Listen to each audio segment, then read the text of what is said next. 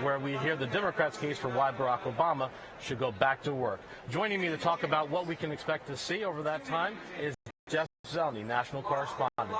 Jeff, thanks for being here. Thank you, Marcus. Now, what do the Democrats have to do over the next 3 nights to refute the Republican arguments that we heard last week? Well, Democrats would like to say that they're not adjusting their message at all from last week's convention. They say that they're going ahead, but that's not quite right. True. I mean, the Democrats were able to put their convention second, and that was for a reason. So they will offer a bit of a rebuttal, but not what they are trying to focus on is an economic fairness argument.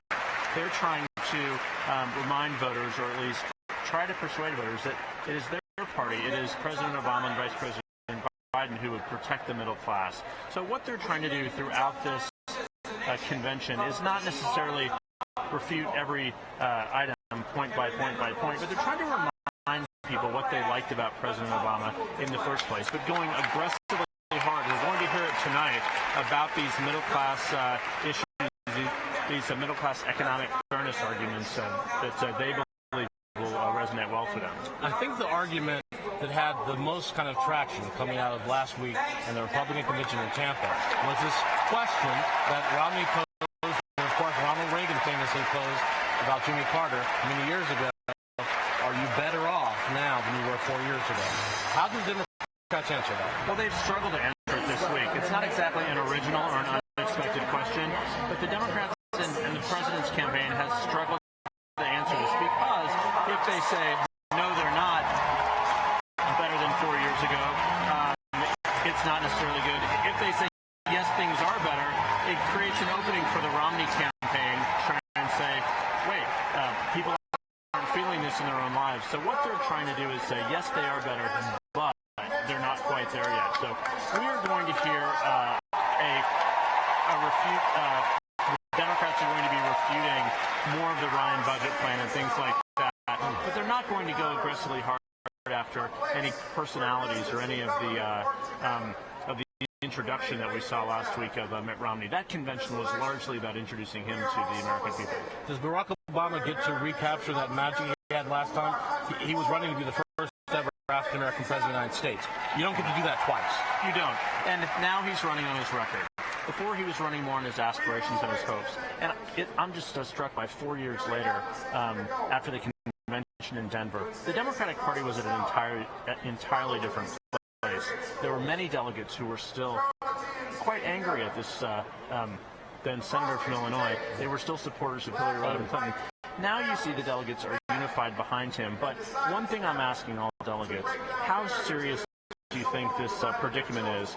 Do you believe that Mitt Romney is in a strong position to win? And I'm struck by the optimism among the delegates, which seems stronger to me than the optimism from the Obama campaign. The reality is the economic situation is still very difficult. His approval rating is still lower than it should be for an incumbent who's running for re-election. So we've seen new polls come out today and this week that show that this race is absolutely deadlocked, and it is. Well, just stay right there. We'll come right back to you. In the meantime, we're going to go to a package. We met earlier at breakfast with a delegation from Ohio, a critically important state in this election, and we're going to hear again what those delegates had to say. Let's look at that now. President Obama will not continue being president of the United States without Ohio, and Ohio won't be with President Obama without all of you. I'd like to see his new vision for the country, how we can keep us back on track to get the economy going, and about his projections on ending the war in Afghanistan. I'm hoping to hear from President Obama more about his good work, especially in the areas of immigration reform for Latinos and women's reproductive rights. As people talk about Obamacare, I tell them, yes, Obama cares. Obama cares about everyone. I think we'll hear a story about the importance of manufacturing. I come from a steelworker family, very heavy in Northeast Ohio steel industry. Auto rescue is something that plays hugely in Ohio, as well as personally for me and my family.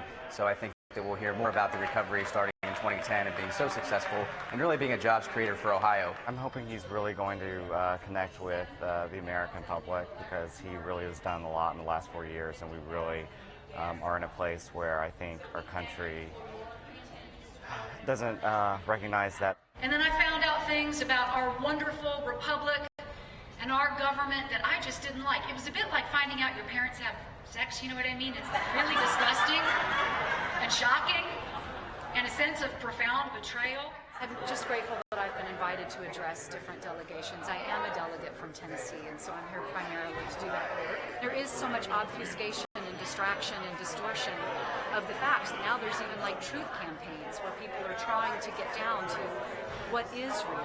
It's ultimately going to be motivating the base, getting my generation of the youth out to vote, because, you know, I'm a senior at Ohio State, and if you look at just casually asking a lot of my buddies, they're not really too enthused about the election. I'm hoping to hear about different ways that he's going to bring the nation together. We're such a divisive nation right now. And celebrating what President Obama has accomplished and being so fired up about what we can do with 4 more years. So, Jeff, lots of different voices there, lots of different interest groups. Older voters, younger voters saying that there's an enthusiasm gap, perhaps, from 4 years ago when they really put Barack Obama over the edge. How does he win Ohio? Ohio is always central to the winning strategy, but it's very important this time. But the Romney campaign is concerned about its positioning in Ohio. They believed that by now that they would be able to really be at a stronger standing than President Obama. President Obama has actually held his own in Ohio, largely because the economy there is doing slightly better than across the country. The unemployment rate is 7.2%. The Obama campaign has been organizing there for about 1.5 years. They've been opening offices all across the state, and they are trying to revive this interest from 2008. It's largely focused on the urban areas and the suburban areas that he did well in 2008, but no Republican has ever won in modern times the White House without winning Ohio. So those 18 electoral votes are critical to Mitt Romney. Jeff, thanks a lot for that. We're going to take a little break and go down to the floor now, where Senator Harry Reid, the Democratic Majority Leader in the Senate, is speaking to this audience. Even said he couldn't take on the big banks that brought our economy to its knees. But President Obama made the tough and right call. So taxpayers will never again be on the hook for Wall Street's risky bets.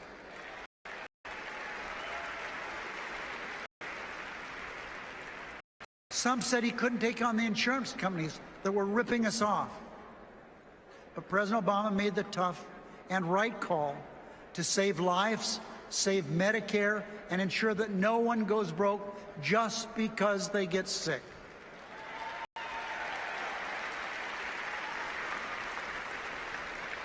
His whole life, there have been so many who told him what he shouldn't or couldn't do. But America has a president who knows what we must do. President Obama has also faced down another group of naysayers. In addition to the crowd of the couldn'ts and shouldn'ts, the Republican Party has become the party of the wouldn'ts and the won'ts.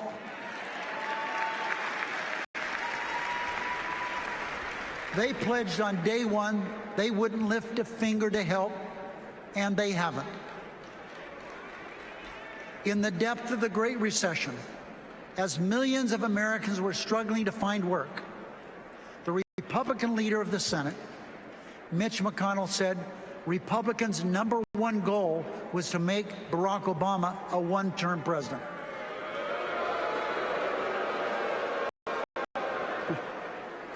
They wouldn't cooperate to create jobs. They wouldn't try to turn around the economy. They wouldn't do anything but stand in the way of President Obama. Now, I've had a front row seat to watch the Tea Party take over the Republican Party.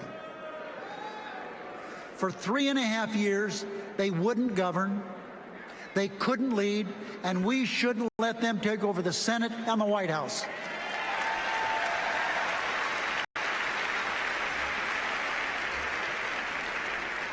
We must stop the Tea Party before the United States Senate falls into the hands of extremists and ideologues who leave no room for reason or compromise, who don't recognize common ground even when they're standing on it.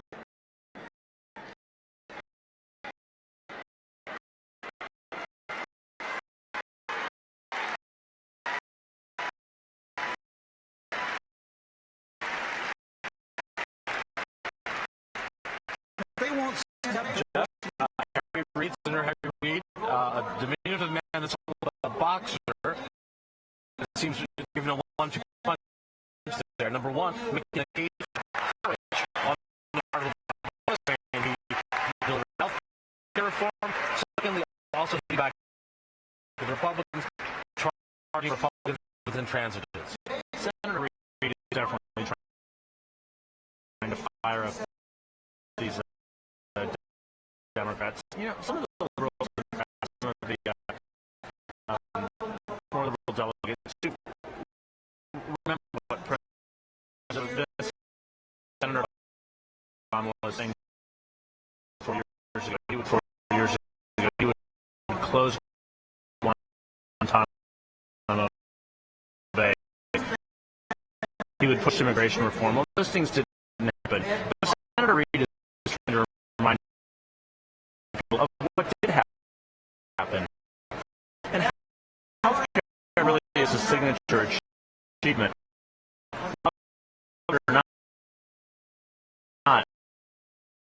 And most of these Democrats like it. Someone who need to go even farther. He's trying to remind them what this president and of course the Democrats are sort of for. How does that work outside the hall? How do Americans, especially independents, feel that? Outside the hall, I'm not sure many independents are watching at this hour. Really, the networks will begin their coverage when Michelle Obama speaks this evening. Most independents probably are not attuned to Senator Harry Reid. She is a base speaker. The Democrats, poor Democrats like him. That's about as far as his popularity goes. And the case you Michelle Obama to try and make tonight, and Romney, we know, was trying to humanize her husband. We heard ad nauseum. What do we think? Case, what does Michelle Obama have to do?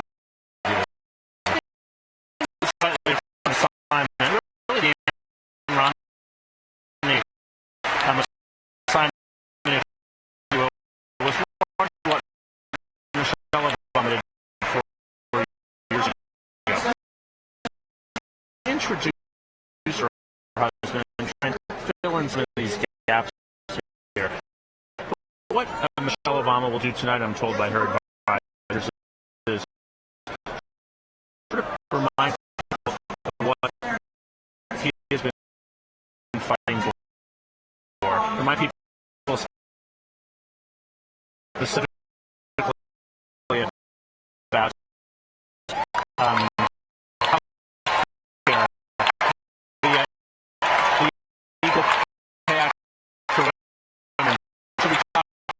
about women's issues, but also trying to remember what they liked about them so much in the first place. provide some of that magic. Her speech will not be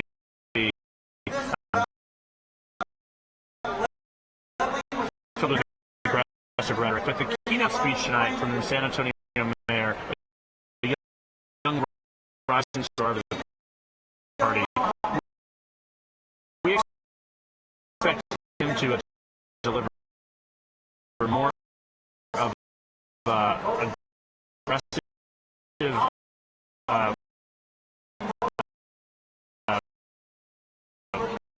attack on the Ryan budget plan, and say someone like his family would not have been able to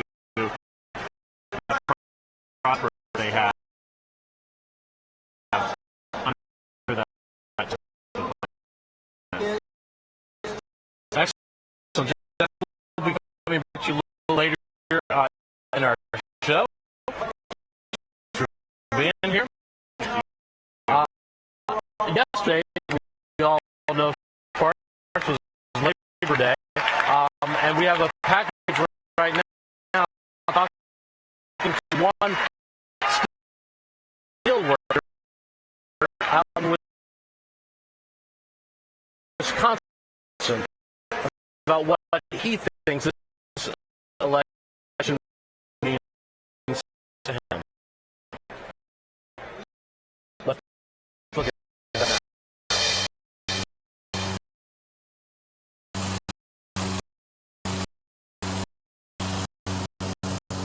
The union helped me find myself. Was I a lost cause? No. Was I just someone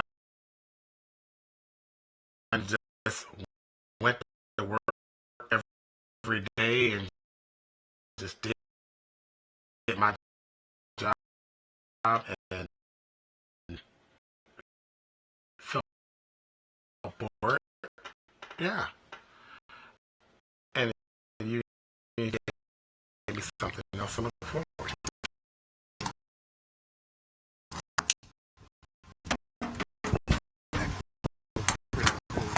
I'm a United Steel Worker, and I've been a member of the Steel Workers for 13 years. Before that, I was a UAW member for 14 years. I'm proud to be a union brother.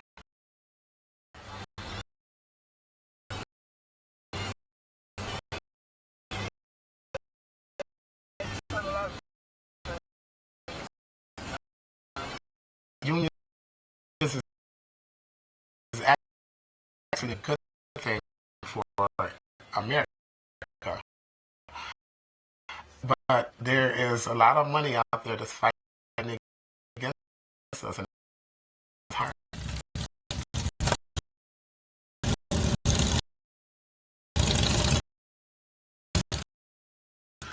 I work at Harry Reid company. Harley Davidson, it was born in America. It is an American name. It's an American brand. It is American assembled by. But the components from there, Taiwan, China, yes, all that stuff is on that bike.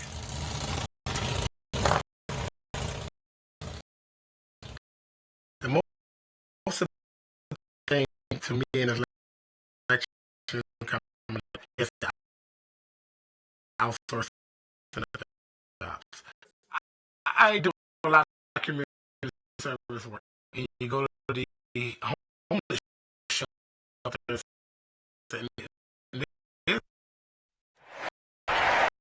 Hello. Hi.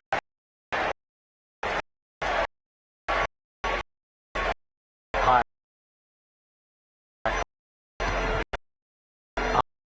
Hi. Thank you for listening to that package.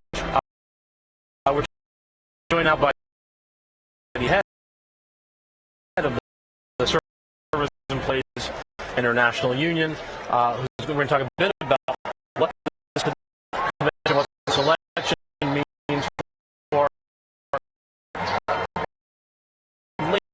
labor, organized labor, an incredibly important part of the Democratic coalition. So, thanks for being here with us. I'm delighted. Thank you for having me. I have to ask this question. We're here in North Carolina, the right to work state, not a state for organized labor. Is that tough for your members to be here? So we made organized labor based to stand for all people. So we're delighted to be in Carolina because we need to stand up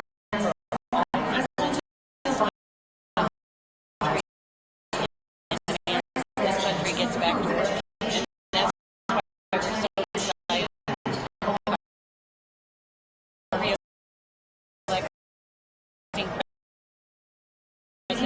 And that's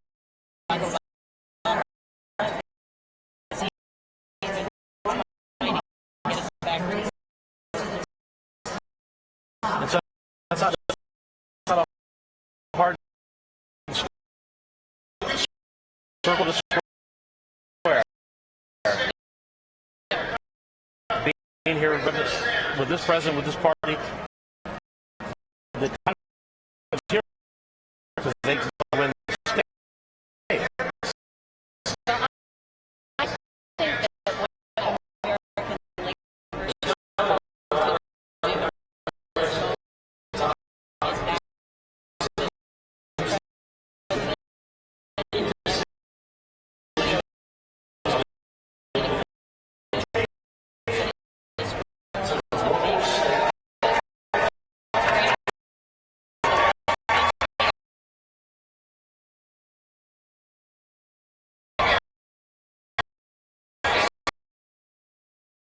Because if we can get that done in this country, we can begin to raise wages again and make sure that we get the country back to work. It's been a hard year for organized labor as far as political fights. Losing fights in Wisconsin, one could say losing fights are coming to a draw in Ohio.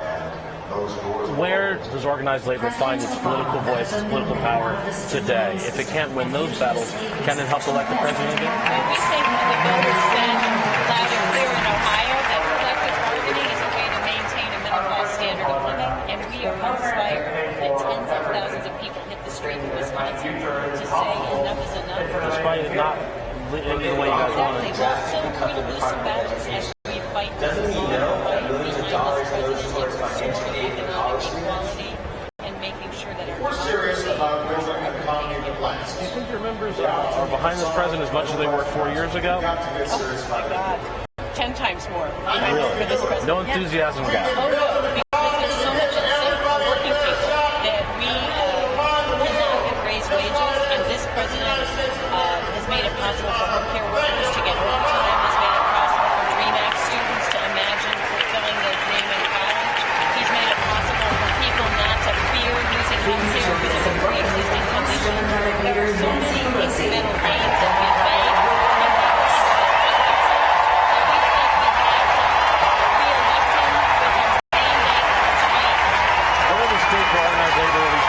Most of its force, whether in advertising dollars or in get out the vote effort. Well, we are active in 34 states across the country, but we are doubling down in 11 battleground states where we are going to make sure every voter gets registered and turns out, because we have to overcome the attempts by the other side to disenfranchise voters in this election, and that's why we feel like we have to watching your efforts. Thank you so much for being here. Thank you. Now we're going to toss back to our colleagues down in the workspace where my colleague Rick Burke is standing by with Nick Confessore, who's our money man, to tell us who's spending how much here with the Democrats. Thanks, Marcus. Nick, what a great job you have. You just hang out with rich people all the time, and you did that in Tampa. And You're go to doing parties, and go to parties. Yeah, it's great. Fancy places. Concerts. Yeah, like the Ritz-Carlton where you're spending time this week.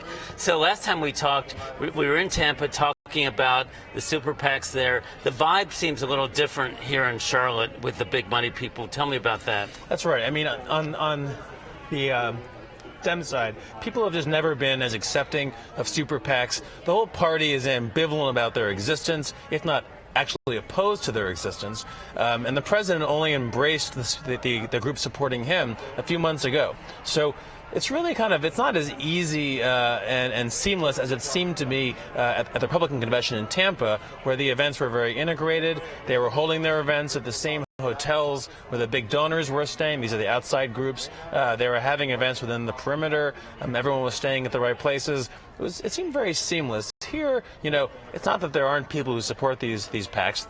There are, and they're raising plenty of money. But it's just not quite the same experience. And I think there's a little more of a struggle among some of these groups to sell what they're doing to the donor elite here in Charlotte. There does seem to be this ambivalence, and a group of us were talking to Bill Burton, who's running one of the bigger PACs here the other night, and he said, well, listen, I'm new to this. I haven't raised money before. I mean, he's raising millions now, but this is new for him, and that's unlike someone like Karl Rove, who's much more experienced at this. Yeah, I mean, it shows you, Karl Rove, who runs, some of the big super PACs on the right, got his start in direct mail, right, which is the way Republicans have often specialized in to raise money. Up until a few months ago, I don't think there was anybody associated with the Democratic super PACs who had ever been a full-time fundraiser at all.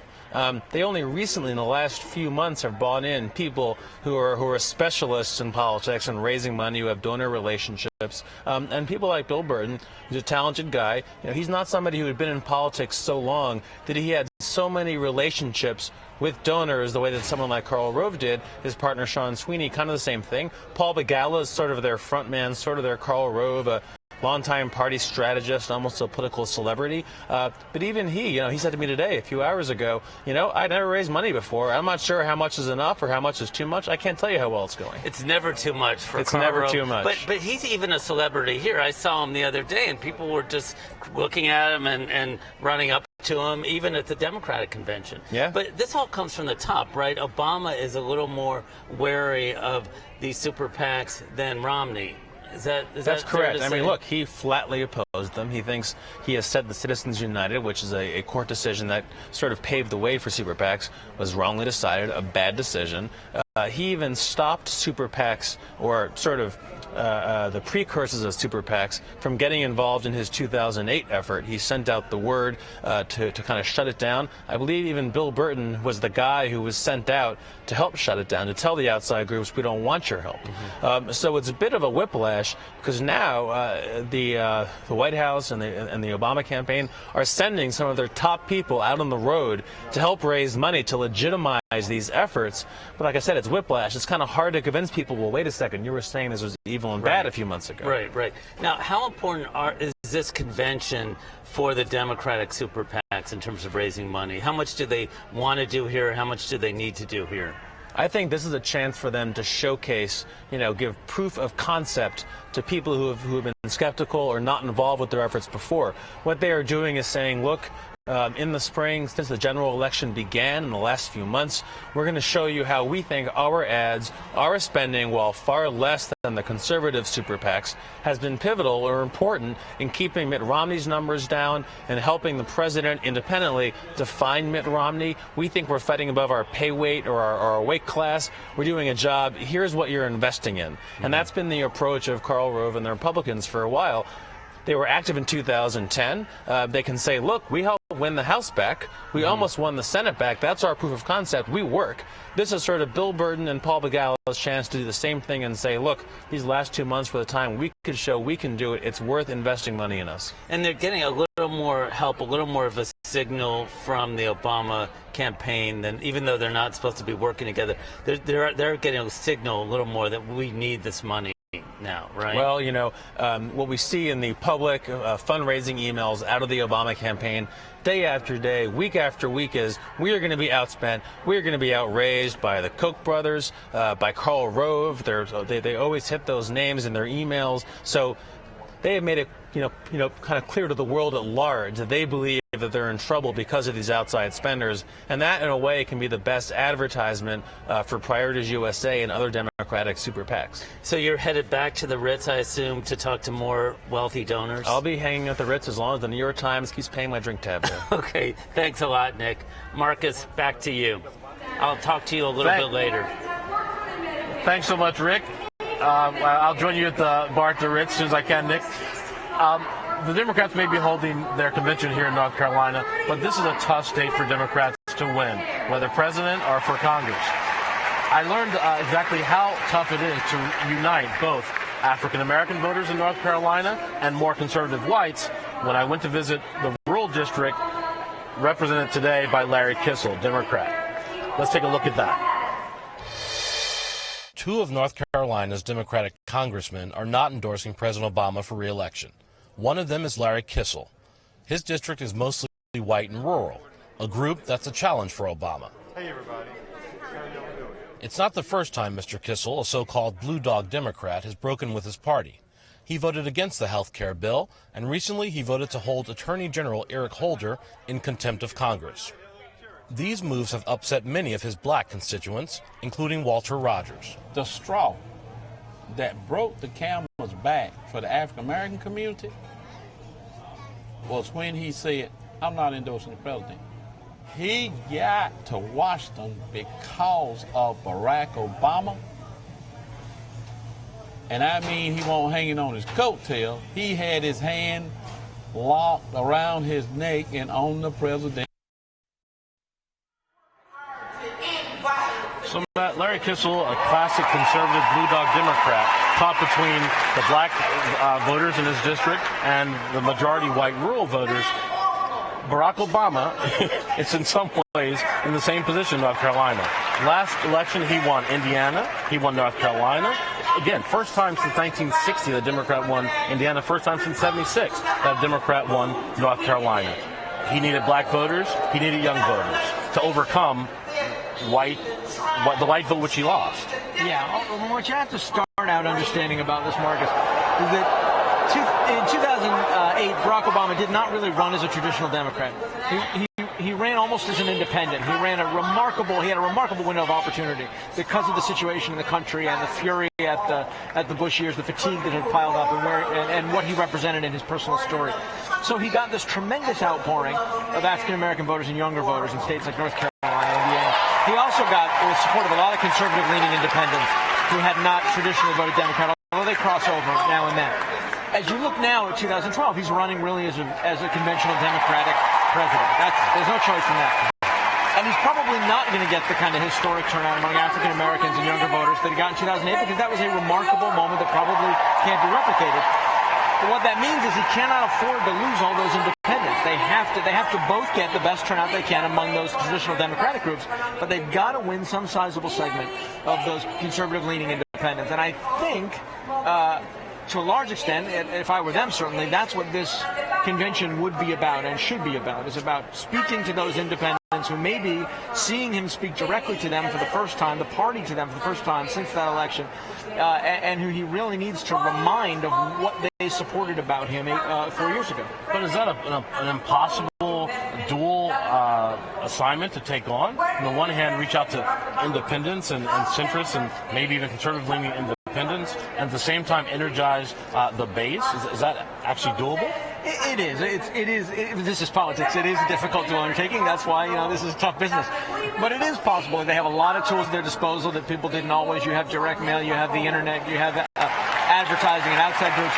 this constant Democratic hammering on the war on women, that's a... Right, so you can turn out your base in all kinds of ways, and he has the support of that base already. You're not going to get what you got in 2008, but you might get a very strong turnout. And then you need to find ways to speak directly to those independent voters, and it strikes me that a convention is the perfect way to do that. And that's why I'm a little puzzled, frankly, by the choice of speakers tomorrow night, which is a very important night, because you have, on one hand, President Clinton, who speaks directly to those independent voters who he won over and who is seen still as a very credible source on the economy and social issues. And then you have Elizabeth Warren, who I think speaks to the other set of voters, who I think is much more directed at the base voters. It seems to be emblematic, in a sense, of a party and a president who can't quite make up their mind about how they want to run this campaign and what message they want to send. In the end, do you think at this point, with the polls being as close as they are, there's still time for Barack Obama to make his case? Even though he's been president for 3.5 years now, he's not reintroducing himself to the American public. No, of course there is. This seat makes me a little nervous. Like, you could push me at any moment, and I could just tumble backward onto the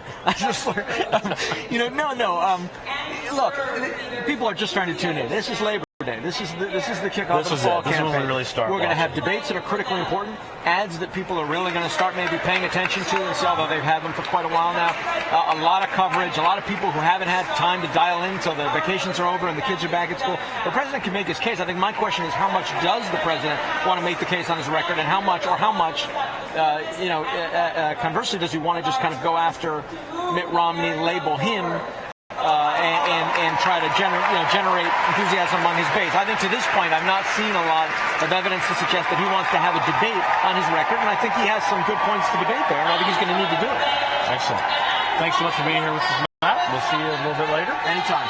Earlier today, my colleague Carl Hull sat down with Chuck Schumer, the New York senator, to talk about exactly how the Democrats can hold on to the United States Senate. Let's take a listen. So, Senator, we're here at the convention celebrating the Democratic Party, you're trying to get President Obama reelected, but there's still some business to be done in Washington.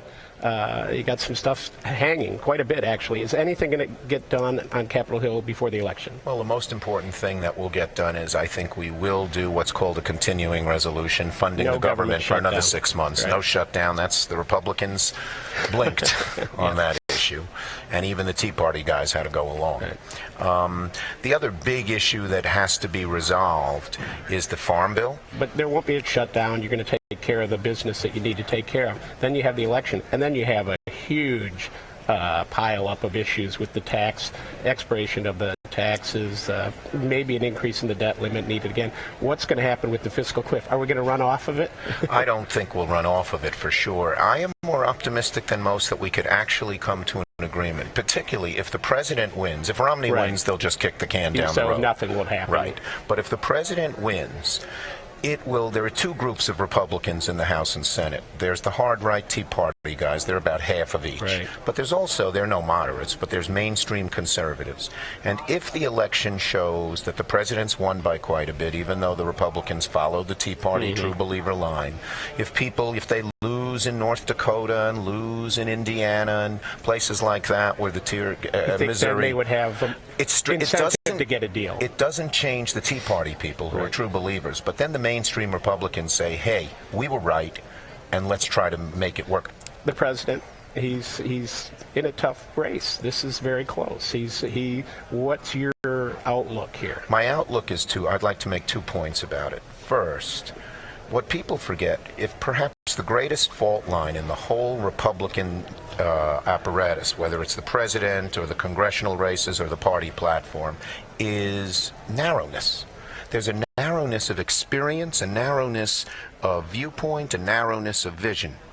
Their view basically is if we do well for people like Mitt Romney and others, that's all we have to do to get the economy going, and we Democrats want the Mitt Romneys of the world to do well, but that's about 10%.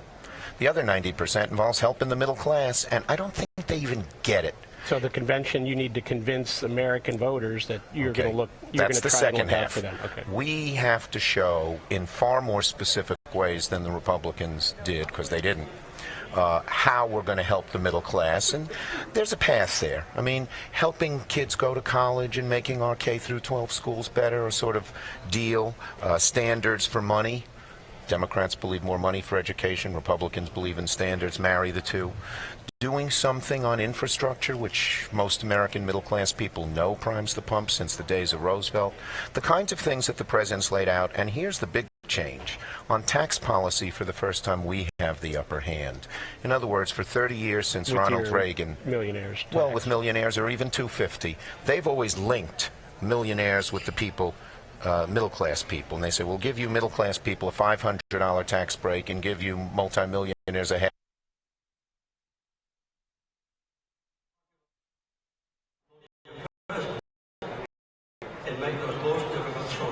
Matt, tell me, are you as optimistic as Chuck Schumer is that we will not go over the fiscal cliff? I don't know if anyone's as optimistic.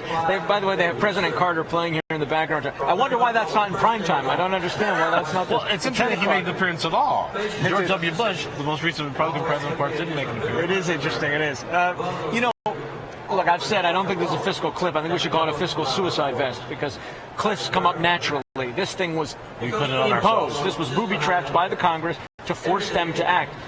Having said that, I am kind of optimistic, and that's because not only do I think Senator Schumer's analysis is basically right, that particularly if the president's reelected, there are going to be a lot of players here who really want to get a deal done.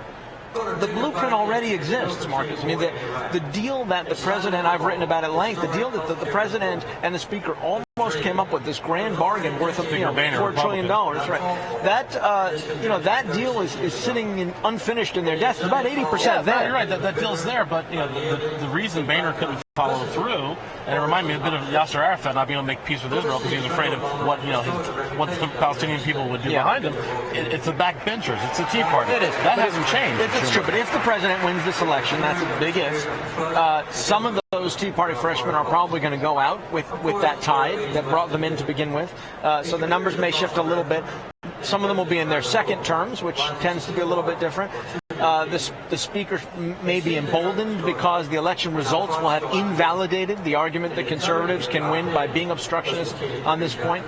And I think there will be a lot of impetus both for the president to get his legacy done, for Speaker Boehner and his legacy, and for Republicans who are worried about the future of the party and its electoral concerns. And as the senator says, I think that's not an overwhelming tide of votes, but it might create enough of a coalition to get through a plan, particularly since so much of it has really already been negotiated. As he says, and this is a really important point, Marcus, the details would have to come later. You'd only get that deal is only a framework, and that's an ugly fight to come over what we mean by income and revenue and what we mean by growth, because there are different definitions and ideas of this.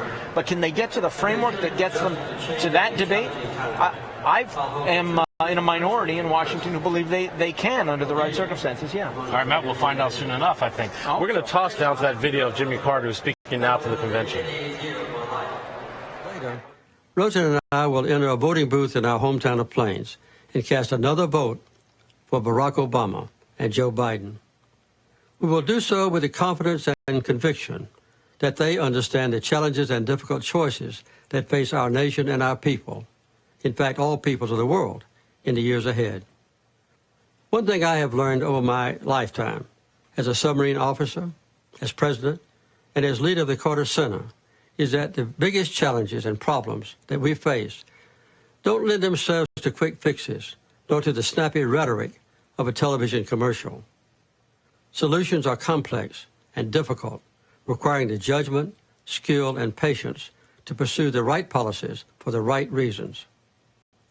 There's a clear choice facing voters this November, and I am confident that when the facts and policies have been examined, when the record and performances have been reviewed, Barack Obama and Joe Biden will once again be elected to lead our beloved country. All right, Matt, so tell us, as you said, a little bit surprising to see Jimmy Carter there, a one-term Democratic president, one who often Republicans compare Barack Obama to. Why is he here in the video of this? Well, he's a former president. He's a venerable figure inside the party. He's an important Democratic figure of the South, of a national Democratic Party. So I think it's not shocking that he would have some role. It's a video, and I think it's not shocking that he would speak. I also think it's not surprising, as I said, it's not in the prime time hour that the TVs will carry, because obviously that link is problematic for the president. The Republicans keep saying this term is like Carter's term, and obviously he doesn't want to be linked to that too visually. Is it one rebuttal, in fact, the fact that Carter's hear, at least in videos, one way for the Democrats to say, look, we're not ashamed of Jimmy Carter? No, I don't think so. I mean, I don't know the Democrats are ashamed of Jimmy Carter. No, they should be. It's been a long time. But I think the real rebuttal to that argument is going to come tomorrow when President Clinton takes the stage, because he was, Carter .2. He was the Southern centrist Democrat who figured out how to hold it all together, who built, politically, who built a strong economy, who pushed the Democratic Party in a different direction. He did. I think President Clinton is the piece of the past, is the memory clip that they want imprinted on the American public who's watching at the highest volume and at the highest moment. But a lot of critics, both inside the party and outside the party, say that Barack Obama has not yet, at least, left his indelible imprint on the Democratic Party. He hasn't changed it. Whereas you said Bill Clinton did. Is one of the reasons that Barack Obama hasn't done it because Bill Clinton did so much of the changing direction of the party? I'm going to tell you, Marcus, I think it's a very open question as to whether Bill Clinton changed the Democratic Party. For a while, he changed the Democratic Party, but when on socialism, certainly, welfare reform. He changed the framework, the framing of a lot of social issues, and changed the economic standpoint and the sort of cultural imprint of the party. But when you look now at, again, you'll see President Clinton tomorrow, and then you'll see Elizabeth Warren, who represents a very strongly populist, anti-corporate mindset. Bill Clinton was the president who said, remember, you can't be a party that loves jobs and hates business. I think there's, and I obviously have written quite about this at length, but I think there's a strong case to be made that President Clinton temporarily shifted his party on an electoral argument, but that the DNA of the party remains unchanged, and that part of the argument that's going to go on if President Obama loses this election is going to be between those who believe he went too far from the course that President Clinton charted, and those who believe that the future of the party still relies on a more populist, more left-leaning message. All right, Matt, thanks so much for joining us. Always a pleasure. It's fun. We're going to go now to my colleague Jim Roberts, who's standing by in our media center with more. Take it away, Jim. Thanks, Marcus. I'm here with Matt Stapera. He's a reporter for BuzzFeed. Matt was with us last week when we were in Tampa doing his now rather famous Fab or Drab assessments of the delegates. It was great having you there, and thanks for coming back. You haven't had a whole lot of time to spend in Charlotte yet, but I can tell just from looking over at the screen that you've got quite an interesting take on some of the delegates and their attire. Yeah, totally. One of the things that surprised me most was how big these delegates were going. Like in Tampa, it was more showy and more blingy, but this is more kind of like how big can your hat get? How ostentatious can you be? Yes, totally, yes. Yeah. So that was like totally one of the things that I noticed. And then we have this great lady here. One of my favorite things is she has Obama. She has an Obama manicure. I love that.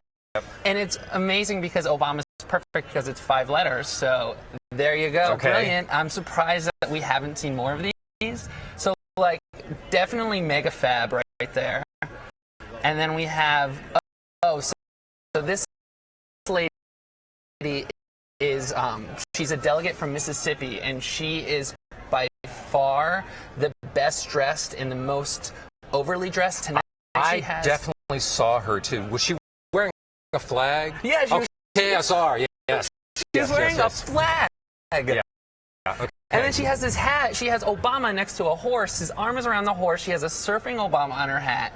Totally fab. Totally awesome. Okay. And then now, before you go on though, what defines fab to you? All right. Fab. Okay. So see, fab to me is just kind of like I like when people go for it, and when people take chances with things, and when people I like things that are over the top, and I like things that take effort. So like when you show me that you're doing something. So for example, like this couple here, I love couple costumes because it's just cuter. And we didn't see this at the RNC. There weren't many matching couples, but I've seen a bunch. I saw entire delegations though. Okay, right? So that's Texas, different. Colorado, So that's different. Right. Remember that. Okay, so then we have drab right here, visors. We do not like visors just because... Is that a thing with you, or just...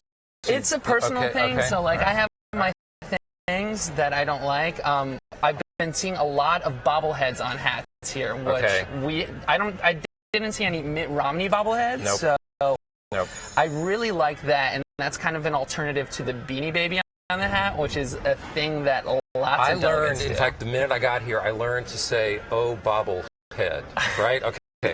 Oh yeah, right. You saw it, Yeah, I love bobblehead. that. Okay. I love that. Okay. I love puns. Puns are great. That's good. American Samoa is rocking these awesome headdresses tonight, and nice.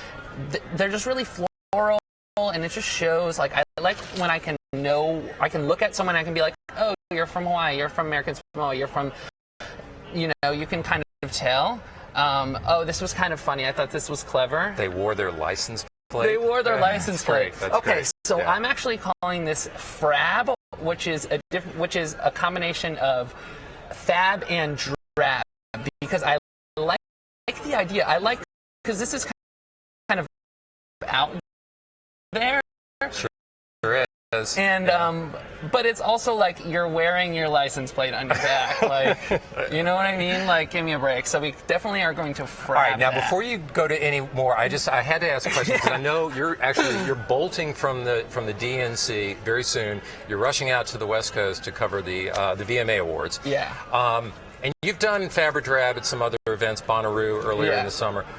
How do you rate political conventions within the spectrum of these public spectacles? Honestly, I've been super impressed. Okay. I mean, it seems like people are having fun. Like, people come here and people are very patriotic. I've been super impressed. I'm a little upset with the lack of light-up objects. Like at the RNC, I only saw some lady with light-up eyes. It's not that hard these days to do that. I know. Yeah, I've been seeing it more at the DNC, but I'm hoping that it will be more of that. But in terms of like concert wear, like, these people know how to do it up. Okay, and, like, all right. They're going big. Let's see a few more then. Yeah. So okay. So we have Alaska. I do not like this look. So I don't like it just because it's too boring and safe. Like, yeah. to I'm me. sorry. What does it say on it? Oh, Alaska Democrats. Yeah. Okay. Exactly. Yeah. So All we right, definitely are going to drab that because it's not exciting, and I do like that they have a theme. One of the biggest differences between the RNC and the DNC so far is the lack of like coordinating between the delegations. So you don't have entire delegations wearing the same thing? No, we have Hawaii tonight is wearing a rainbow necklace that they all have. It's a bunch of rainbow necklaces, so I really like that. That's just because I like, yeah, definite fab, mega fab. So this is not a good picture, but okay. So Texas is like awesome tonight. Tiny hats are always fab because when you see someone wearing a tiny hat, you're it's going to notice funny, it, right? And it's funny, like it's really funny. But the story behind it is a representative told them, "You better not wear big hats tonight." So then someone went out and bought all these tiny hats, and now they're wearing exactly. So like, great story behind the picture. Yeah. So I like that about Texas. It's funny because the RNC and the DNC, the Democrats and Republicans, Texans just kind of, they have this awesome theme between them. They just have this connection. Okay, this is my absolute favorite because it's just cool. awesome. Yeah. It's actually Minnie Mouse, and it has Obama and Biden in each of the ears. Like, that's fab. You can't. Like, come on, can't like beat that is super fab. And I think that is it? all that I have right here. Okay, that's good. That was a great representation. Listen, thanks for coming on. Look for your work from the VMAs, and maybe, or at least I hope we can talk again before the end of the convention, or at least the election season. Totally. So, thanks for coming on. No problem. Okay, I am heading back to Marcus.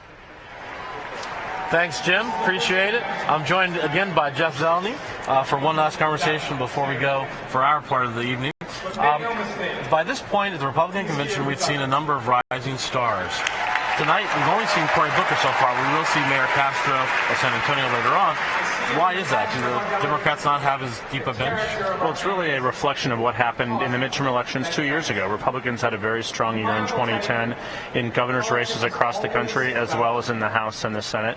So the Democratic Party, which is often the case of a party in power, does not have as deep of a bench. I mean, a lot of the prominent speakers here are going to be Harry Reid, Nancy Pelosi, tomorrow night Bill Clinton, not exactly looking to the forward. Of course, there are some new speakers sort of interspersed through, but it shows that the Republican Party is at a stronger point in terms of developing its talent. It's very cyclical. This is very not necessarily uncommon. The Democrats, of course, then Senator Senator Obama from Illinois, he was rising when President Bush was in office. So it's very cyclical, but we're not seeing a lot of new talent here this week. Jeff, we actually are going to take a little break and toss back down to the floor where Joe Kennedy is speaking. Strong Boston accent. The crowd went crazy for the old ranchero song and the Massachusetts mariachi who sang it. It was Uncle Teddy at his best, and he gave his best to everyone he met, whether a sick child, an injured soldier, an unemployed worker.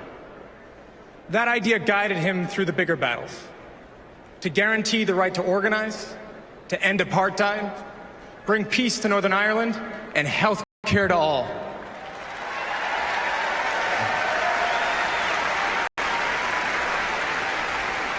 It guides us, and it guides us in the tough campaign ahead as we fight for our middle class and an economy that's built to last, defend a woman's right to choose, keep a college education affordable, protect our seniors' retirement security, and ask every American to do their part to safeguard the promise of this country. 4 years ago, Uncle Teddy marveled at the grit and grace of a young senator who embodied the change our country sorely needed.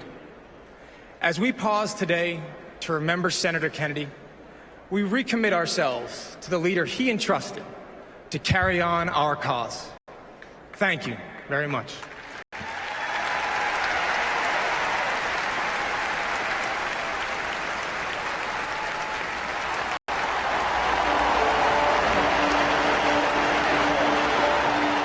For all those whose cares have been our concern, the work goes on. We're listening there to a little bit to candidate Joe Kennedy talking about the Kennedy legacy. As Jeff was just discussing, not really a lot of new faces we're talking about here at this Democratic Party, kind of some old ones. Jeff, you have a thought? Well, we're seeing a video here right now, a tribute to Senator Edward Kennedy. And that convention in 2004 in Boston, he was the lion on the stage that Tuesday night, and Barack Obama was the newcomer to the party. So most of the delegates in this room remember that night of when it was a fascinating bookend of Obama and Kennedy. Of course, he has passed, and we're seeing a tribute to him here right now. I remember that Teddy Kennedy speech where he also talked about passing the torch, and he echoed the words of his brother. And he was an early supporter. Senator Kennedy was an early and very important supporter of Barack Obama. He announced his endorsement after that South Carolina primary in 2008. Without that endorsement, it's not necessarily clear that Senator Obama would have been able to defeat Senator Clinton. He saw a future in this Senator Obama, a future of the Democratic Party. And it really, in many respects, created some divisions or exposed divisions between the Clintons and the Kennedys. But it's a really interesting chapter of this party's history, and it's a bit of a legacy that Senator Kennedy left to the party. When we talk about recapturing the magic from 4 years ago, I wonder if this is what they're trying to do, at least for the delegates in this hall. I think part of it is to remind people what it means to be Democrats, at least in their eyes. And there's no one who embodies that more than Senator Kennedy. And it's one of the reasons that health care was such a key goal of this party. Excellent. Jeff, thanks so much for being here with me this evening. Being my buddy here on set. That's all for us for tonight. The opinion desk is going to take over now from down in our media center. And in a few minutes after that, Megan Lieberman will be back in this chair to anchor the next hour. Please stay with us for our coverage live from Democratic National Convention.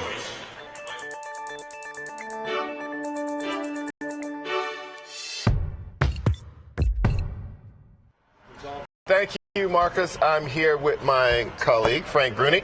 You had a Google Hangout today. Talked to 6 voters. We talked to 5 voters from around the country. Yeah, all of them were Democrats or they lean Democratic, and we're talking to them about the elusive goal of bipartisanship in Washington and how Obama's done on that score during his first term. And you brought clips. We brought clips, right. Yeah. I think I think we'll start with one that kind of captures the mood of these people and what they think of the way our lawmakers behave in Washington. And this is Jean from Wisconsin, and she came up with an interesting metaphor. Let's look at that. Okay, let's roll that one.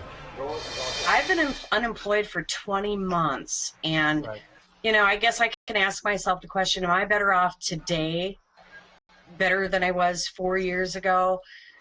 Overall, I'm going to say yes, I am. Even though I'm unemployed, I would like to see the job market open up a little bit more. But I do feel the president has made great things happen, and I don't want to see those things taken away. I think that the other people in Washington need to really start working with him instead of simply arguing with him over every little thing. I kind of liken it to my 2 grandchildren who are both 2 years old, and one wants a toy and the other one wants the same toy, and they both can't have that same toy. They fight and they argue, and it's mine, it's mine, it's mine. They need to work together a little bit. Okay, so give us what was another theme that you found? Well, interestingly, a question that I was prepared to ask, but I didn't have to. These voters were really great. That was brought up by 2 of them, a guy named Alfred and a guy named Kofi. You're going to see them in the next clip. They asked the question, well, do you really want bipartisanship if you'd have to compromise so much from the position you're on that you'd end up with a policy or a piece of legislation that was terrible? Okay. I thought it was a really good point. Let's see what they had to say. Roll that one. I just think that the first 2 years of his presidency, he did make a concerted effort to include Republican vision and voice and what was going on. And now, in hindsight, I feel like that was almost a mistake because of so little what got accomplished. And especially when you have Republican leaders publicly stating that they have no priorities other than making Obama a one-term president, I think the blame is pretty clear there. There's nothing that from just being bipartisan means you have good policy. So just because 2 people come forth and you try to compromise this kind of split hairs, that doesn't mean it's going to lead to any good policy. As far as me personally, I'm not really necessarily looking for bipartisanship. I'm looking for simple people having a discussion, being able to talk to people, relate, and just being open to different things. I think we lose this sense that bipartisanship means compromise. I'd rather somebody has a core belief and sticks with that. That's my preference. Now, isn't that kind of contradictory, though? I mean, what do you mean? Doesn't bipartisanship dictate that you must compromise? I mean, yeah, I think they're making these concepts that they were discussing seem to be at odds with each other. Well, I think they're making the point that there are instances in which you would like a bipartisan solution, and that solution wouldn't contradict your core principles or the things you really want to accomplish. I think they're saying compromise for compromise's sake isn't always the best thing. I think that's a fair point. I always find that weird. You think it's like a catch-22, no one can win? There's no way to win, because if you don't compromise your core principles, then where's the middle?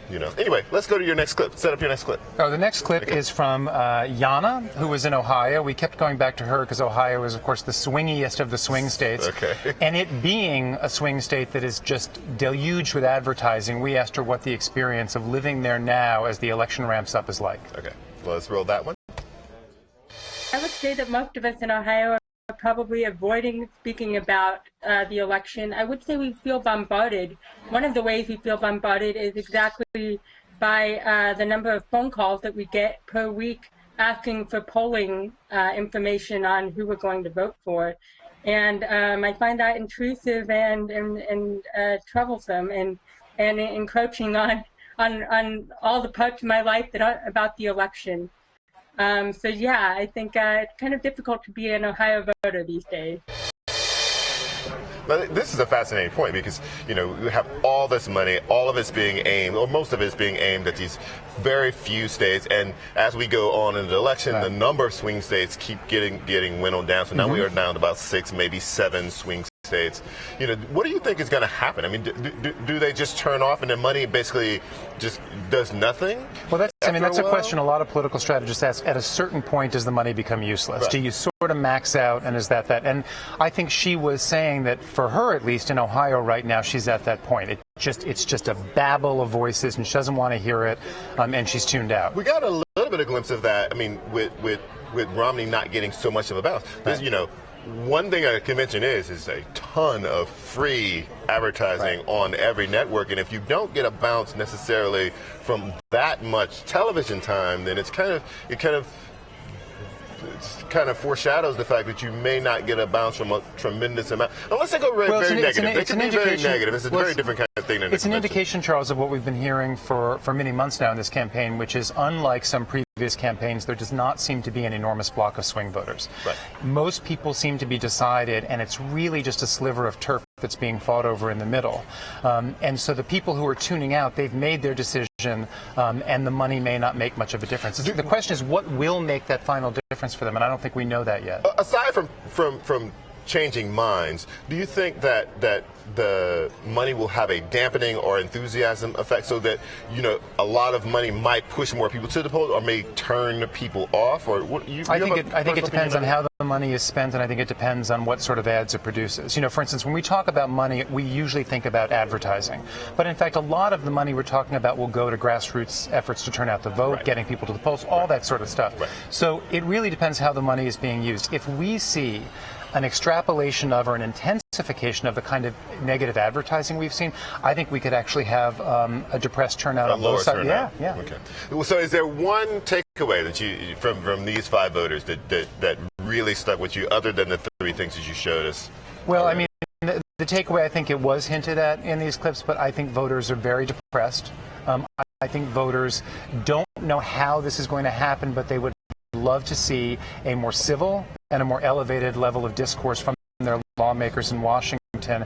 And I think maybe the takeaway for Barack Obama and Mitt Romney is whichever one of them can persuade voters they actually have a possibility of creating that sort of dialogue may have the edge. Okay.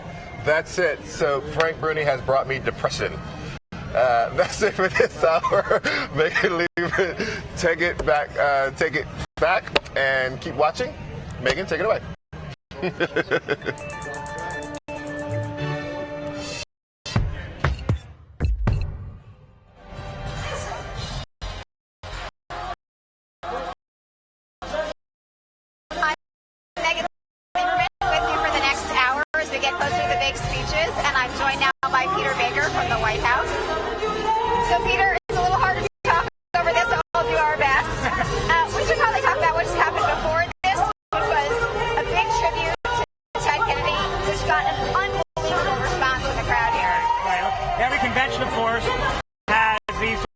testimonials to its greatest figures. The Republicans last week included one for Reagan, of course, also for both Bushes. But there's something special for Democrats about Ted Kennedy, not just because he's a liberal and he celebrated that and they celebrate him, but also because he passed the torch in 2008 to Barack Obama. And what you saw there, in particular with the video, was this reminder to the Democrats here, this is the next extension of Camelot. Whatever emotion you felt in 2008 about Barack Obama, you should remember this year. And actually got a particularly rousing response to the debate sections of him with Mitt Romney from 94. Yeah. And some of those great lines that he had from those debates, you know, I'm pro-choice, Mitt Romney is multiple choice. Right, no, very, very clever, a little wicked. They definitely skewered the current Republican nominee by showing his changes in positions over the years when he ran for Senate against Ted Kennedy and Massachusetts, of course. He pivoted to the middle. Now, if we're running president, he's pivoted to the right. You know, I'm surprised actually we haven't seen more of that over the last few months. Yeah, that tribute also did give a sense of what they're going to try to do to kind of recreate the excitement of 2008, as you said, sort of passing the torch of Camelot. That was such a historic election. It's very hard for any incumbent president to recreate the sort of magic of their first run. Right. It's particularly hard for this president. Oh, absolutely. So how does the White House think about that? I think they've given up, basically. I mean, there was they understand. They agree that they're slogging it out. Yeah, I mean, look, they're going to do things like that. They're going to try to get their people revved up.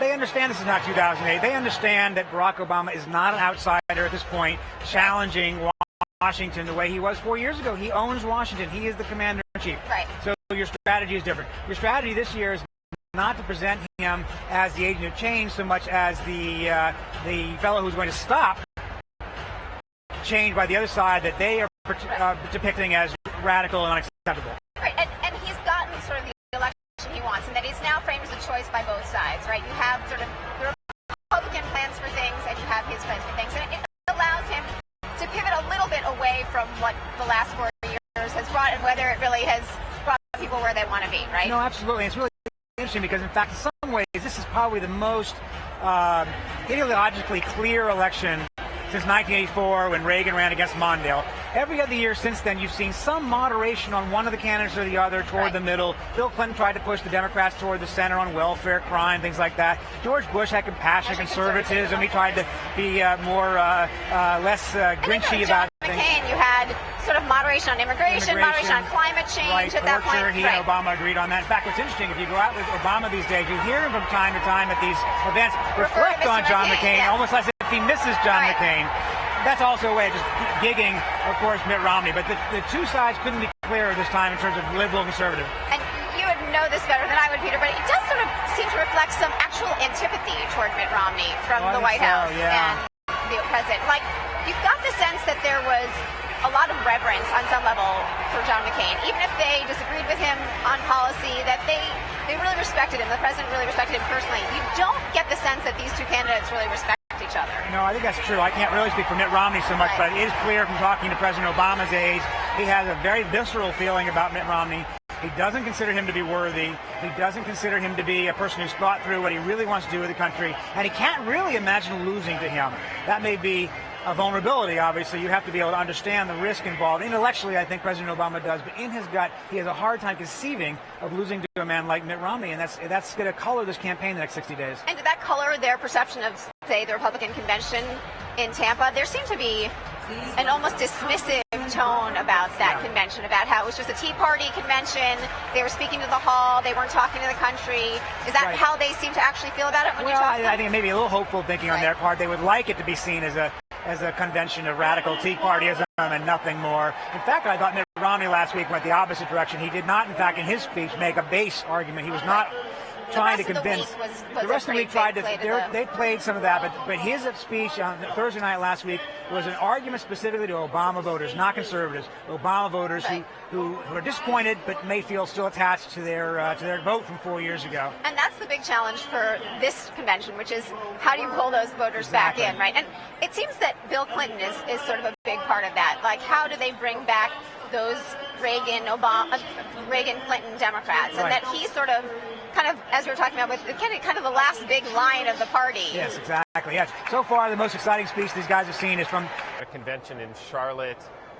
You are, in some ways, a darling of Republicans. You were on a panel with Governor Bush at the Tampa convention. Do you feel like you're behind enemy lines here at this kind of union convention? Not at all. I mean, I'm a lifelong Democrat. You know, the event that we're holding, that Students First is holding here, is in conjunction with Democrats for Education Reform and Parent Revolution.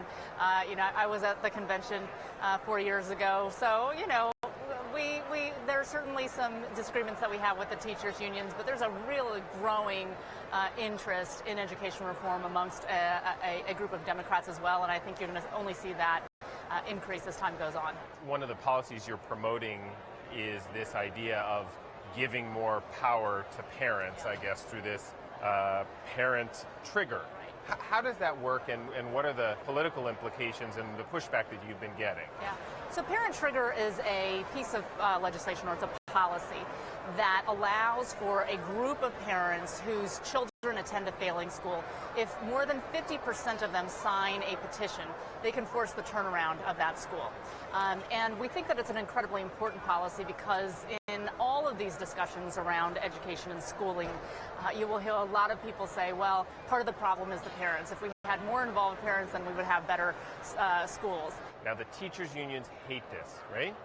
I mean, why do they hate it so much? And what kind of fight are you gearing up for state after state as you try to push these things through? You know, it's a little confusing to me, actually, as to why the union is so against this.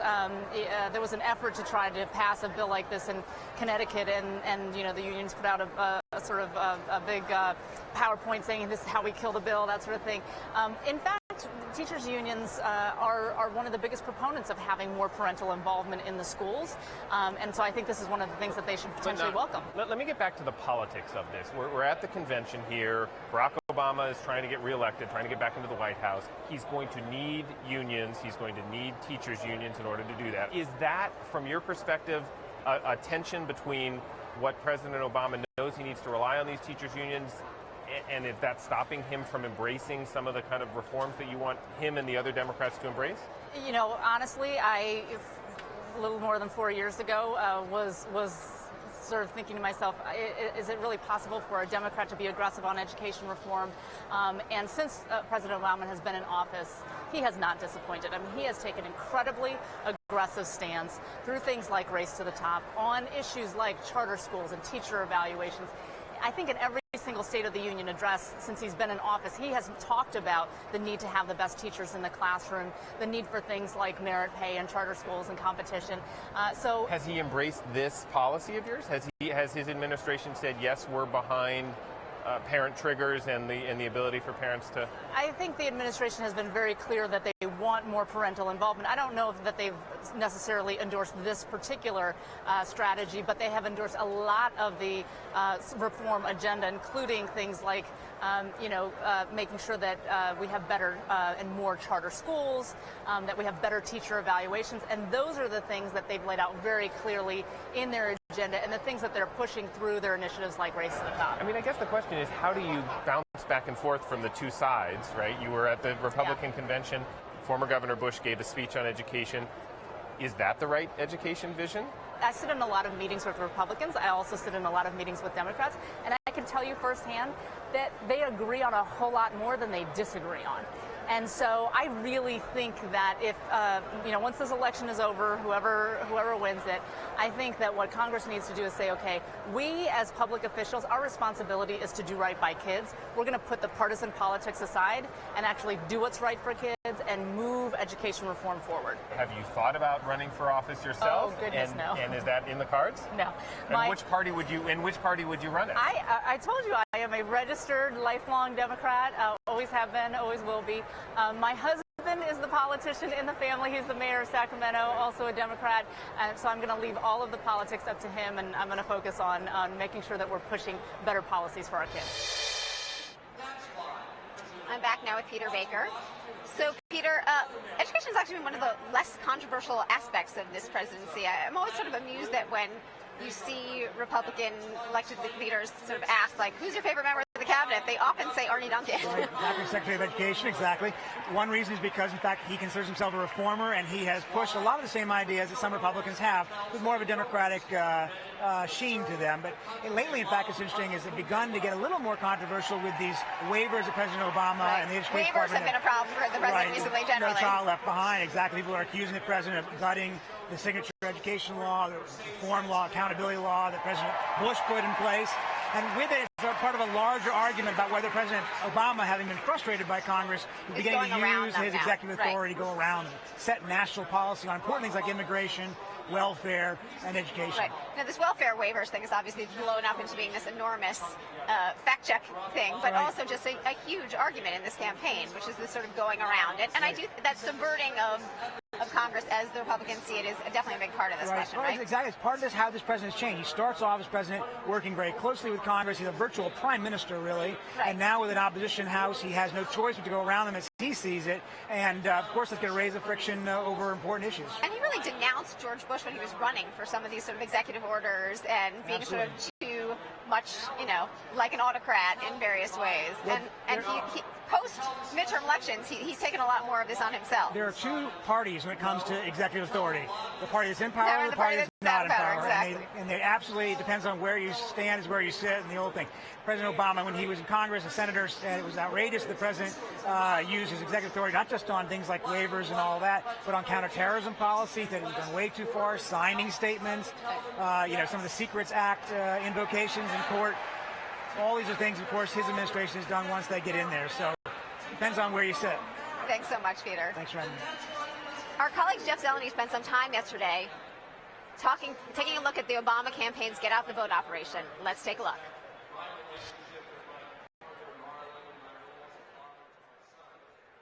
Hey, you guys registered to vote? 4 years ago, President Obama won North Carolina by 0.1%, or 14,177 votes. It was the first time this southern state voted for a Democrat since Jimmy Carter in 1976. We'd love to register you to vote! If the president is to keep North Carolina blue, it will be thanks in great part to the work of volunteers like Nancy Stroud. To vote, make some noise!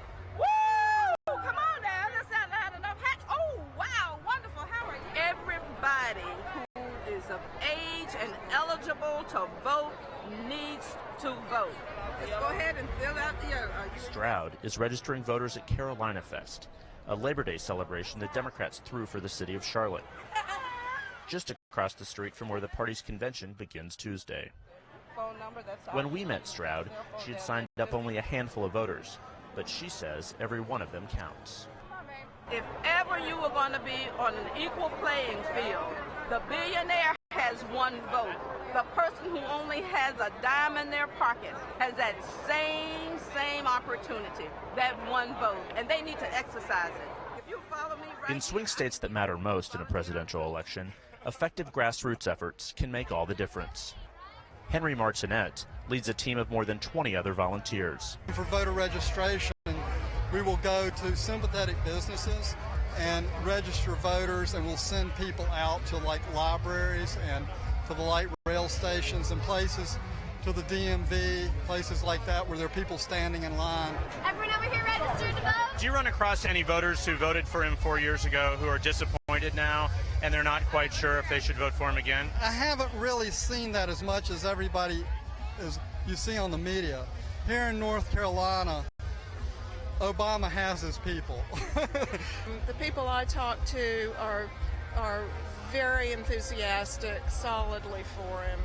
Sarah Branch lives in Atlanta, but has been volunteering for the Obama campaign here in North Carolina. I worked in the 2008 campaign in early voting here in North Carolina and Charlotte, and I felt that really made the difference. Choosing Charlotte to host the convention was a calculation by the Obama team to help win North Carolina's 15 electoral votes again. It's something these volunteers believe is possible, no matter what the state's Republican voting history may say. If North Carolina stays blue, I feel like maybe next time, Georgia, we can do it too. I really do, as a result of this and all of the other grassroots efforts to get people to understand. Once they understand, we don't have to make the decision for them. There's not the same magic and enthusiasm that there was, but there is a solid bedrock commitment to doing everything that people can to help Obama win this election. How does he get back that magic and enthusiasm? Well, I think something like a convention like this. Look at this. This is the biggest thing Charlotte's ever seen. I've been here most of my life, and I've never seen crowds and excitement like this in downtown Charlotte. I'm joined now by Debbie Washington Schultz, chairman of the Democratic National Committee. So thank you for joining us. You're welcome. Great to be with you. Let me start. Let the applause go by. Let me ask you about this "Are you better off than you were 4 years ago?" question. I think there's been some puzzlement over the last several days that it seems like there are certain people who are sort of not ready for that question, which seems like a fairly easy to anticipate question. What do you think about that? Why were people sort of not ready for that question? Well, I don't agree that we weren't ready. The answer is absolutely. And if you've only to look at what President Obama... We did have one prominent no earlier in the week. We have only to look at what President Obama inherited from President Bush. I mean, in the previous 6 months to him taking office, the economy lost 3.5 million jobs. And when he took office, we were hemorrhaging 750,000 jobs a month. Thanks to his policies, like the Recovery Act, that put a tourniquet on that bleeding and allowed us to begin to get things turned around. And then he focused on making sure we could rescue the American automobile industry and invest in the middle class. We now have had 29 straight months of job growth in the private sector and a resurgence in manufacturing and manufacturing jobs. So we're definitely better off than when President Obama first took office, and we've got a ways to go, but we need to keep moving forward. So is the number one goal for this convention this week to provide a more affirmative vision of what the last 3.5 years has been like? I think there has been some frustration among some Democrats that there hasn't been a more forceful kind of defense of, not necessarily from you, but just generally from what the president's achieved as the Democrats see it. Well, so will we see more of that this week? Yes, I think you'll see President Obama on Thursday night have an honest conversation with the American people about where we were when he took office and about where we need to go, how we need to make sure that if you work hard and play by the rules, that everyone in America has a chance for success, and that we can ensure that the middle class have an opportunity to have an economy built from the middle class out and bottom up, not the top-down failed policies of the past that Mitt Romney and Paul Ryan want to take us back to, that crashed our economy. A couple of reporters I've talked to have noted that there's actually an air of real confidence among Democrats about this election and about the president's prospects, and maybe verging even on sort of overconfidence. Do you worry at all about that? Oh, we're not overconfident, but I can tell you that we are proud that we've stood up the most significant dynamic grassroots presidential campaign. And this week we're putting on the most open, accessible, community-oriented nominating convention in political history because we use these conventions as an organizing tool. In 2008, we actually signed up 25,000 volunteers on the day that President Obama accepted our party's nomination in Invesco Field, and he's going to accept our nomination in the Bank of America Stadium in front of tens of thousands on Thursday, and he'll lay out the vision and the specifics about how important it is that we continue to fight for the middle class and working families. Do you see this organizing tool as a way of sort of trying to, if not replicate the excitement of 2008, which is probably impossible, how do you think about trying to sort of match that, make sure that your vote comes out? Well, I think Americans are proud of the progress that we've made, like the Affordable Care Act that ensures insurance companies can't drop you or deny you coverage, like the 18 different tax breaks for small businesses, like the focus on investing in education so we can out-educate and out-innovate our competitors in the rest of the world, and they don't want to go backward. They want to move forward, and so that's what I think is exciting people, and President Obama's vision to continue to keep fighting to improve our economy. You know, the Republicans basically are trying to push the reset button. They have a love affair with the failed policies of the past and with increasing taxes for the middle class to pay for budget-busting tax breaks for millionaires and billionaires. It doesn't make any sense, and I think the choice is going to be pretty clear, but let me tell you, we're taking nothing for granted. Let me talk a little bit about sort of the pitch to women. There are a lot of women speakers tonight in particular. Obviously, you started off the receptionies. We're going to end with the First Lady later in this evening. And we have a lot of women in between.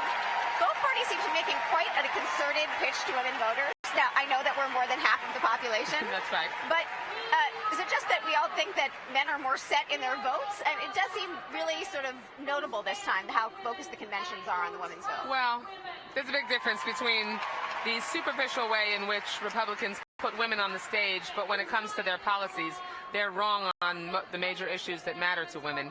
And what you'll see at this convention, which half of our delegates are women, that's in our party rules, making sure that it's not just words but deeds, like President Obama has done. Signing the first bill he signed into law was the Lilly Ledbetter Fair Pay Act. So we could actually, you will, because we put some teeth and some meaning behind equal pay for equal work, and appointing 2 Supreme Court justices that were women, making sure that women's health was a priority, and ensuring that we could have well woman visits and mammograms and colonoscopies and affordable birth control so we could stay healthy. Those are the things that, if Mitt Romney had his way, he would take away. He'd end funding for Planned Parenthood. So the contrast, there's a good reason that President Obama is ahead by double digits with women, because women know that it's not just words that matter, it's action. And President Obama has consistently had the backs of women, and women are going to have his back on Election Day. Thank you so much. Thanks, Megan. Great to be with you. Up next, we talked earlier with another featured Democrat.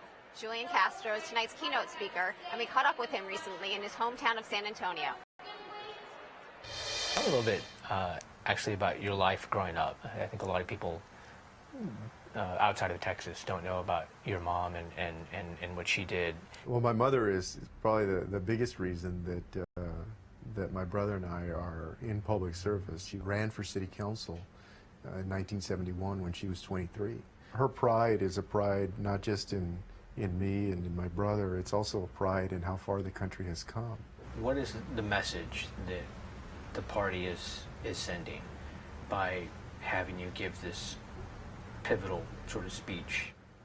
I think the message is that the American dream is alive and well, and that no matter where we come from and what our background is, that this is the land of opportunity, and that President Obama is making the right investments so that America continues to be the land of opportunity and continues as a globally competitive nation in the 21st century. And making the speech in the same kind of one that he did, do you feel any pressure to be the next Obama, to kind of follow in his footsteps specifically, or do you feel any of that pressure? That feels very far off. You know, it's very flattering, but I wouldn't put myself in the same league with the president. You know, I'm a mayor of a city, and I'm not running for anything more than being mayor right now. What's it like, you know, being one of the most, you know, sort of respected and popular Democrats in Texas? What's it like being in that role in a overall state that is dominated by the Republican Party? Yes, some days it's a little depressing. But you know, I'm in a nonpartisan role here as mayor, and I really enjoy being in that nonpartisan role. In fact, I'm convinced that one of the reasons that at the local level a lot more still gets done is because you know, there's not always the need to toe a party line.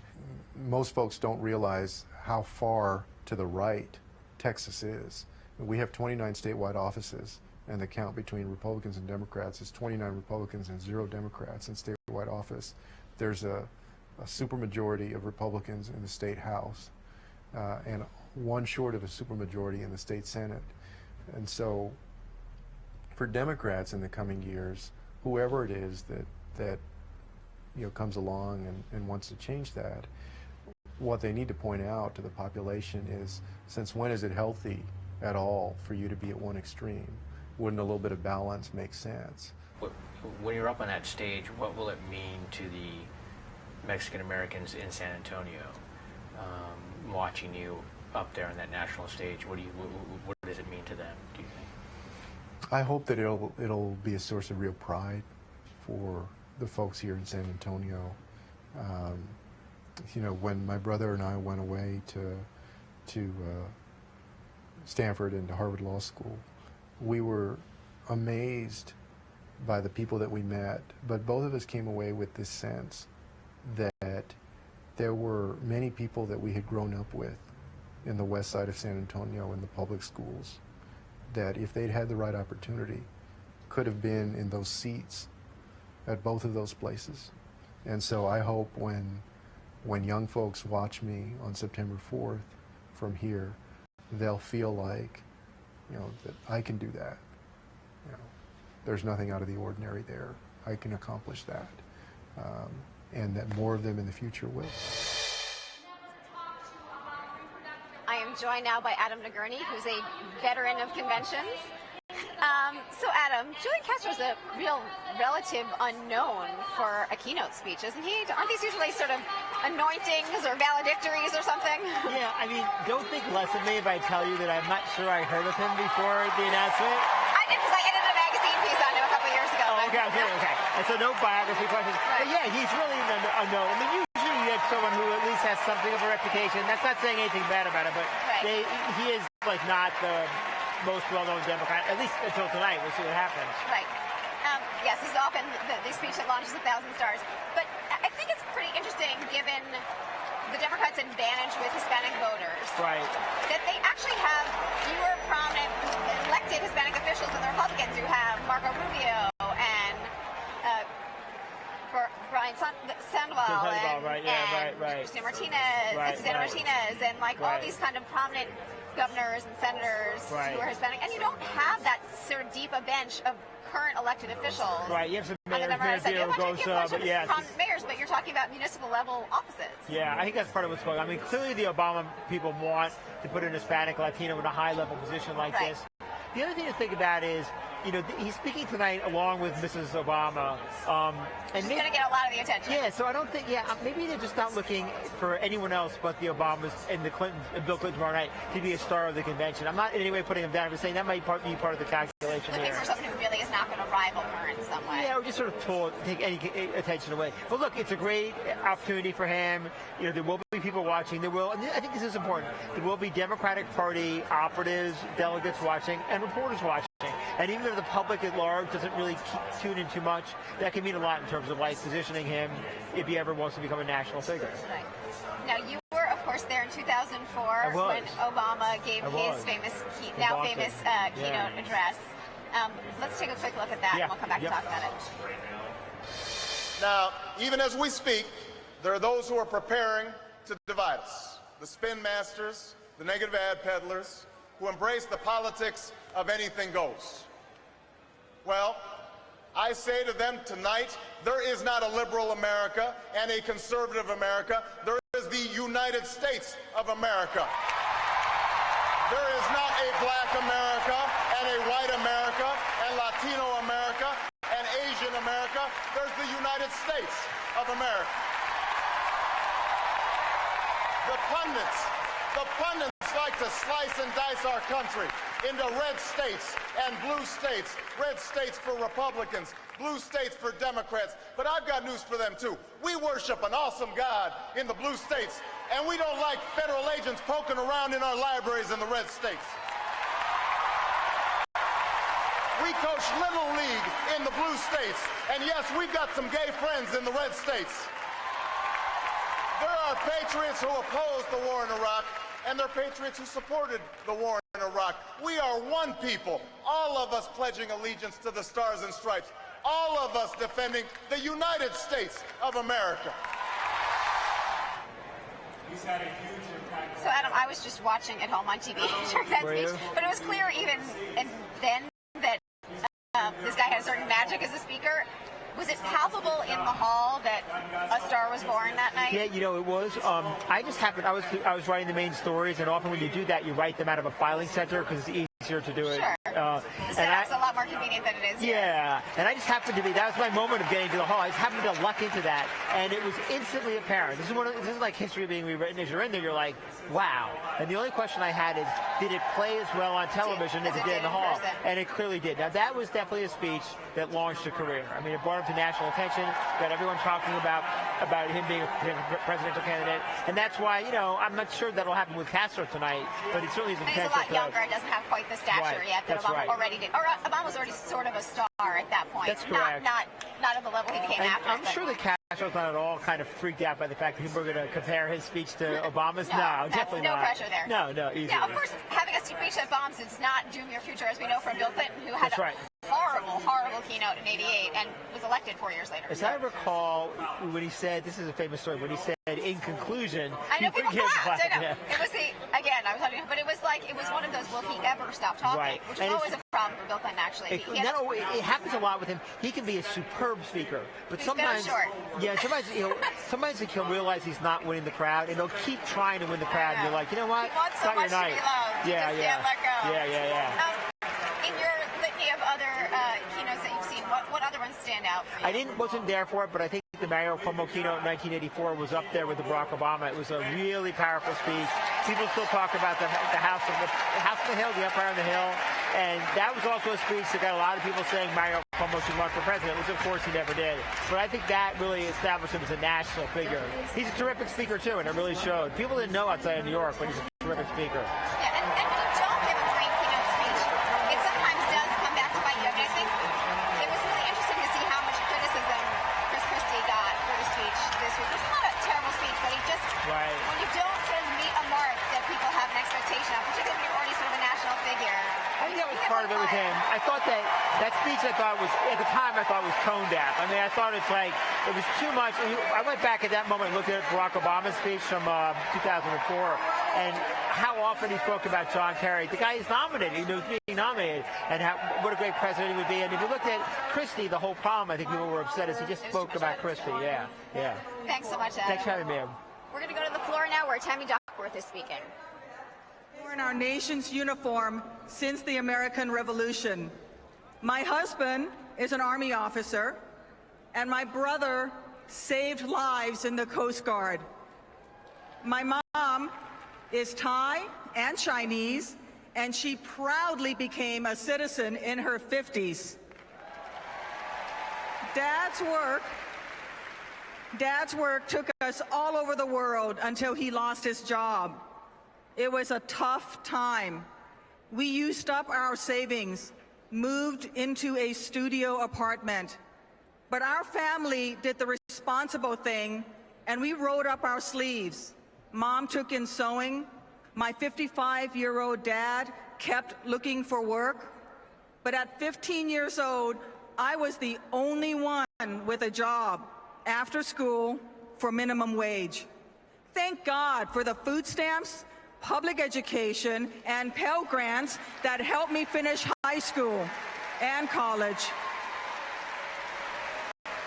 In time, we pulled through.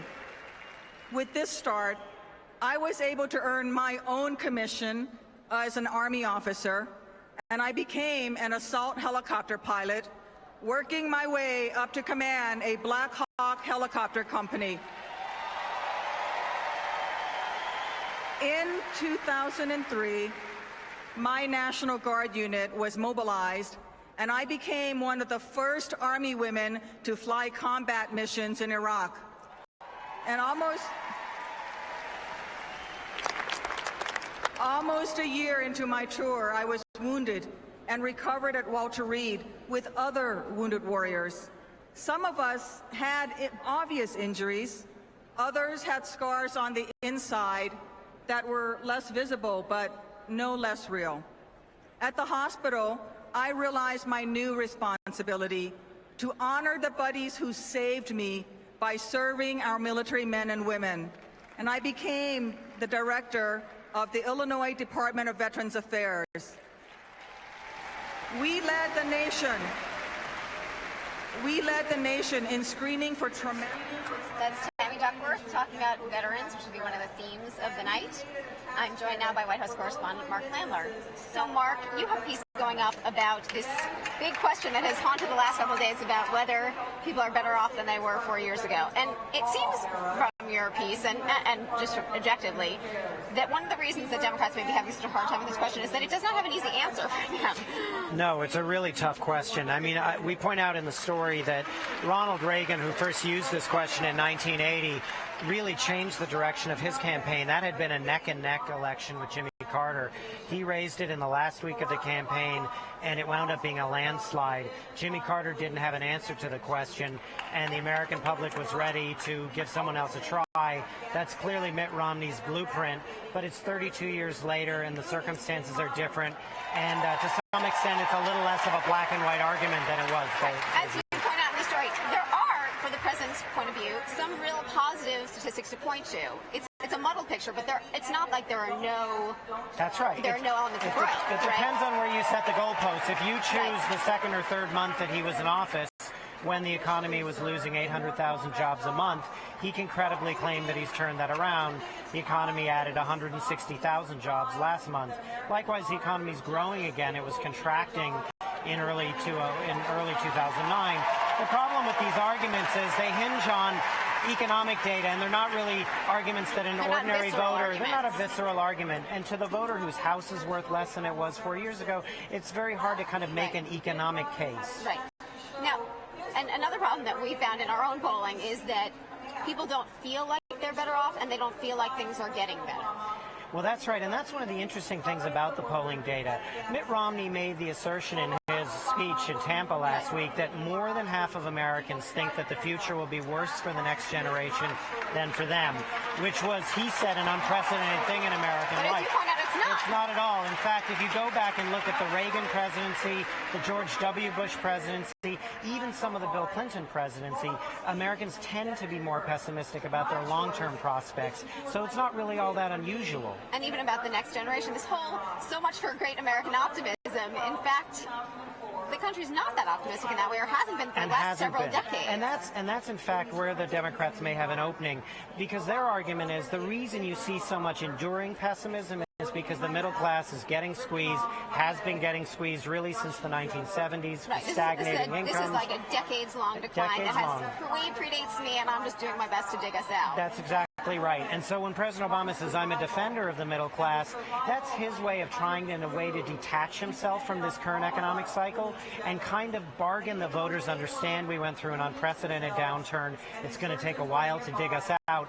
But meanwhile, President Obama's the one who will really fight for my interests more so than Mitt Romney. And that's really going to be the Obama administration's response to the Are You Better Now question, which is going to be asked day after day, probably from now till November 7th. Thanks so much, Mark. Sure.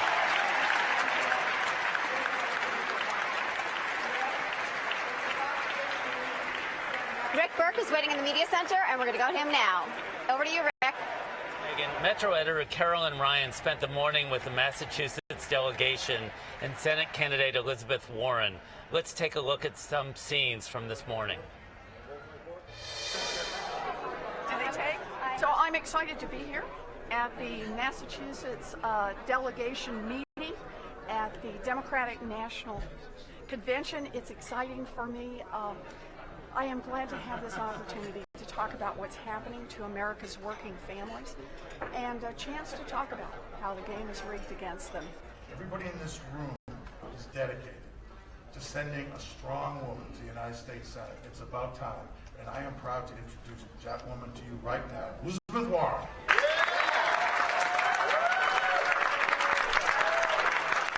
We believe that everyone should pay a fair share, including the richest and wealthiest and the most powerful.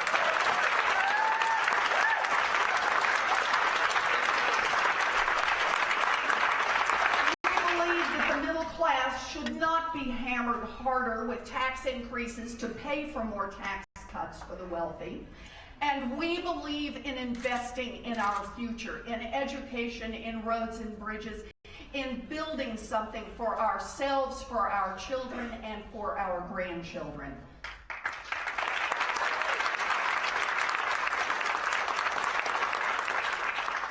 We know what this race is about. We know the importance of this race. We know that what happens in 2012 will affect the direction of this country for the next half century. I am out there fighting every single day. I fight from early in the morning until late at night, and I want to tell you something. I fight, and I'm glad to be out there fighting.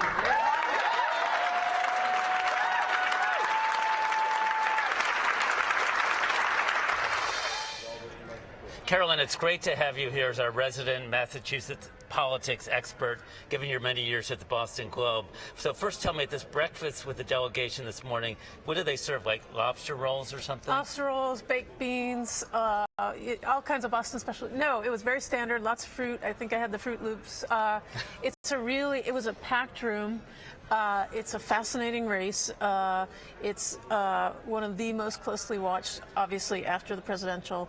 And the thing that you realize very quickly is that there's a lot of emotion and anxiety and, frankly, a lot of money tied up in this race. A lot of Democrats have really pinned their hopes on Elizabeth Warren, who's a very untested first-time candidate. Am I wrong? But I don't see any other congressional candidate here in Charlotte who is getting the attention that she's getting. I mean, she's the warm-up for Bill Clinton tomorrow night, which is a pretty big deal. That's right. She's getting a lot of attention.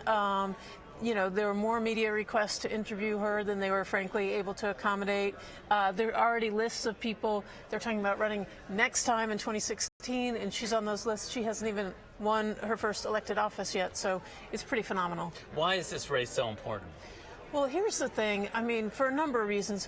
One is that the Democrats really do feel like this was Ted Kennedy's seat, and that Scott Brown won in sort of a fluky way, that he shouldn't have won, that they had a weak candidate, that they kind of gave the seat away, and they're so determined to get it back. Obama's expected to win hugely in Massachusetts, so they feel like this is a really good opportunity. There are also a lot of people who would like to see a woman elected statewide in Massachusetts, and Massachusetts does not have a great record. So tomorrow's her big night. How was she today? How good a speaker is she? Well, it's fascinating. She's a very energetic speaker, as you can see, and she can be very personable. She's got a little bit of the professor, teacher. She's accustomed to being in front of people. Scott Brown's a warm guy. Scott Brown's very well liked. He's got enviable favorability ratings. People who meet him find him very natural. They think of him as sort of a Massachusetts guy, Boston College, Rentham, Massachusetts. He comes from there. She's obviously from elsewhere, and she's got to work to sort of connect with people. But one thing that is sort of fascinating watching her today, she gives a speech which was really about herself, fighting for this, fighting for that. She talked about Ted Kennedy and how much she admired him. She didn't go near Scott Brown. So then Howard Dean follows her, speaks to the Massachusetts delegation, and just rips Scott Brown apart. Essentially accuses him of being a right-wing crackpot who poses for centerfolds in magazines. So she's trying to keep her favorabilities up and let other surrogates do the real attacking. And the question is, how long can she keep doing that? Well, they're both kind of tiptoeing up to that question, right? Because we're heading into the general election. They both have a lot of money at their disposal, but it's a very sensitive thing for both of them. How about their advertising? Has it been mostly positive so far? So far, yeah. The ads that he has had, he had a problem with women, a gender gap, so now that they have ads. They've been kind of mocked, but they show him folding laundry and doing sort of domestic things, and his wife talks about what a good husband he was with his daughters. Is he still driving around that truck? The truck is back, the truck is yes. back. In the barn jacket is the other thing that he's sort of famous for. You know, he does have an easygoing way about him. She is, by all reports, getting better on the trail, and there's still a number of people who don't know her, but her campaign believes that those are people who are very winnable for her. Getting better is hardly a positive thing. Is it because of the school marmish attributes that you suggested? Yeah, and look, I mean, it's 2012. This is a hotly contested race. There are national Republicans who are very invested in keeping Brown in office. There's Wall Street money. She's seen as sort of a scold of Wall Street. And again, she's a first-time candidate. Even when she got up today, she kind of struggled with the microphones and made a joke about it. But she has not run for selectman or mayor or council member. She's going right to the Senate. Hopefully, in her view, that's where she's going to start. That's very unusual. Right. Now, when we were in Tampa, you barely blinked and Scott Brown was gone. That's right. I mean, the fascinating thing is that basically Brown does not want to be seen as a national Republican. He doesn't want to be seen as aligned with the party or with Mitch McConnell, and it's a fascinating dance for him to do. He really is going for the independent vote in Massachusetts, and he's really kind of distancing himself from the Republican agenda. One last question. Given how much Elizabeth Warren is high profile at this convention, if she loses in November, how much of an embarrassment would that be for the national party? It would be a big embarrassment. There are lots of people whose kind of careers, egos are on the line. There are a lot of people who have poured money into this race. It would be a real blow psychologically and, frankly, in the Senate majority. Carolyn, thanks very much. Megan, that's all from me. Back to you. Thanks, Rick. I'm joined now by Nate Silver of the 538 blog. So, Nate, you have your own take on this "Are we better off than we were 4 years ago" question, Sure. which you have just written up. Your contention is that, in fact, 4 years is the wrong time frame to look at. Well, it's not what I personally would look at, but if we look back at how voters judge presidents in the past, for example, in 1980, Jimmy Carter had a very rough economic year. In 1980, we had a recession, inflation at double-digit levels potentially.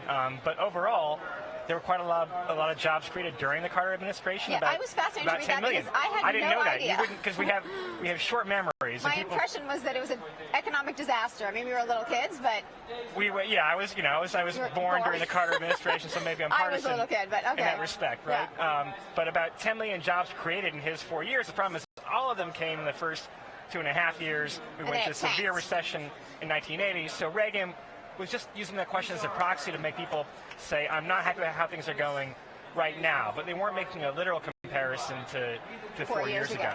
And Reagan, of course, got lucky twice because he had the opposite experience. He had a recession in the beginning part of his administration, then he had this spectacular job growth for the last couple of years, and then he won in a landslide. Right? So, but he was creating 250,000 jobs a month in 83 and 84 numbers that Obama would kill Die for, yeah.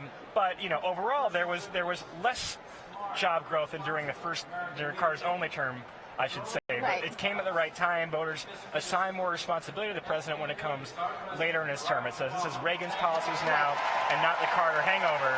And likewise, that same method of judging a president is applying to some extent this year, where you ask people and they say, well, I still think Bush is to blame in part for the recession. So is he making progress right now? And we're seeing President Obama has had sort of tepid growth, but consistent growth for at least the last year, about 150,000 jobs a month. So it doesn't really fit either the Carter or the Reagan profiles. Is there an administration it seems closer to you? So a fairly close analogy is the last first-term president, George Bush, who through mid-2003 we had lost quite a few jobs. We had a recession that wasn't real bad in the GDP numbers, but we lost a ton of jobs in 01, 02, early 03. But he turned it around, started adding about 150,000 jobs a month, which is close to where Obama's been tracking. Yeah. Although it's been unsteady. We've had some 200,000 months and some 50,000 months. But it's averaging about 150,000. But averaging it out, right? And you can kind of see where, when we start to get those slightly better numbers in the second half of last year, very first couple months of this year, Obama went from having a 44% approval rating where you need a lot of help, you need something to change to win that election, to 47, 48%, which is where we get to the kind of toss-up where we are today. We've had so many conversations, Nate, about the parallels to 2004. It's really kind of remarkable how many ways this election seems to line up with that one. Sure, where there were these accusations in both cases that the opposition party had a weak nominee potentially, but now that we have the math, even in certain ways, looks like we could have a sort of relatively the math close. In certain ways where we even had days where we had Obama ahead in our forecast by the exact margin by which Bush won in 04. But now that we've seen Romney getting probably only a modest bounce out of this convention, only 1 or 2 or 3 points in most surveys, that was something which Kerry was notorious for in 2004, where he didn't get any real momentum out of the DNC. Bush got a modest bounce out of the RNC and never looked back. So ironically, Obama's strategy, Chicago would love to replicate the Bush plan for re-election now. Now, of course, on Friday we will get the monthly jobs numbers. This is one of the last 3 monthly job numbers we're going to get. That could obliterate everything anyone says about jobs this week. What are the expectations, and what kind of number would, again, change the impression of where we are? So the expectation is around 130,000, 140,000 jobs, which is pretty consistent with where pretty consistent with the kind of average of the last 12 months. And so that's why those predictions are where they are. I think if you had a number toward 200,000, that would be a big deal and make about whatever Obama says on Thursday all of a sudden look a lot smarter, right? And if you have a number in the single digits, especially around 50,000, 60,000 like we had in the spring, that would take a lot of wind out of his sails. So it's a high stakes jobs report.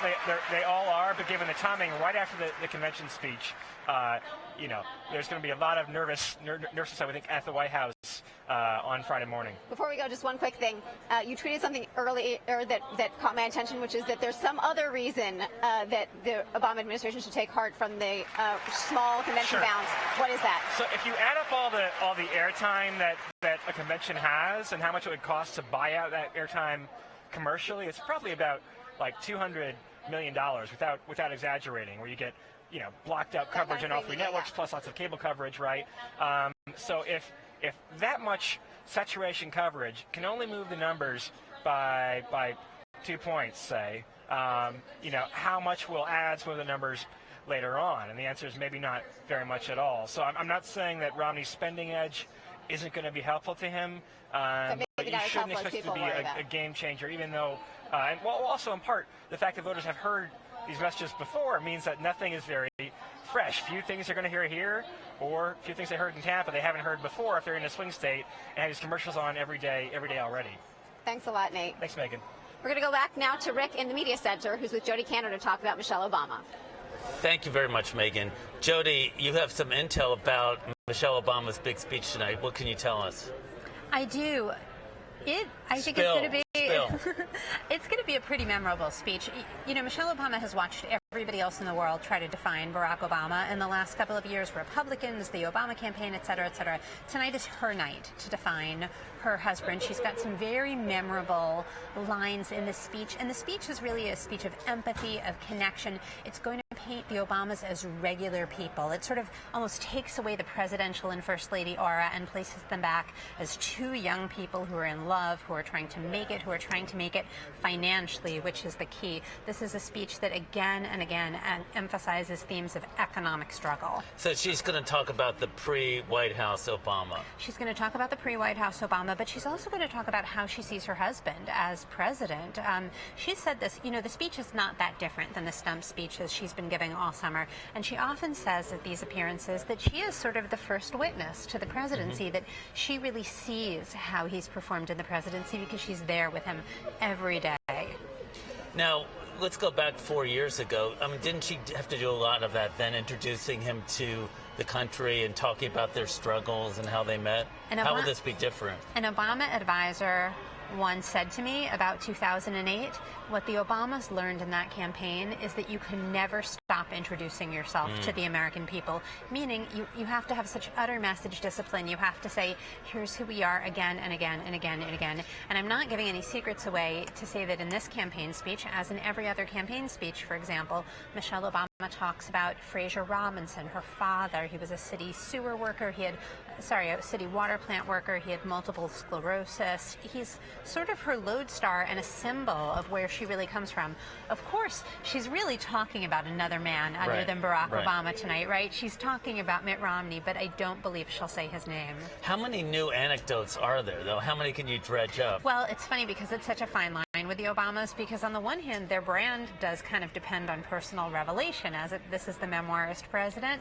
They are good storytellers. On the other hand, they meet them out so carefully. And so I don't know that we're going to get the great insider story of, what really goes on in the residence, but we'll get hints there, here and there. Now, you write about Michelle Obama's hugs. Can you describe them, and are they political calculations, or are they just the way she is? Her aides say that they're very natural to her, that they're just a way of her expressing warmth. Explain to everyone what... Well, this is what she does. Her hugs have become this kind of famous signature thing because she's got these amazing long arms and she envelops her target. Like an octopus, kind of?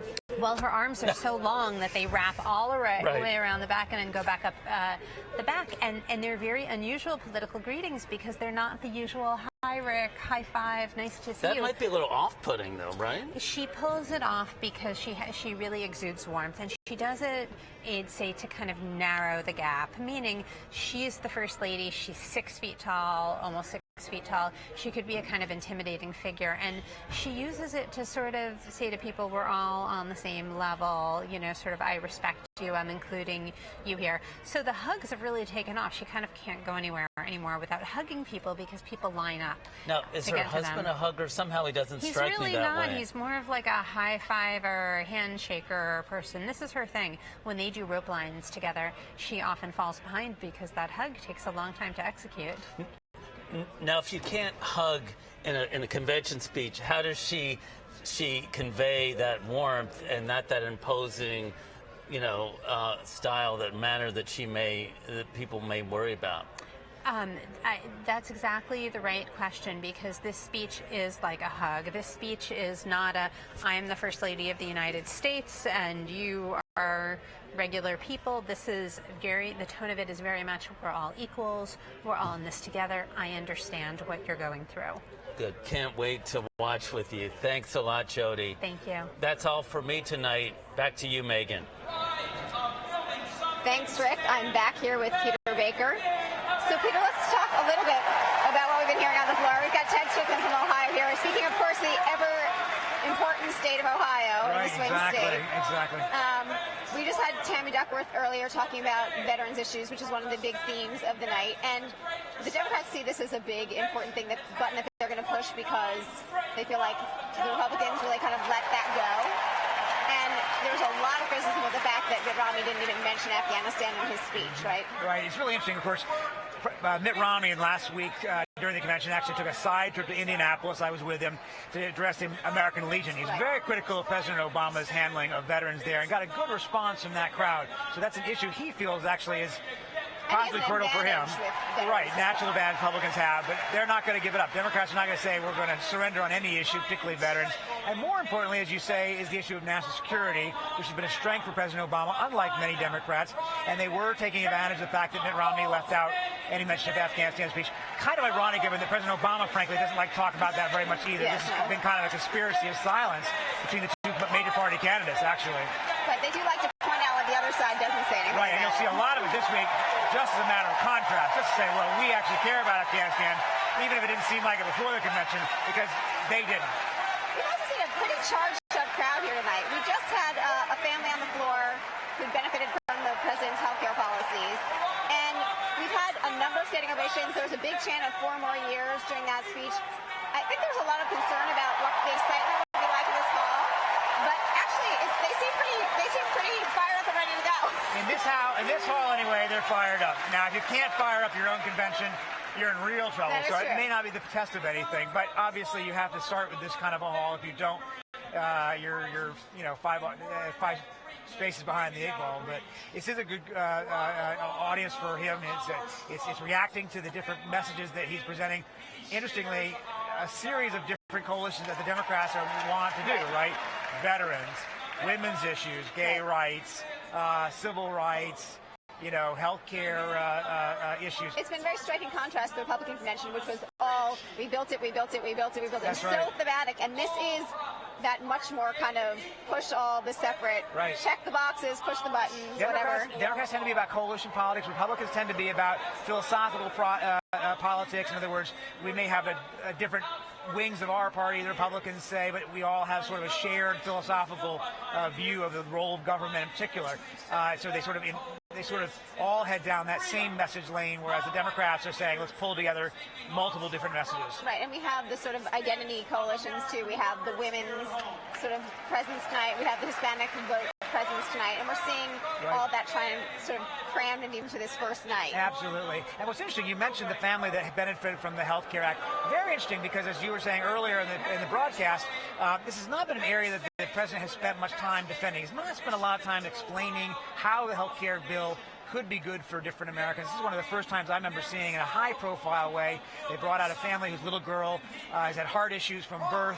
She's had 2 heart operations already, needs a 3rd, and the lifting of lifetime caps for her by the law will be important for this family. Very rarely do you see them put in very human faces what this law will mean. It's interesting because they kind of gave up trying to explain or defend the law a long time ago.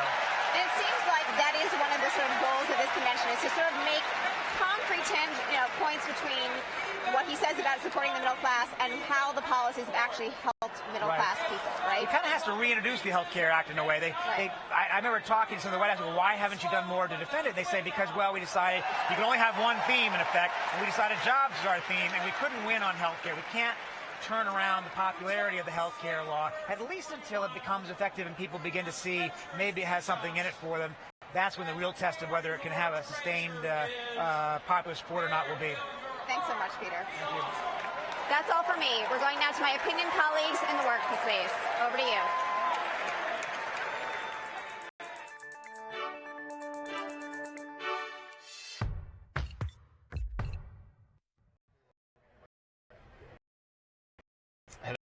Hello, I'm David Brooks. I'm joined by Gail Collins. We are both columnists for the New York Times. Right. We both run marathons faster than Paul Ryan and Sarah Palin. And we both partake in something called The Conversation, which we do normally on Wednesdays during the conventions constantly, it seems, online We're and in never print. apart. It's wonderful. And we have moved on foot from Tampa to Charlotte, and we're now in the Democrats. And you're looking more comfortable here, I have to say. And so we're about to see a great show. And what are you looking for? I have to admit, I was sort of more excited about the seeing of the Republicans because I didn't actually know what would happen. I guess our only excitement is, will any of these people, most of whom we have seen for years and years and years, be different than their normal personages in this event? That would be interesting, I guess. Yeah, well, they've limited Joe Biden to 13 seconds on Thursday. Normally, the vice president gets the day before the presidential nominee. But Bill Clinton not this pushed time. him Bill out. Clinton Yeah. has pushed him out. Not the first time Joe Biden has lost out to Bill Clinton in certain things in the war for attention. There's Bill Clinton himself. How long will he talk? How long will he talk? Will he let the Obama people know what he's going to say and how much will be about himself? And then Michelle Obama. And then the whole concept of should they do the stadium again?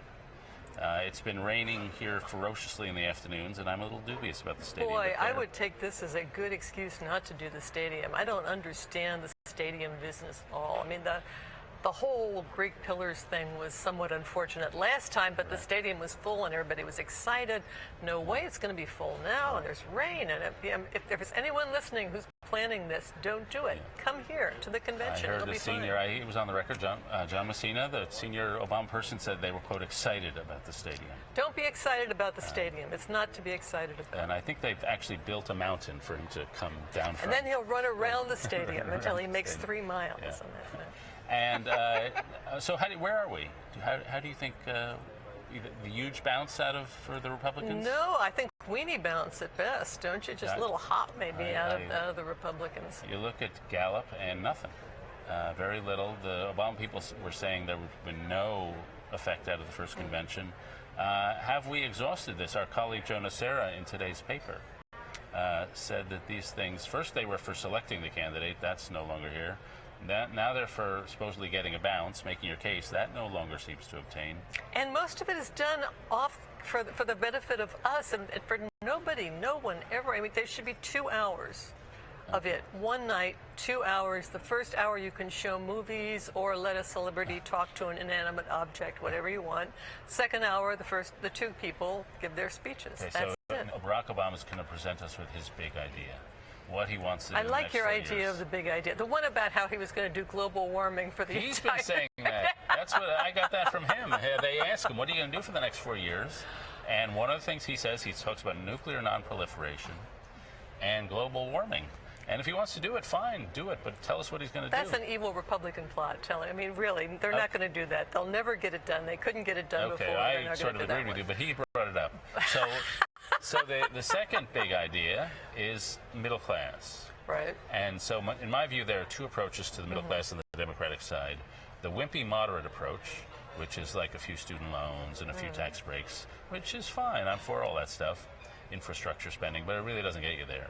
If you think wages have been stagnant for 20 years, you need something pretty major. You need to strengthen unions. You need to redistribute money. That's true. These are pretty big policies, and so that would at least be a big idea. More liberal than I'd be comfortable with, but it would be a big idea. It would be a big idea, at least the wimpy version of this. You may be seeing the wimpy version, the middle-sized version of your big idea at this convention. I wouldn't be surprised. But do you know why Barack Obama wants a second term, aside from keeping Paul Ryan out of the Naval Observatory, where the Vice President lives? Oh, sure, except, you do want to keep Paul Ryan way far away from the Naval Observatory. But beyond that, he wants to get all the things he started in the first term done. He wants to get Obamacare up and running, which really does, I think, for him, have the key to both reducing entitlement costs and to finally doing something for the fact that nobody's insured in this country. That's huge. He does want to do something about global warming. He wants to do something about getting the economy restructured, infrastructure. A lot of the things that you mentioned he wants to do, and I mean, if the Republicans don't stop him, he will. Yeah, okay, well, there are things that, I heard him talk about when he was in the Senate, and they're fine. I just don't think they're big enough. Okay, and Mitt Romney, of course, was big enough. He has big ideas, which he hid completely. The secret big ideas. Okay, well, we are not going to wrap this up here, but probably Thursday. We will be back Thursday for another version of the Charlotte conversation, and I will see you then, Gail. See you then.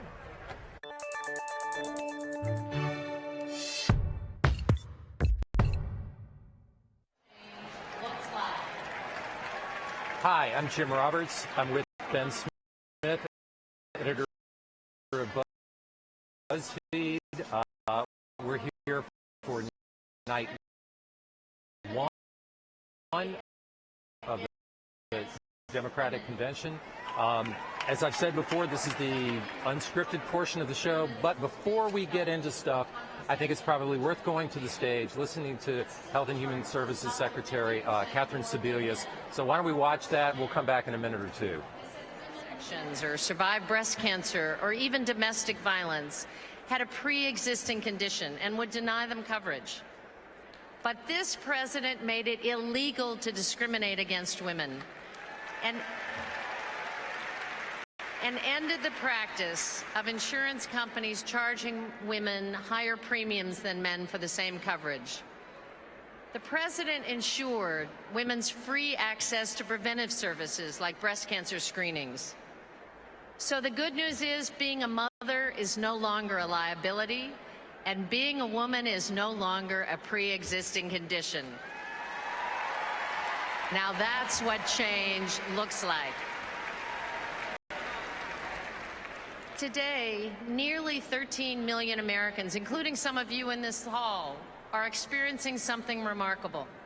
Instead of sending your checks to your insurance companies are sending a check to you, over $1 billion out this year alone. Because if insurers don't spend at least 50% of your premium dollars on your health care, you get a refund. That's what change looks like. Now, I've spent my career fighting the worst practices of insurance companies.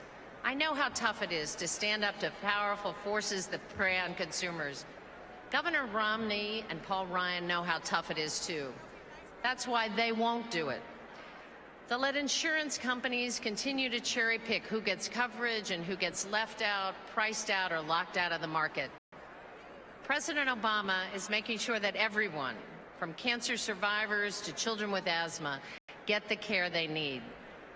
What's missing from the Romney-Ryan plan for Medicare is Medicare. So instead of the Medicare guarantee, Republicans would give seniors a voucher that limits what's covered, costing seniors as much as $6,400 more a year. President Obama extended the program's life by 8 years while improving seniors' benefits and strengthening the Medicare guarantee. The president agrees there should be no vouchers. Romney and Ryan will take away women's basic health services and turn a blind eye to insurance discrimination. President Obama stands up for women, giving us control over our own health care. Romney and Ryan would put insurance companies back in control. Now, Barack Obama was raised by Kansas women. I know Kansas women.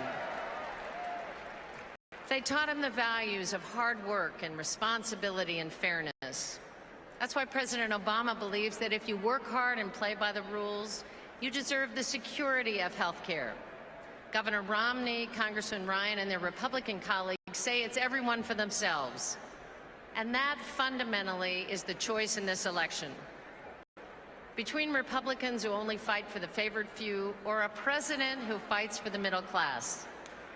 Between a nation whose politics play on the worst of our fears and a nation whose law reflects the best of our values. 47 years ago, my dad proudly watched President Johnson sign Medicare into law. That day, President Johnson said, "Few people have the courage to stake reputation and position and the effort of a lifetime on such a cause when there's so few that share it." President Obama is one of those people. A leader with uncommon compassion and uncommon courage. He's earned more than our gratitude. He has earned 4 more years.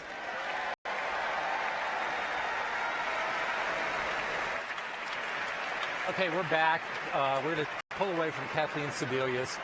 Again, I'm with Ben Smith of BuzzFeed. You know, Ben, last time we were on a stage in a convention hall, Clint Eastwood was a Hollywood icon. Nobody really cared that much about how fast Paul Ryan ran a marathon. And that was only, 4 or 5 days ago? Not even that. Now, today, we're talking about Are You Better Off? And it just feels like the world has been turned upside down in a few days. Yeah? Yeah, I mean, the Republican convention did not leave much of a lasting mark outside, I guess, for Clint Eastwood's new star turn on the internet and as a meme. And the Democrats have come out, it's almost an opposite convention, right? I mean, they're just preaching to the choir, bringing it incredibly hard, where the Republicans really just wanted to show everybody that they were safe and trustworthy and weren't going to bite anybody. Well, I think just listening to Kathleen Sebelius for a few minutes, I mean, one of the themes that we've heard a lot today is, you know, the party's concern about women. They're clearly saying that is a big constituency for them. And they're not afraid to just sort of show off their liberal, progressive portions of their platform. You really feel that palpable sense is, hey, you know, we are very, very we're proud of what we stand for. We want people to know what we stand for.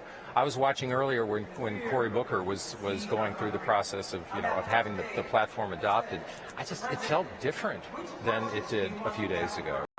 Well, I think, on these women's rights issues, I think Democrats just feel like they're on offense. I mean, they're on these issues things like contraception, that's not like a 60% issue, that's like an 80% issue. Right. They will talk about that all day. And they're trying to bring things like Obamacare, which are much more divisive issues, even unpopular issues, like into this rubric that is a women's health issue, where they, I think, are much more confident. You know, I don't know if you felt this way back in Tampa, but it seemed like the platform just wasn't a subject people really wanted to talk a lot about. I mean, they were talking about their party. They certainly were talking about their issues with Obama. But it just didn't feel the sort of pride, the standing behind some of the things that were in that platform. Oh, in Tampa, I think the platform was this sort of embarrassment and this baggie of things they'd handed out to people they secretly viewed as lunatics to placate them. You know? Right. And as you opened it up, you were a little. I was surprised. And it was full of strange things like the gold standard. Yeah. Well, we know where that came from. Yeah, it was like, all right, Ron Paul people. Okay, you're done with don't that. cause a ruckus. We'll give you the gold standard. But on everything, for particularly on guns, it was even the language was even stronger than you would hear from a lot of mainstream Republicans. Right. Well, I mean, it was sort of dominated by the conservative wing of the party, where the convention wasn't. Right. And here, I think both are kind of, the sort of the Democratic wing of the Democratic Party is in charge. Yeah. We talked a little bit this afternoon about just the intensity of emotions, and you felt some difference here than you felt in Tampa. You still think the same thing? Oh yeah, I mean, I felt like a convention where they had a job to do and they did it. To the extent there was an emotion, it was kind of this warm, sort of like warmth, and even at times these sort of really wrenching stories around Mitt Romney. You wanted to like him. This is not, I think here they're taking for granted that you like Barack Obama. They want to make you hate Mitt Romney, and they want to fire you back up about Obama. Yeah. It's really interesting. Just right as we were walking out, this was maybe 4 or 5 minutes ago when Ted Strickland was speaking. Oh, my gosh. Right. I mean, I know I'm going to mangle the quote, but he said something like, we want a president who keeps his heart and his treasure in the United States. Quoted the Book of Matthew. Right. I mean, that was a really intense portion. Yeah. And again, I don't want to spend the entire time trying to compare the Democrats and the Republicans, but I just felt like the roar of emotion on night one or day one here was strikingly different. Oh yeah, and they just went right with it's as though Mitt Romney got up there and said, and started talking about Obama's birth certificate and about, his religion and like his Jeremiah Wright. The crowd would have gone nuts. Yeah, but they didn't want to go They there. were afraid to, right. Whereas here, I think the Democrats have just decided, like the Richie Rich, out of touch, almost kind of like 30s feel to the politics. Well, it's also interesting because as we got here on Sunday, all of the talk was about the quote, you've heard it a million times, are you better off? And it did seem that that the Democrats were stumbling over that question. Martin O'Malley was quoted, constantly as having said, well, he didn't think the country was better off than it was 4 years ago. That seems to have faded, but I thought it would be worth talking just a little bit about it because I do still feel like we're going to hear about this. It is a question the Republicans have been pushing incessantly. Since we both pay a lot of attention to social media, it was interesting. I noticed that the Romney campaign had bought a promoted trend on Twitter. Are you better off? Right. I think they paid $120,000 for the privilege. Mm-hmm. I'm not sure it's done them a lot of good. I took the liberty of pulling a few quotes that my associates had come up with that I just thought were pretty interesting. Again, this was something that the Republicans put out, hoping to convince people, of course, that they were not better off. But yet some of the responses were a little bit mixed. Some people did say, as one woman said, a resounding no. Before Obama took office, I had a job, gas was less, and so was food. Another person said bankruptcy earlier this year, cars gone, house in foreclosure, job uncertain. I say no, Obama.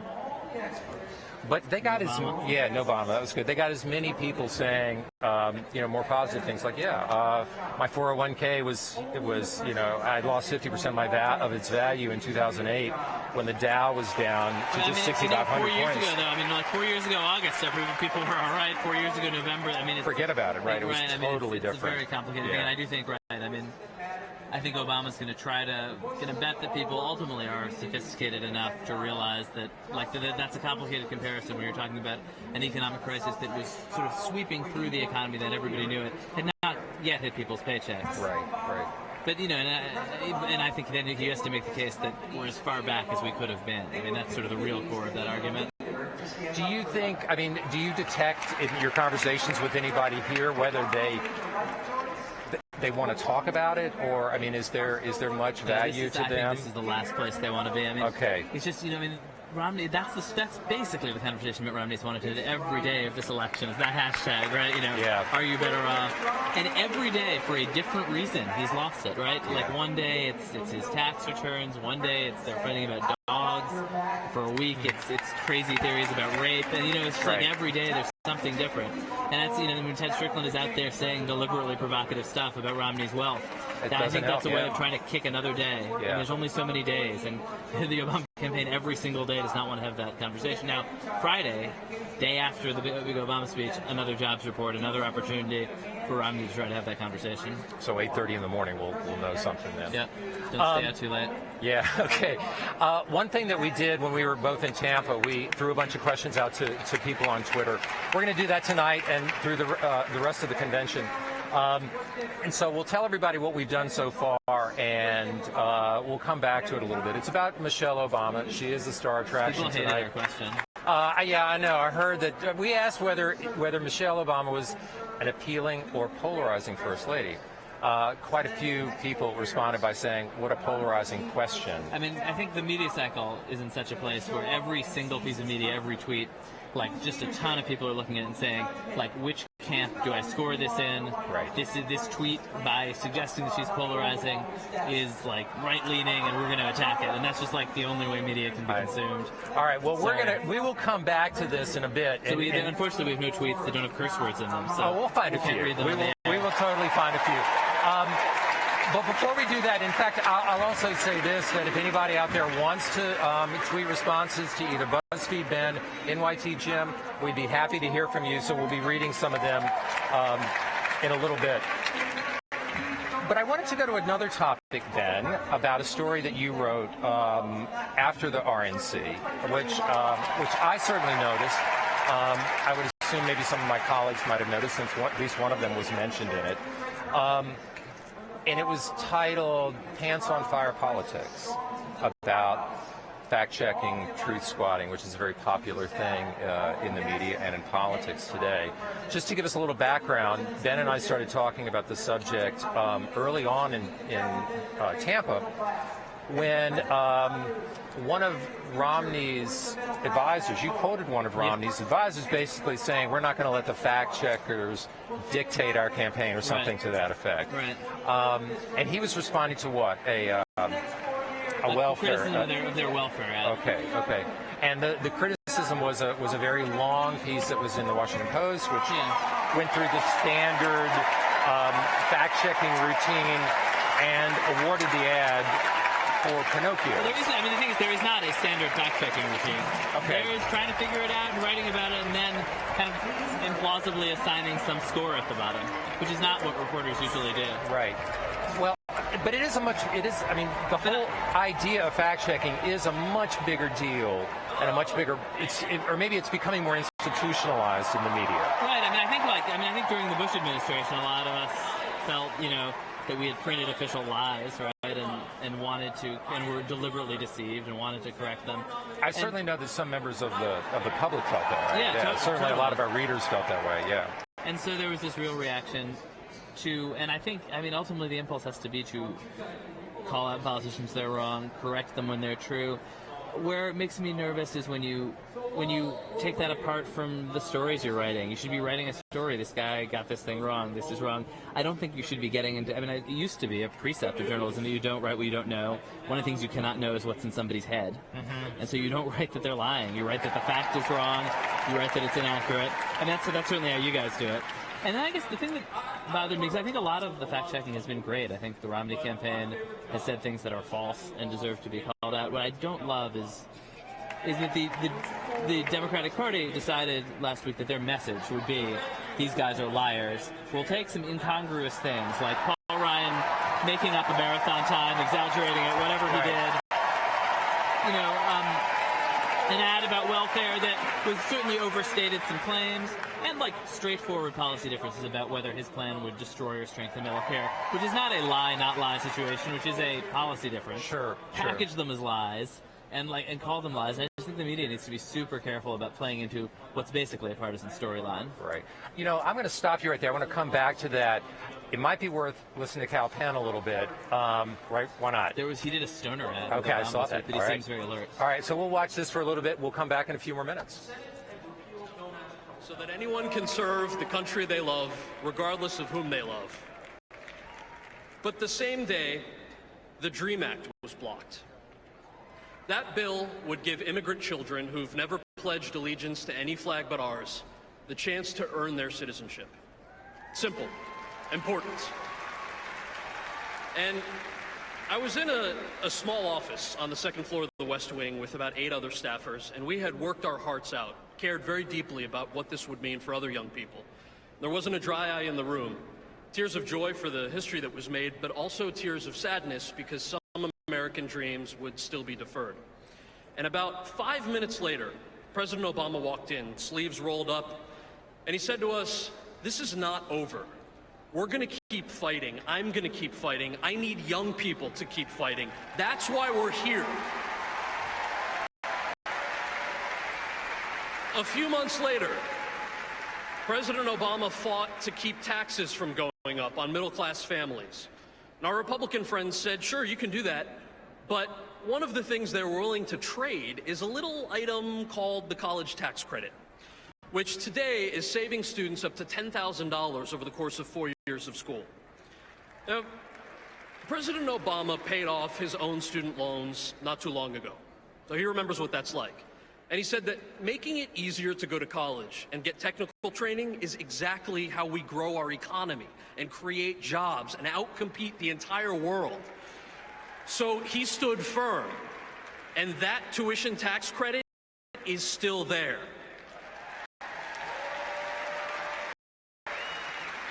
But here's the thing. If we don't register, if we don't vote, it won't be. I volunteered in Iowa in 2007 because, like you, I had friends serving in Iraq. I had friends who were looking for jobs, others who couldn't go to the doctor because they couldn't afford it. I felt that had to change. So I knocked on some doors, I registered voters, and I'm volunteering again because my friend Matt got a job at a Detroit car company that still exists, and Lauren can get the prescriptions that she needs. I'm volunteering because Josiah is back from Iraq. Chris is finishing college on the GI Bill. And 3 weeks ago, my buddy Kevin's boyfriend was able to watch him graduate from Marine Corps training. That's change. And we can't turn... Okay, Ben, back to the fact-checking thing. I wanted to talk a little bit more about Paul Ryan, because I did think that marathon thing was, well, it was both a little crazy that he would say something like that. I mean, by exaggerating the time by, a full hour. I mean, that was it was just kind of crazy that he would do it. Yeah. Thing that almost every male politician I've ever covered has done. I mean, Bill Richardson claimed to have played minor league baseball and had to clean that up at some point. Obama actually in his memoir says that he was dropped, that he didn't start on his high school basketball team because his game was too flashy, which is what he told people for years. But when David Marinus, it was because he couldn't jump. Yeah. I just think this is something that men do, and I think it's like totally it's hilarious, right? Right. It was and embarrassing, and there's now like a website where you can calculate what your time would be through Paul Ryan's. That's great. But I don't think it's connected to his stance on Medicare. Okay. And that strikes me as kind of bogus storylining. Well, I don't disagree with you, but it was amazing how that story was so huge, at least for a few hours, a day or two. I mean, I remember being on Twitter, I guess this was Sunday, right? Or it's Sunday or Monday, when it felt like it was exploding. And again, it fed into this very polarizing situation where people were just jumping on anything that they could point to as an inaccuracy. Yeah, the hashtag was Lion Ryan. Lion Ryan. Is there something about Paul Ryan? I mean, is there something about him? He's a nominee on a congressional ticket, so 40% of the country thinks he's Satan. I mean, that's the thing, right? Okay, all right. But there's nothing more. It just felt like, wow, the Do you think he makes virulence. more than other politicians? I don't. No, except that, I don't think so. I mean, I think, like, in some elements of the campaign, he's being way more honest than any other politician. I mean, in Republican politicians I've seen in his detailed plan to cut entitlements. That's like really the heart of this whole election right now. Yeah. Okay. Well, all right. So Michelle Obama will probably be on stage in about maybe 45 minutes, 50 minutes. I did want to go back to some of the questions that we had asked. Because I do think it's worth reading, again, going back to some of the responses that we had gotten on Twitter from people about Michelle. Her brother is on the stage, and we'll turn it over to him before too long. But I thought that we would look at some. You might have some on your screen that are worth reading into. And just as I did in Tampa, I've got a bunch of pieces of paper of comments. And again, the question was, is Michelle Obama an appealing or polarizing First Lady? Maybe it was a good question. Maybe it wasn't. Bill Clark tells us she's the best First Lady since Jackie. She's been much more Nancy than Hillary. I know what that means. What does that mean? Nancy Reagan. Yeah, but I don't know what that means, actually. Like, secretly powerful behind the scenes, but playing this traditional role. Okay. I thought it was a little the opposite. We'll find out. All right. What do you think? What have you got there? I mean, so much of what I've seen have been people really, really unhappy with the question. You wouldn't be able to read my response to this nonsense. It would be censored. Okay. And I think people really love her and feel really defensive of her. And I think one of the reasonable responses is, look at the polling. She's very, very appealing, and she's not polarizing. Partisans dislike her because partisans are going to dislike someone. Well, I think somebody just said, let's see, Mason Dixon. I don't think that's his real name. But I like it. She's only polarizing if you don't like Barack. Yeah, something to that. She's the epitome of all that is gracious, kind, and assertive, a First Lady with class.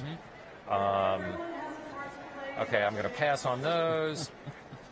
We have an appealing, smart, caring, and reliable. Yeah, one word, class.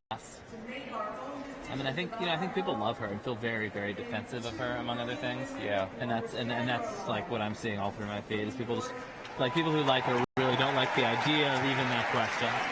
Like it feels like blaming the victim, I think, to them. Right. What do you think? How will her speech be measured? What do you think people want to hear? What do you think her job is tonight? I mean, a little like Ann Romney, there's a pretty low bar. People are ready to love her and love her already and are going to embrace her. I mean, I think the challenge for her is to kind of move the ball forward, right? To defend, not just to make people like him, which they already do, unlike Ann Romney, but to defend his substantive agenda and kind of advance perceptions of him. So I think a lot of people will be watching, and I think a lot of his supporters, and that's ultimately who's really watching Michelle Obama and who loves Michelle Obama, are going to be kind of, wanting to be reawakened in the spirit of 08, and that's kind of her job, I think. Okay. Well, we'll see very shortly whether she'll achieve that. Right now, so we'll go to the stage. We've got Michelle's brother and the president's sister on the stage. Thanks for coming on, Ben. We'll see you again tomorrow, I hope. Fun. Okay, and so we'll turn it over to the stage now. That if she had the privilege to serve as First Lady, she'd do everything she could to make sure America was there to honor, recognize, and support their unique service. I've been so proud to watch her rally Americans to give millions of hours of their time in service to our military families. She's working with schools that educate military children to add better courses. When Barack challenged businesses to hire 100,000 veterans and military spouses, Michelle and Jill Biden rallied CEOs to the cause. And last month, they stood with CEOs to announce that they've hired 125,000 veterans and military spouses, surpassing the goal more than a year ahead of schedule. She's still the kind little sister she always was. Now she's just sticking up for those who stand up for us. And I'm proud of her work to give our children a healthier start in life. And let's face it, Maya, I could use the recruits. Barack and Michelle have always been there for us. Tonight, we are here for them. And with your help, we can fill the White House with their brand of warmth, compassion, and commitment to all our people for 4 more years. Thank you so much.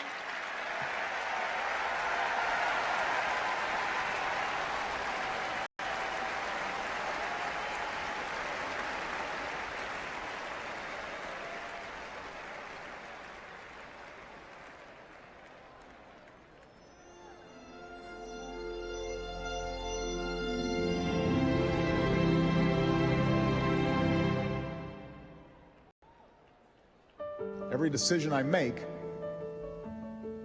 is all about ensuring that all of our daughters and all of our sons grow up in a country that gives them the equal chance to be anything they set their minds to.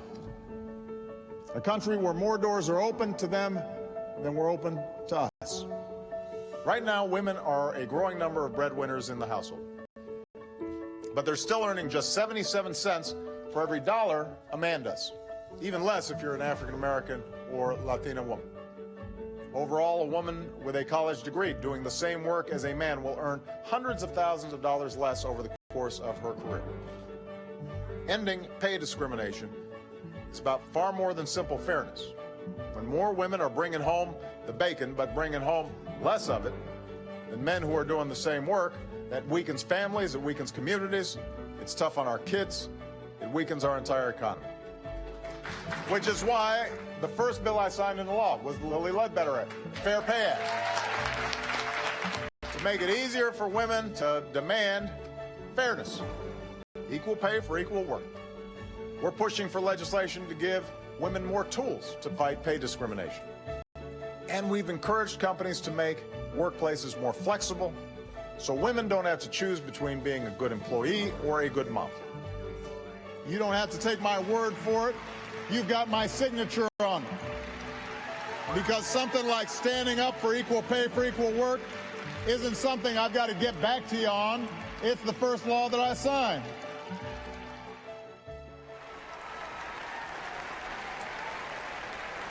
Ladies and gentlemen, please welcome Lilly Ledbetter from Jacksonville, Alabama.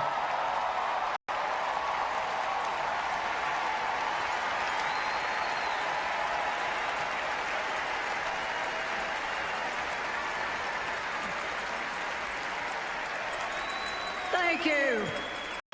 Good evening. My name is Lilly Ledbetter, and I'm here tonight to say what a difference 4 years make. Some of you may know my story, how for 19 years I worked as a manager at a tire plant in Alabama. And some of you may have lived a similar story. After nearly 2 decades of hard, proud work, I found out that I was making significantly less money than the men who were doing the same work as me. I went home, talked to my husband, and we decided to fight. We decided to fight for our family and for your family too. We sought justice because equal pay for equal work is an American value. That fight took me 10 years.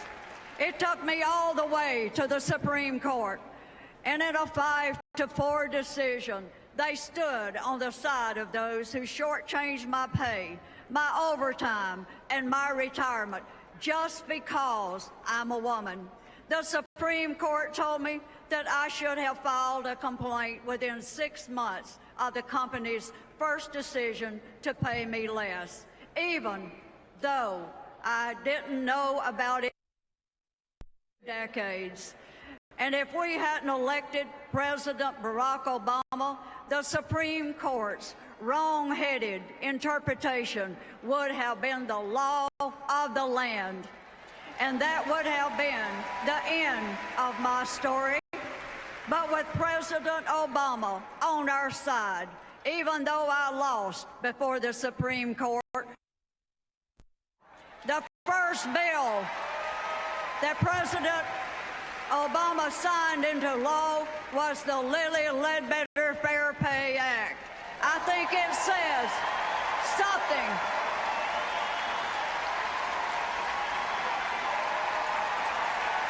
It says something about his priorities, that the first bill he would put his name on has my name on it too. As he said that day, with me by his side, making our economy work means making sure it works for everybody. The president signed the bill for his grandmother, whose dreams hit the glass ceiling, and for his daughters, so that theirs never will. Because of his leadership, women who faced pay discrimination like I did now can get their day in court. That was the first step, but it can't be the last, because women still earn just 77 cents for every dollar men make. Those pennies add up to real money. It's real money for the little things like being able to take your kids to the movies, and for the big things like sending them to college. It's paying your rent this month and the mortgage in the future. It's having savings for the bill you didn't expect, and savings for the dignified retirement you have earned. Maybe 23 cents doesn't sound like a lot to someone with a Swiss bank account, a Cayman Island investments,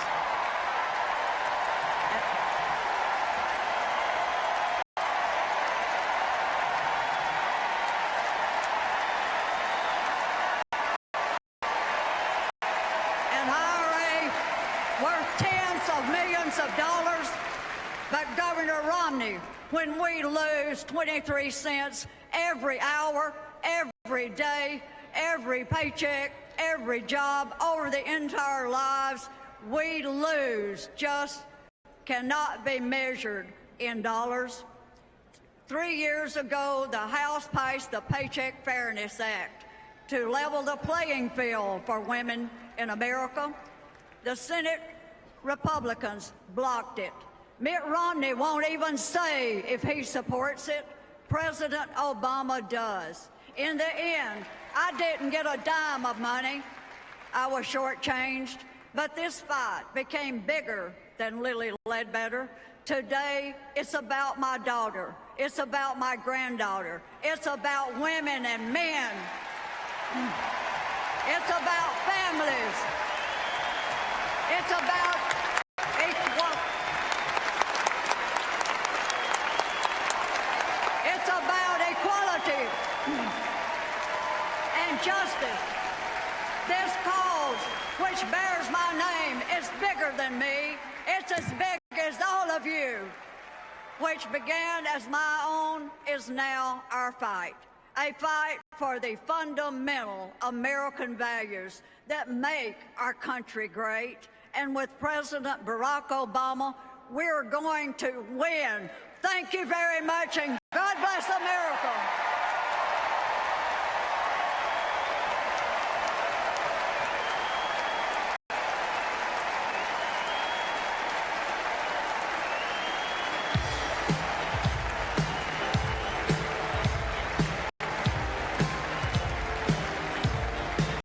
Please give a warm welcome to Massachusetts Governor Deval Patrick.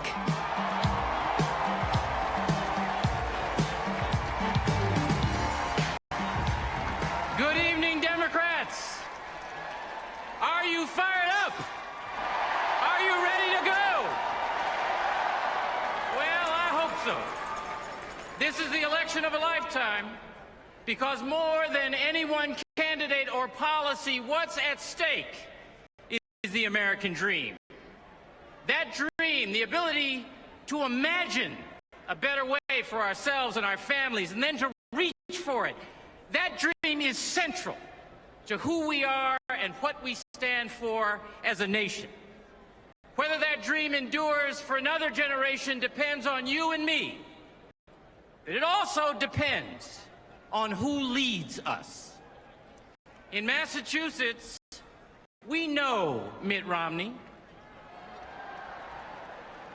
By the time he left office, Massachusetts was 47th in the nation in job creation during better economic times, and household income in our state was declining. He cut education deeper than anywhere else in America. Roads and bridges were crumbling, business taxes were up, and business confidence was down. Our clean energy potential was stalled, and we had a structural budget deficit. Mitt Romney talks a lot about all the things he's fixed. I can tell you, Massachusetts was not one of them.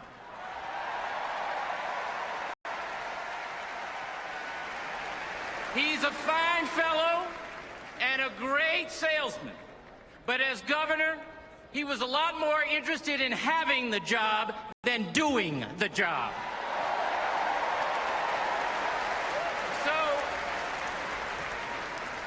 So when I came to office, we set out on a different course, investing in ourselves and our future. And today, Massachusetts leads the nation in economic competitiveness, student achievement, health care coverage, life sciences and biotech, energy efficiency, and veteran services. Today,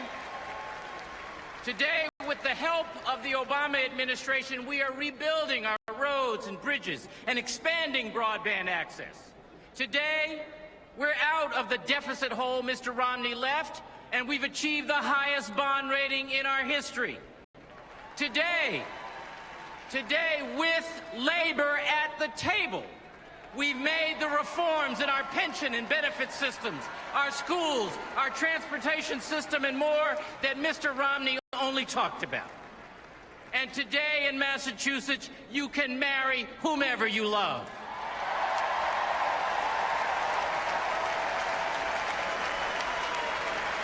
We still have much more to do, much more to do. But we are on a better track because we placed our faith not in trickle-down fantasies and divisive rhetoric, but in our values and our common sense. The same choice faces the nation today. All that Republicans are saying is that if we just shrink government, cut taxes, crush unions, and wait, all will be well. Never mind that those are the very policies that got us into recession to begin with. Never mind that not one of the governors who preached that gospel in Tampa last week has the results to show for it. But we Democrats, we owe America more than a strong argument for what we are against. We need to be just as strong about what it is we are for. The question is, what do we believe? Well, we believe in an economy that grows opportunity out to the middle class and the disenfranchised, not just up to the well-connected. We believe that freedom means keeping government out of our most private affairs, including out of a woman's decision whether to keep an unwanted pregnancy and everybody's decision about whom to marry. We believe that we owe the next generation a better country than we found, and that every American has a stake in that. We believe that in times like these, we should turn to each other, not on each other. And we believe that government has a role to play, not in solving every problem in everybody's life, but in helping people help themselves to the American dream. That's what Democrats believe. That's what Americans believe. And if we want to win elections in November and keep our country moving forward, if we want to earn the privilege to lead, my message is this: it's time for Democrats to grow a backbone and stand up for what we believe.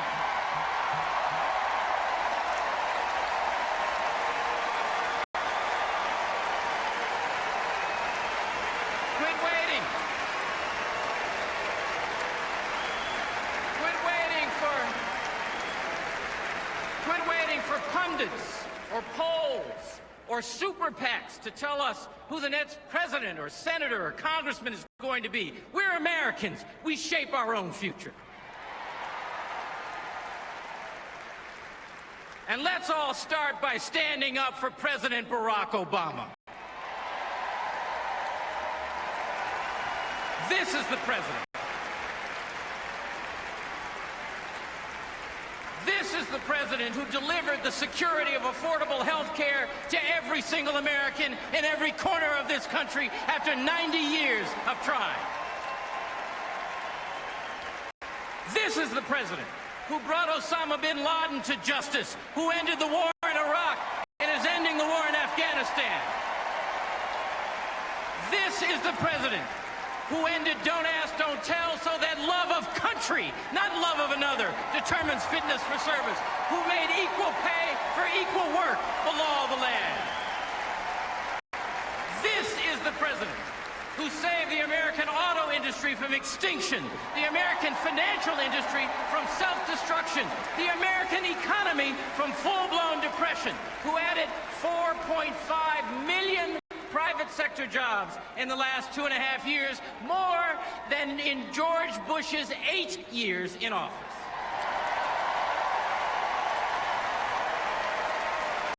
My friends, the list of accomplishments is long, impressive, and barely told. And even more impressive when you consider that congressional Republicans have made obstruction itself the centerpiece of their governing strategy. With a record like that and a vision that hopeful and powerful, I, for one, will not stand by and let him be bullied out of office, and neither should you.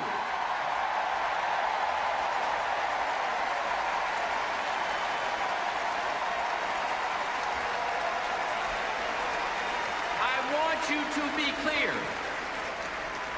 What's at stake is real. It's real. The Orchard Gardens Elementary School in Boston was in trouble. Its record was poor, its spirit was broken, and its reputation was a wreck. No matter how bad things were in other urban schools in the city, people would say, well, at least we're not Orchard Gardens. Today, thanks to a host of new tools, many enacted with the help of the Obama administration, Orchard Gardens is turning itself around. Teaching standards and accountabilities are higher. The school day is longer and filled with experiential learning, art, exercise, and music. The head of pediatric psychology from a local hospital comes to consult with faculty and parents on the toughest personal issues in students' home lives. Attendance is up, thanks to a mentoring initiative. In less than a year, Orchard Gardens went from one of the worst schools in the district to one of the best in the state. The whole school community is engaged and proud. So am I. At the end of my visit about 1.5 years ago, the first grade, led by a veteran teacher, gathered to recite Dr. King's I Have a Dream speech. And when I started to applaud, the teacher said, "Not yet, Governor." Then she began to ask those 6- and 7-year-olds questions. What, she asked, does creed mean? What does nullification mean? Where is Stone Mountain? And as the hands of those 6- and 7-year-olds shot up, I realized that she had taught the children not just to memorize that speech, but to understand it. See, today's Republicans and their nominee for president tell us that those first graders are on their own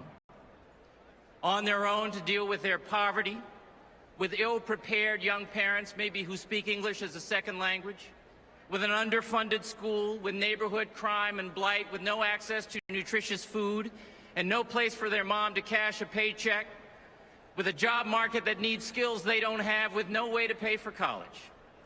But those Orchard Gardens kids should not be left on their own. Those children are America's children too, yours and mine. And among them are the future scientists and entrepreneurs, teachers, artists, engineers, laborers, and civic leaders we desperately need.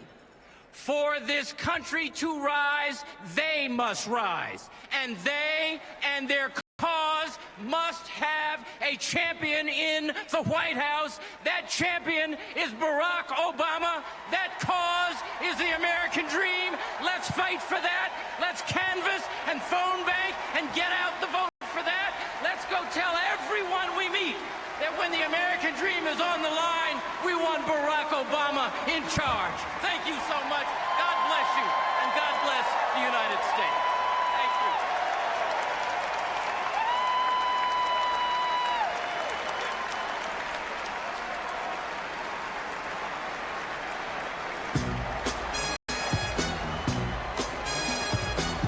Please welcome Maryland Governor Martin O'Malley.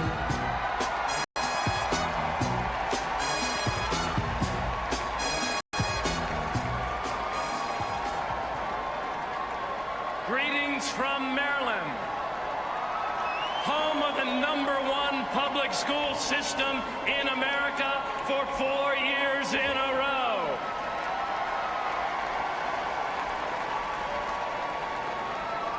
Since the first days of the American Revolution, Maryland has been called the Old Line State, and that's because of this true story of a group of soldiers called the Maryland Line. They were immigrants and native born, black and white, volunteers all. It is August 27th, 1776, 2 months since our Declaration of Independence. Outnumbered and surrounded, Washington's army is about to be crushed forever at Brooklyn Heights. The British are closing in. With America's future hanging in the balance, word is passed up and down the Maryland line. Fix bayonets. We're moving forward. And they do. Into the breach. They hold off the British just long enough for Washington's army to escape and fight another day. Today there is a plaque by the mass graves of those citizen soldiers, and it reads, "In honor of the Maryland 400, who on this battlefield saved the American Army." In times of adversity, you see, for our country, for the country we love, Maryland always chooses to move forward. We understand that progress is a choice. Job creation is a choice. Back, this too is a choice, and that is what this election is all about. Democratic governors, with the support of our president, are leading their states forward, putting job creation first, balancing budgets, protecting priorities, and making the tough decisions right now to create jobs and expand opportunity. Together with President Obama, we are moving America forward, not back. With 29 months in a row of private sector job growth, President Obama is moving America forward, not back. By making college more affordable for millions of middle-class families, President Obama is moving America forward, not back.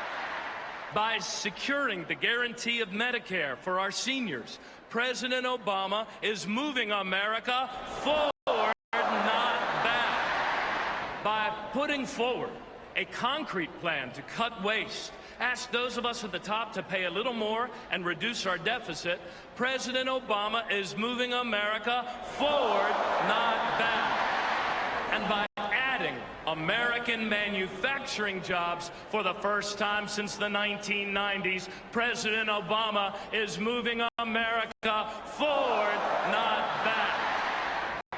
Facts are facts. No president since Franklin Delano Roosevelt in the Great Depression inherited a worse economy, bigger job losses, or deeper problems from his predecessor.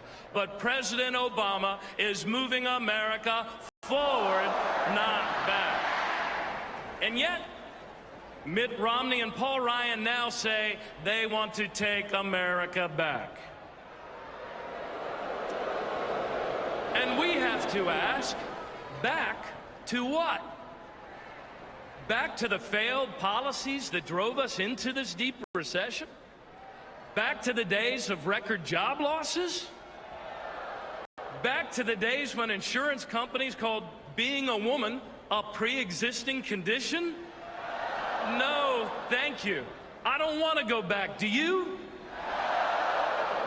Instead of a balanced, achievable plan to create jobs and reduce the deficit, Mitt Romney puts forward a plan that would cut taxes for millionaires while raising them on the middle class. Instead of improving public safety and public education like President Obama, Mitt Romney says we need less firefighters, teachers, and police. Instead of safeguarding our seniors, Romney and Ryan would end the guarantee of Medicare and replace it with a voucher in order to give bigger tax breaks to billionaires. Instead of investing in America, they hide their money in Swiss bank accounts and ship our jobs to China. Swiss bank accounts never built an American bridge. Swiss bank accounts never put cops on the streets or teachers in our classrooms. Swiss bank accounts never created American jobs. Governor Romney, just because you bank against the United States of America doesn't mean the rest of us are willing to sell her out. We are Americans. We must act like Americans. We must move forward, not back. My parents, Tom and Barbara O'Malley, like so many of yours, were part of that great generation that won the Second World War. Dad flew 33 missions over Japan in a B-24 Liberator. He was able to go to college only because of the GI Bill. Our parents taught us to love God, love our family, and love our country. Their own grandparents were immigrants. Their first language may not have been English, but the hopes and dreams they had for their children were purely American. You see, there is a powerful truth at the heart of the American dream. The stronger we make our country, the more she gives back to us, to our children and our grandchildren. Our parents and grandparents understood this truth deeply. They believed, as we do, that to create jobs, a modern economy requires modern investments, educating, innovating, and rebuilding for our children's future, building an economy to last from the middle class up, not from the billionaires down. Yes, we live in changing times. The question is, what type of change will we make of it? As we search for common ground and the way forward together, let's ask one another. Let's ask the leaders in the Republican Party, without any anger, meanness, or fear, how much less do you really think would be good for our country? How much less education would be good for our children? How many hungry American kids can we no longer afford to feed? Governor Romney, how many fewer college degrees would make us more competitive as a nation? The future we seek is not a future of less opportunity. It is a future of more opportunity for all Americans. Close your eyes. See the faces of your parents and your great-grandparents. They did not cross an ocean, settle a continent, do hard, back-breaking work so their children and grandchildren could live in a country of less. They came here because the United States of America is the greatest job-generating, opportunity-expanding country ever created by a free people in the history of civilization. And she still is. Let us not be the first generation of Americans to give our children a country of less. Let us return to the urgent work of creating more jobs, more security, and more opportunity for our people. And together, let us move forward, not back, by re-electing Barack Obama, President of the United States. God bless you all.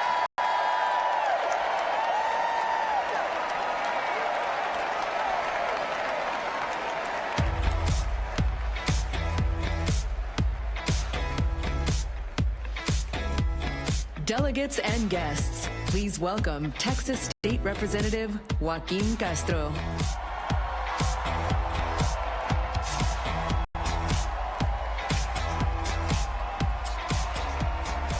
Thank you. Thank you. Tonight I have the honor of introducing you to our keynote speaker, my twin brother, San Antonio Mayor Julian Castro. As you can imagine, this is a very special moment for our family.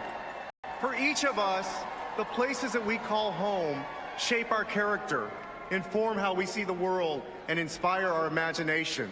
Julian is a proud Texan. For 18 years, we shared a small room and big dreams in our neighborhood on the west side of San Antonio. Our hometown is a beautiful place, a place of hardworking, humble folks who grind out a living by day and go home and say prayers of thanks to God at night. Since becoming mayor in 2009, Julian has worked tirelessly to pursue policies that honor the aspirations of the people he represents. I'm proud that my brother has achieved his dreams, but I'm even more proud of the work he's done to help others achieve theirs. Today, San Antonio is our nation's 7th largest city, a city on the rise that looks like America tomorrow. Julian's also a dedicated husband to his wife, Erica, a public school teacher, and a wonderful father to his 3-year-old daughter, Karina. So, it's with much love and pride that I present to you my best friend, my twin brother, San Antonio Mayor Julian Castro.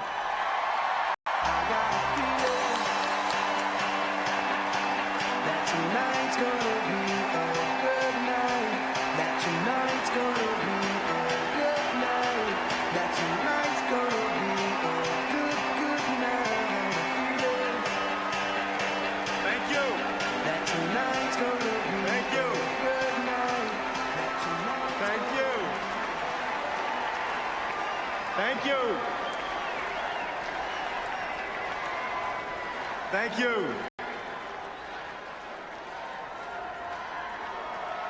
Thank you. My fellow Democrats, my fellow Americans, my fellow Texans, I stand before you tonight as a young American, a proud American, of a generation born as the Cold War receded, shaped by the tragedy of 9/11, connected by the digital revolution, and determined to re-elect the man who will make the 21st century another American century, President Barack Obama.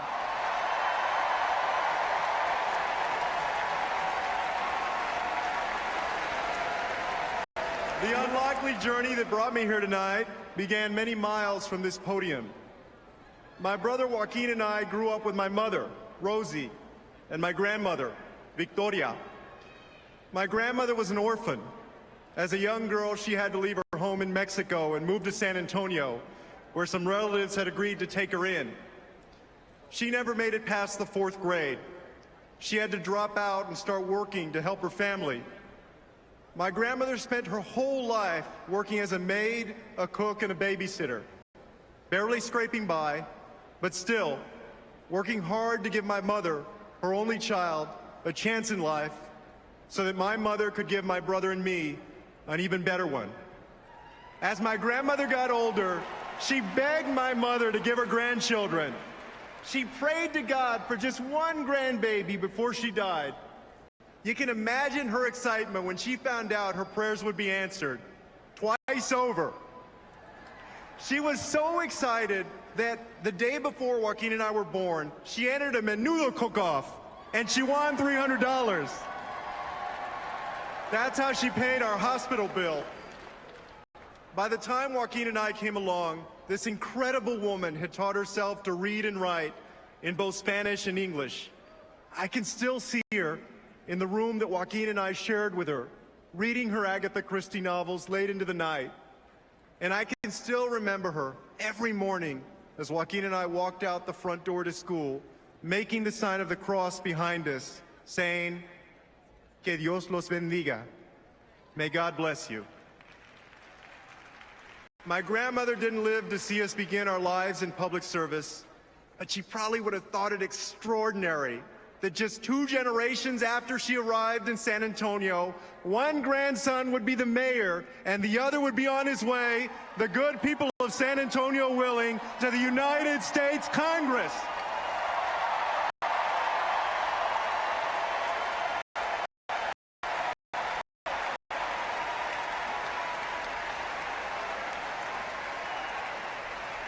My family's story isn't special.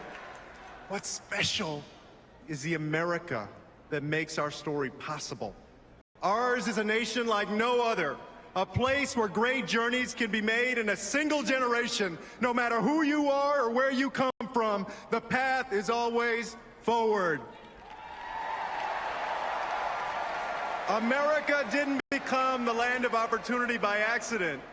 My grandmother's generation and generations before always saw beyond the horizons of their own lives and their own circumstances. They believed that opportunity created today would lead to prosperity tomorrow. That's the country they envisioned, and that's the country they helped build. The roads and bridges they built, the schools and universities they created, the rights they fought for and won, these opened the doors to a decent job, a secure retirement, the chance for your children to do better than you did. And that's the middle class, the engine of our economic growth. With hard work, everybody ought to be able to get there. And with hard work, everybody ought to be able to stay there and go beyond. The dream of raising a family in a place where hard work is rewarded is not unique to Americans. It's a human dream, one that calls across oceans and borders. The dream is universal, but America makes it possible, and our investment in opportunity makes it a reality.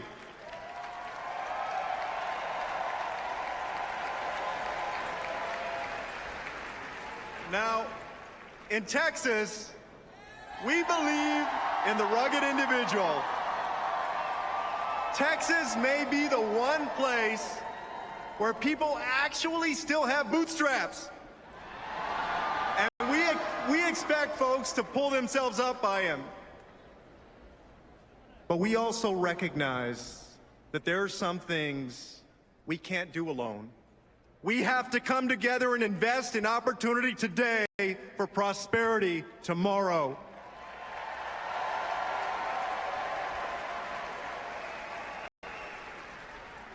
And it starts with education.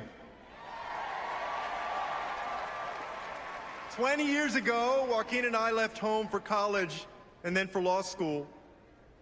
In those classrooms, we met some of the brightest folks in the world. But at the end of our days there, I couldn't help but to think back to my classmates at Thomas Jefferson High School in San Antonio.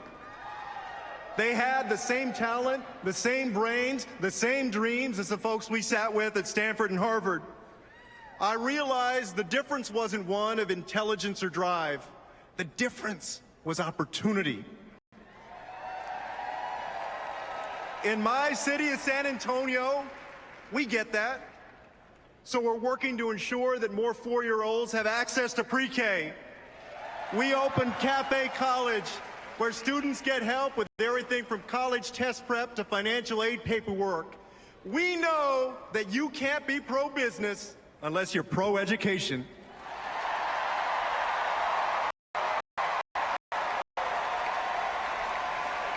We know that pre-K and student loans aren't charity. They're a smart investment in a workforce that can fill and create the jobs of tomorrow. We're investing in young minds today to be competitive in the global economy tomorrow. And it's paying off. Yes, it is. Last year, the Milken Institute ranked San Antonio as the nation's top performing local economy. And we're only getting started. Opportunity today, prosperity tomorrow.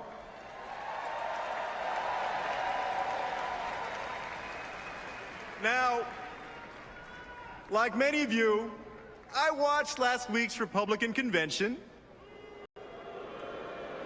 and they told a few stories of individual success. We all celebrate individual success, but the question is, how do we multiply that success? The answer is President Barack Obama.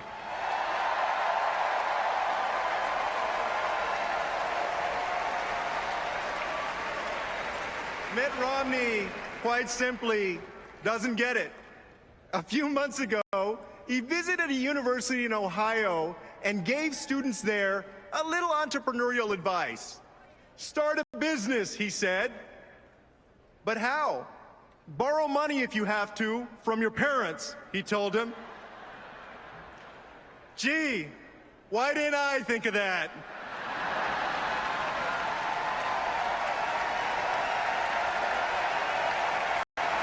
Some people are lucky enough to borrow money from their parents. But that shouldn't determine whether you can pursue your dreams. Not in America, not here, not in the 21st century. I don't think Governor Romney meant any harm. I think he's a good guy. He just has no idea how good he's had it. We know that in our free market economy, some will prosper more than others. What we don't accept is the idea that some folks won't even get a chance. And the thing is, Mitt Romney and the Republican Party are perfectly comfortable with that America. In fact, that's exactly what they're promising us. The Romney-Ryan budget doesn't just cut public education, cut Medicare, cut transportation, and cut job training. It doesn't just pummel the middle class, it dismantles it.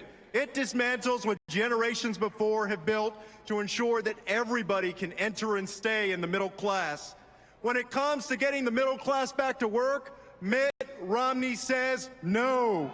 When it comes to respecting women's rights, Mitt Romney says no.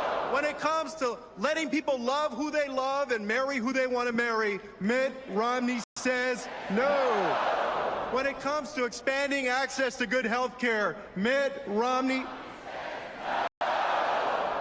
actually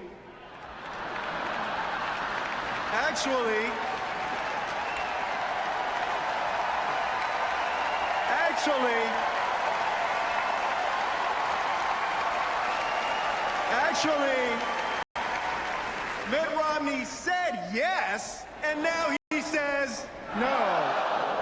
Governor Romney has undergone an extreme makeover, and it ain't pretty. So here's what we're going to say to Mitt Romney in November. We're going to say no. Of all the fictions we heard last week in Tampa, the one I find most troubling is this.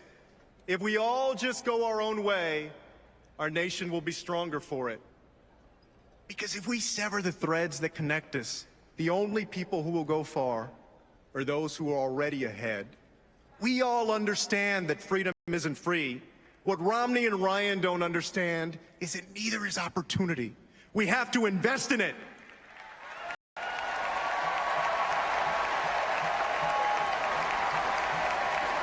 Republicans tell us that if the most prosperous among us do even better, that somehow the rest of us will too. Folks, we've heard that before. First they called it trickle down, then they called it supply side, now it's Romney-Ryan, or is it Ryan-Romney? Either way, their theory's been tested, it failed, our economy failed, the middle class paid the price, your family paid the price, Mitt Romney just doesn't get it.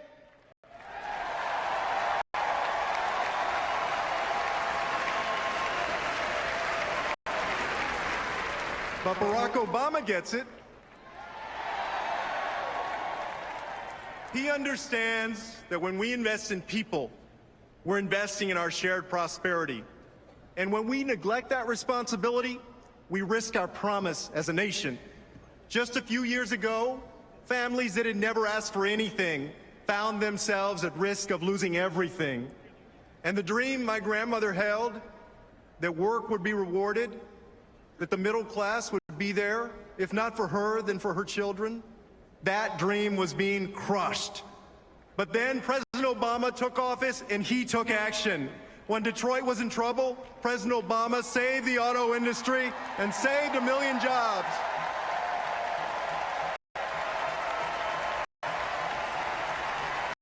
Seven presidents before him, Republicans and Democrats, tried to expand health care to all Americans. President Obama got it done. He made a historic investment to lift our nation's public schools and expanded Pell Grants so that more young people can afford college.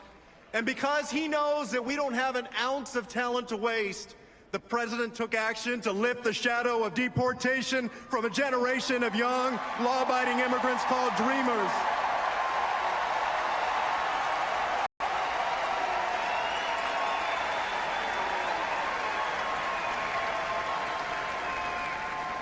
Now it's time for Congress to enshrine in law their right to pursue their dreams in the only place they've ever called home, America.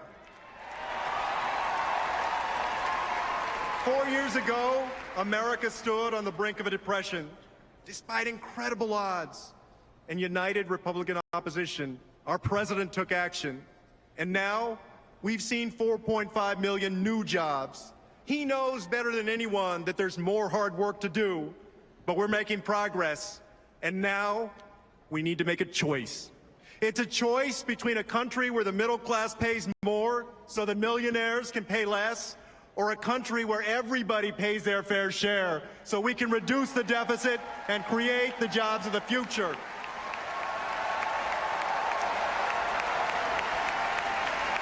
It's a choice between a nation that slashes funding for our schools and guts Pell Grants, or a nation that invests more in education.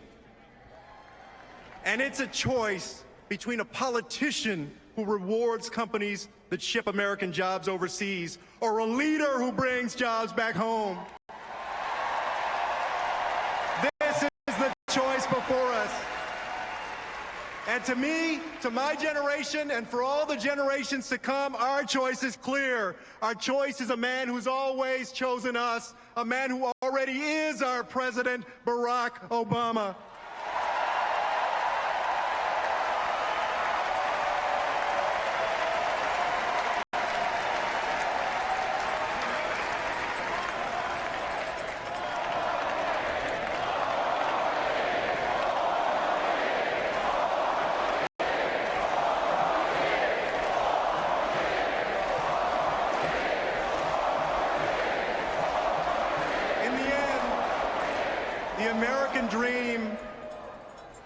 The American dream is not a sprint or even a marathon, but a relay. Our families don't always cross the finish line in the span of one generation, but each generation passes on to the next the fruits of their labor. My grandmother never owned a house. She cleaned other people's houses so she could afford to rent her own.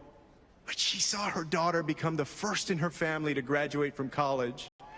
And my mother fought hard for civil rights so that instead of a mop, I could hold this microphone.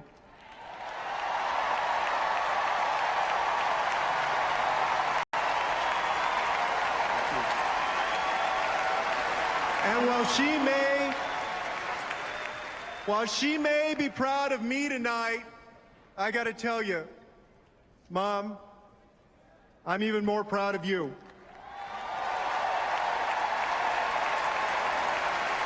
Thank you.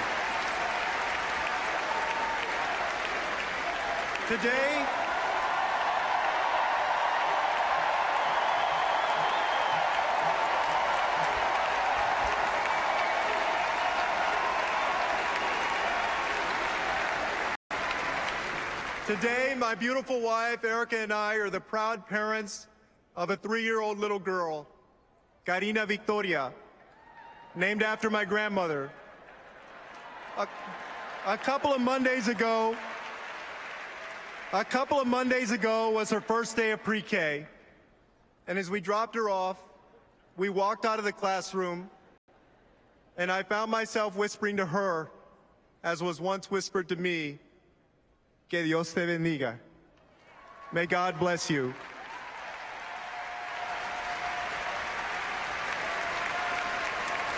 She's still young, and her dreams are far off yet, but I hope she'll reach him. As a dad, I'm going to do my part, and I know she'll do hers. But our responsibility as a nation is to come together and do our part as one community, one United States of America, to ensure opportunity for all of our children. The days we live in are not easy ones, but we have seen days like this before, and America prevailed. With the wisdom of our founders and the values of our families, America prevailed. With each generation going further than the last, America prevailed. And with the opportunity we build today for a shared prosperity tomorrow, America will prevail. It begins with re-electing Barack Obama. It begins with you. It begins now. Que Dios los bendiga. May God bless you, and may God bless the United States of America. Thank you. Thank you. Thank you.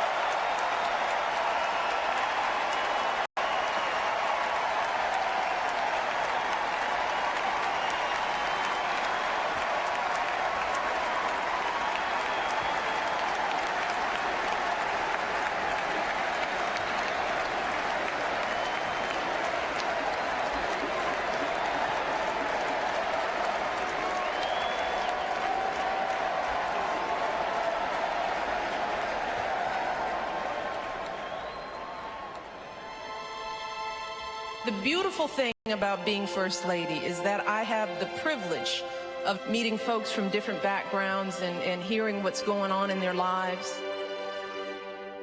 Know that when our men and women in uniform are called to serve, their families serve right alongside them. We are trying to end the epidemic of childhood obesity in a generation. When the world is swirling around you and you're faced with tough challenges, if your family is good, you're good. If any family in this country struggles, then we cannot be fully content with our own family's good fortune, because that is not what we do in this country. That is not who we are. That is not who we are.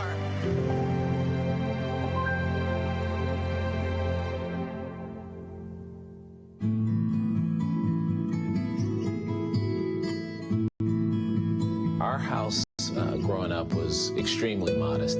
I remember our bedroom being formerly the living room that my parents had divided using paneling. It basically carved the room out into two small rooms that were small enough for a twin bedroom and a desk. A special treat was that we could sleep out on the back porch when things got hot. As far as where we lived, that just wasn't an issue. I was raised to have fun where we were with what we had, and it seemed like it was okay. Neither one of our parents went to college, but with a lot of love, a lot of caring, we were afforded an opportunity to go to college. We didn't say, you should be a lawyer or you should be a school teacher. It was, you should get an education.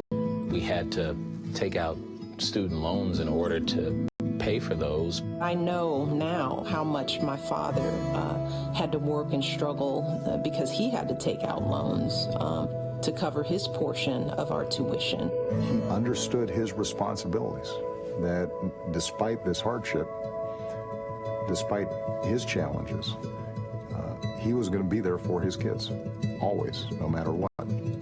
My husband did not feel like MS was a battle. He would bounce out of bed and almost sing his way out of the door to work on crutches. And that would sort of wake me up. And I'm sure that did the same thing for the kids. We did a lot of laughing in our household, and all of that happened in those few little rooms.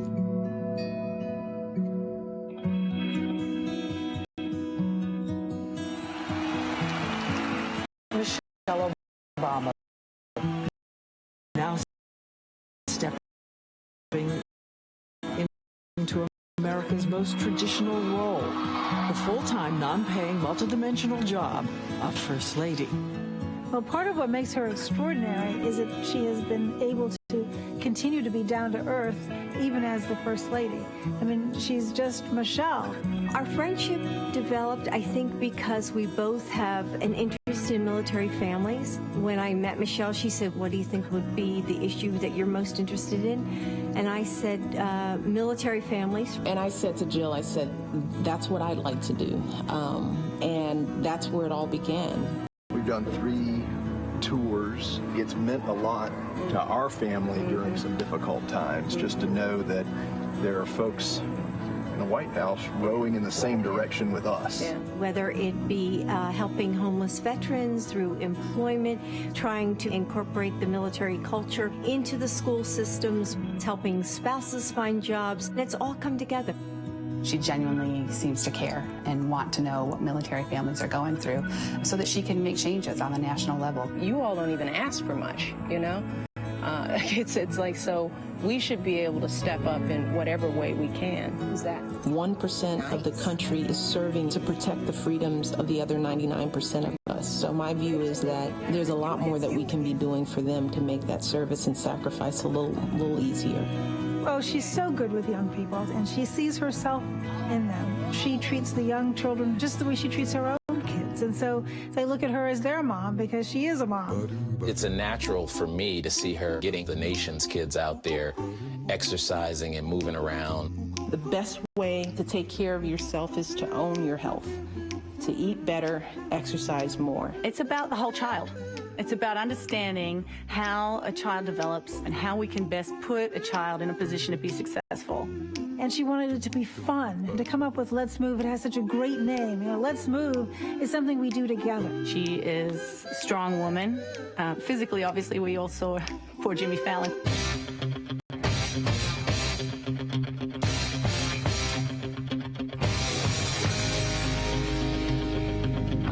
If you could do more push-ups than I could do. And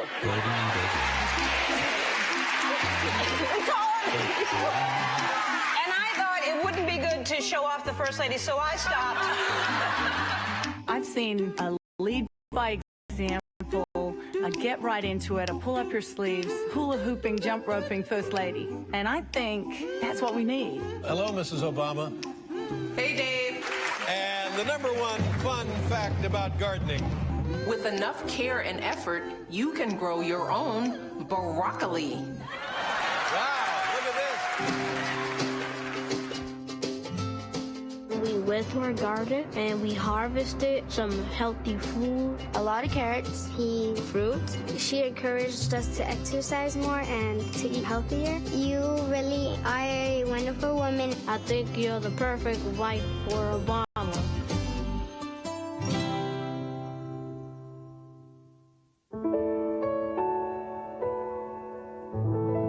Barack Obama, and this is my wife, Michelle. Hey,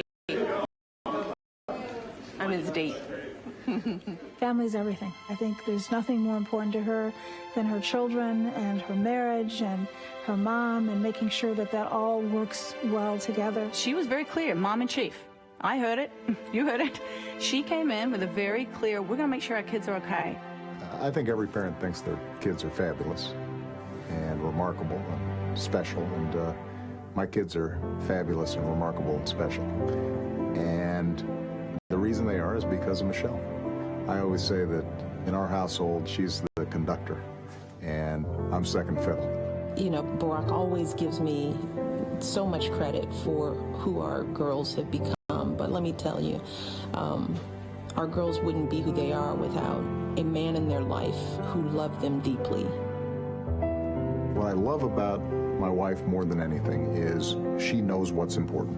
And she knows that the best and most important legacy of anybody's life is making sure that your kids turn out all right. They have good values. They're kind. They're caring. And what's very gratifying to me is that I know the girls at this point are going to be fine because they've got the best mom in the world.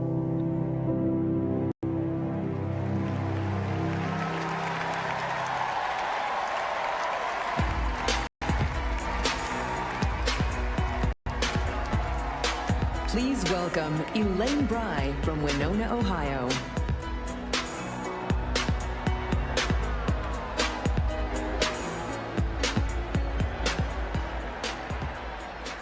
Wow. What's a mom like me doing in a place like this? I'm not even a political person, but what I am is a military mom.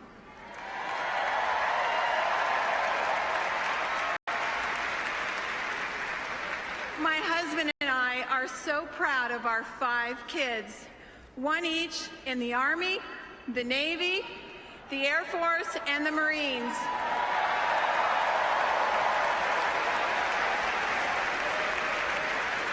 Our youngest is still in high school, and yes, we are hoping he will join the Coast Guard. They are a mom's most precious treasures. And I don't know when I'm going to get them together again, because one of them is always deploying. But because of Dr. Biden and the First Lady, our lives are a little bit easier. Along with President Obama, they have made helping military families a top priority. They've brought together the American people, including thousands of businesses, to become part of a nationwide support network. It is honor and respect in action, and it warms this mother's heart.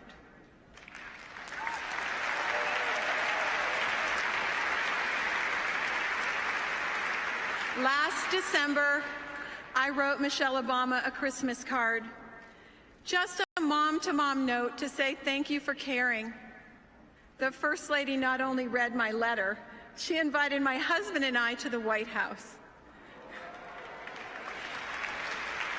It was an amazing experience, but what's even more amazing is knowing that our Commander-in-Chief and First Lady are thinking about families like mine every single day. So, like I said, I'm not a political person, but I'm a mom. And if someone is there for my family and families like mine, then I'll be there for them.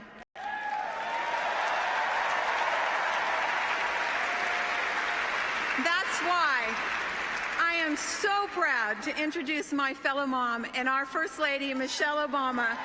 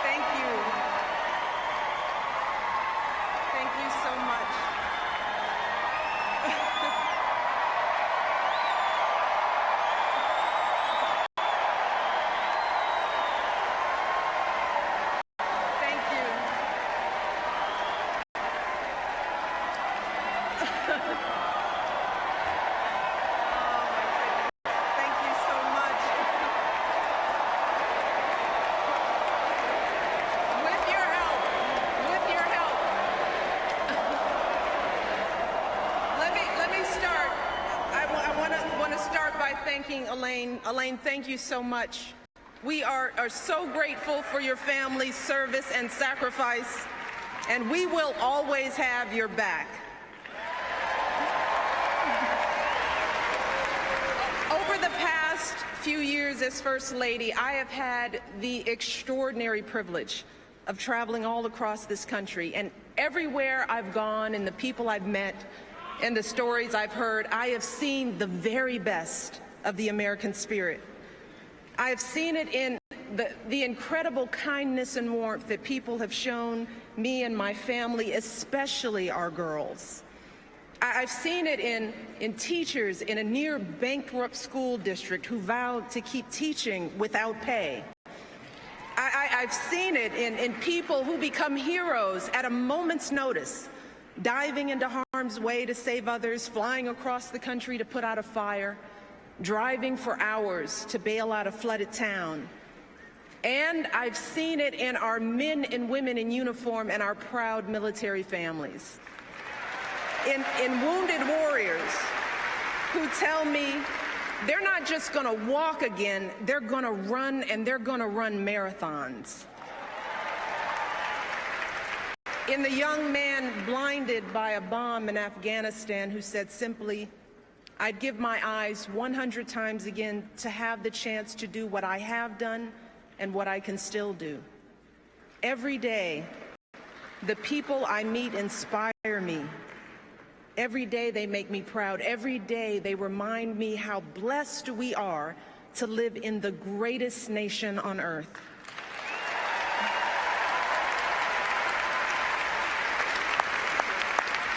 Serving as your First Lady is an honor and a privilege. But back when we first came together 4 years ago, I still had some concerns about this journey we'd begun. While I believed deeply in my husband's vision for this country, and I was certain he would make an extraordinary president, like any mother, I was worried about what it would mean for our girls if he got that chance. Now, how will we keep them grounded under the glare of the national spotlight? How would they feel being uprooted from their school, their friends, and the only home they'd ever known? See, our life before moving to Washington was filled with simple joys. Saturdays at soccer games, Sundays at grandma's house, and a date night for Barack and me was either dinner or movie, because as an exhausted mom, I couldn't stay awake for both. And the truth is, I loved the life we had built for our girls, and I deeply loved the man I had built that life with, and I didn't want that to change if he became president. I loved Barack just the way he was. You see, even back then, when Barack was a senator and a presidential candidate, to me, he was still the guy who picked me up for our dates in a car that was so rusted out. I could actually see the pavement going by in a hole in the passenger side door. He was the guy whose proudest possession was a coffee table he found in a dumpster. And whose only pair of decent shoes was a half size too small. But see, when Barack started telling me about his family, see, now that's when I knew I had found a kindred spirit, someone whose values and upbringing were so much like mine. You see, Barack and I were both raised by families who didn't have much in the way of money or material possessions, but who had given us something far more valuable: their unconditional love, their unflinching sacrifice, and the chance to go places they had never imagined for themselves. My father was a pump operator at the city water plant, and he was diagnosed with multiple sclerosis when my brother and I were young. And even as a kid, were plenty of days when he was in pain. And I knew there were plenty of mornings when it was a struggle for him to simply get out of bed. But every morning, I watched my father wake up with a smile, grab his walker, prop himself up against the bathroom sink, and slowly shave and button his uniform. And when he returned home after a long day's work, my brother and I would stand at the top of the stairs of our little apartment, patiently waiting to greet him, watching as he reached down to lift one leg and then the other, just slowly climb his way into our arms. But despite these challenges, my dad hardly ever missed a day of work. He and my mom were determined to give me and my brother the kind of education they could only dream of.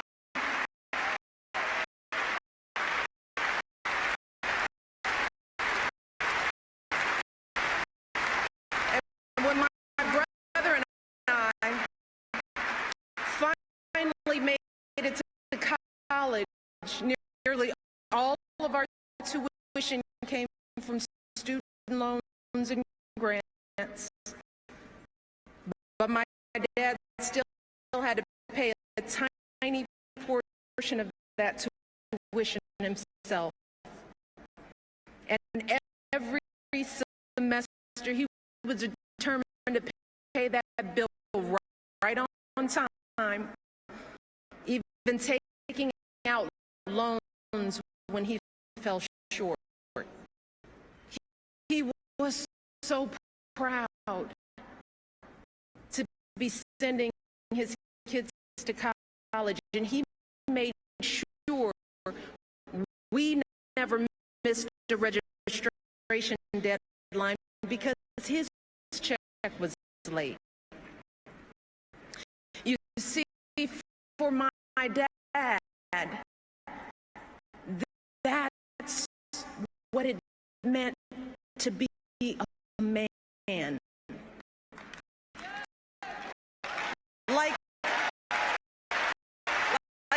so many of us.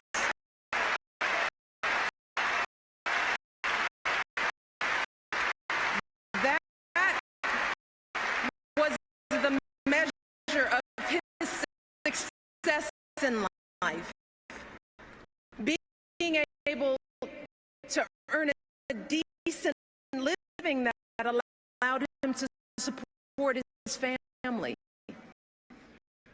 And as I got to know Barack, I realized that even though he had grown up all the way across the country, he'd been brought up just like me. Barack was raised by a single mom who struggled to pay the bills and by grandparents who stepped in when she needed help. Barack's grandmother started out as a secretary at a community bank, and she moved quickly up the ranks. But like so many women, she hit a glass ceiling. And for years, men no more qualified than she was, men she had actually trained were promoted up the ladder ahead of her, earning more and more money while Barack's family continued to scrape by. But day after day, she kept on waking up at dawn to catch the bus, arriving at work before anyone else, giving her best without complaint or regret. And she would often tell Barack, so long as you kids do well there, that's all that really matters. Like so many American families, our families weren't asking for much. They didn't begrudge anyone else's success or care that others had much more than they did. In fact, they admired it. They simply believed in that fundamental American promise that even if you don't start out with much, if you work hard and do what you're supposed to do, you should be able to build a decent life for yourself and an even better life for your kids and grandkids. That's how they raised us.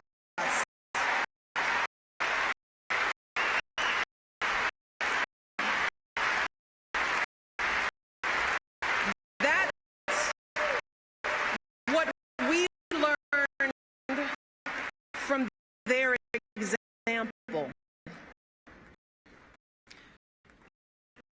We learned about dignity and decency, that how hard you work matters more than how much you make, that helping others means more than just getting ahead yourself.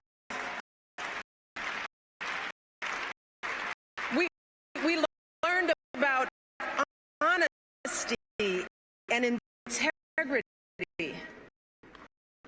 that the truth matters, that you don't take shortcuts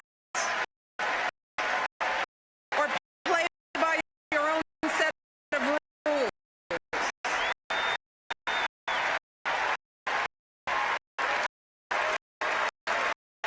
And success doesn't count unless you earn it fair and square. We learned about gratitude and humility, that so many people had a hand in our success, from the teachers who inspired us to the janitors who kept our school clean. And we were taught to value everyone's contribution and treat everyone with respect.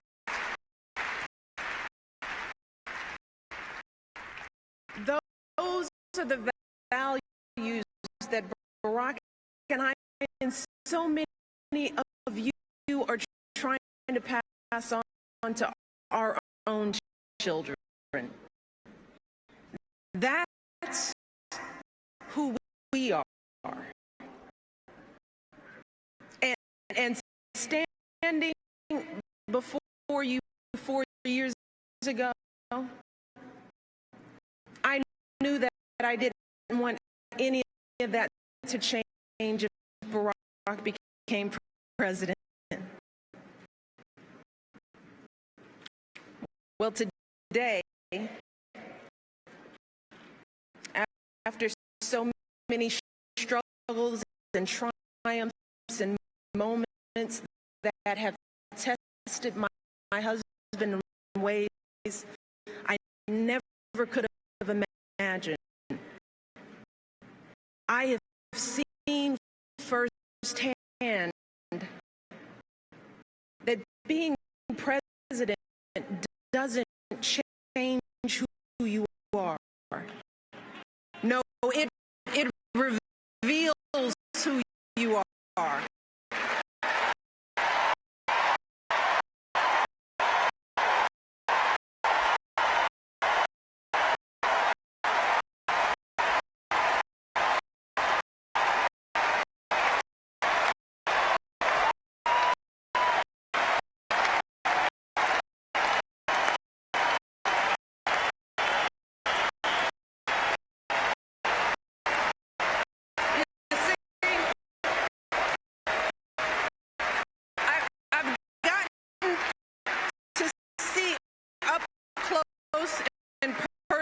What being president really looks like.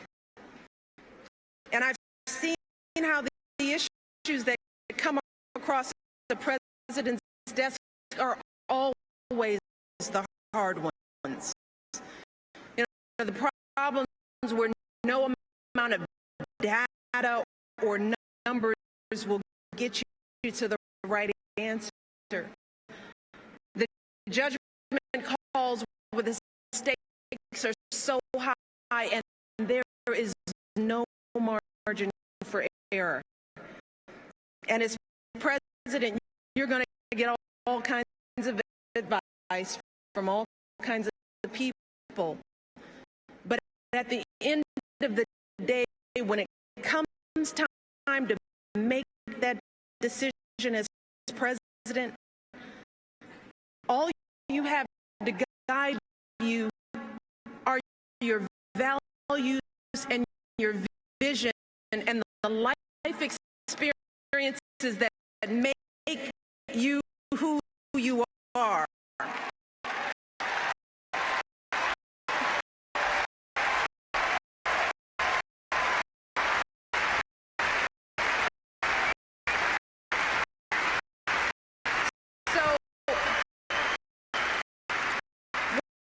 When it comes to rebuilding our economy, Barack is thinking about folks like my dad and like his grandmother. He's thinking about the pride that comes from a hard day's work. That's why he signed the Lilly Ledbetter Fair Pay Act to help women get equal pay for equal work.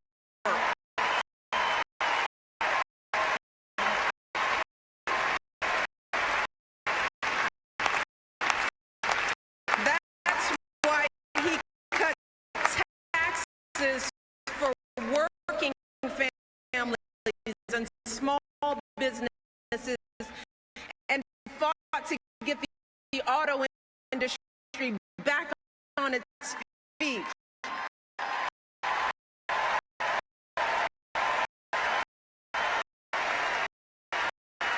That's how he brought our economy from the brink of collapse to creating jobs again.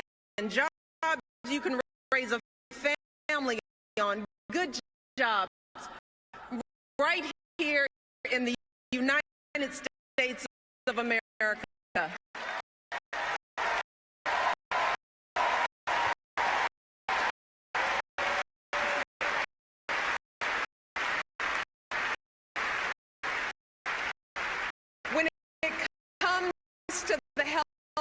our families, Barack refused to listen to all those folks who told him to leave health reform for another day, another president.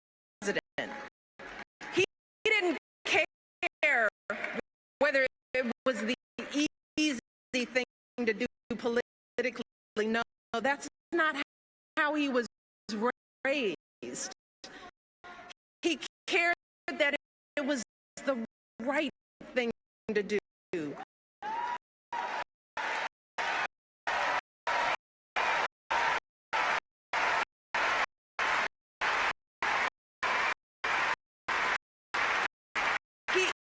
did it because he believes that here in America, our grandparents should be able to afford their medicine.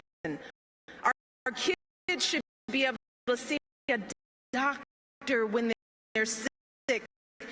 And no one in this country should ever go broke because of an accident or an illness.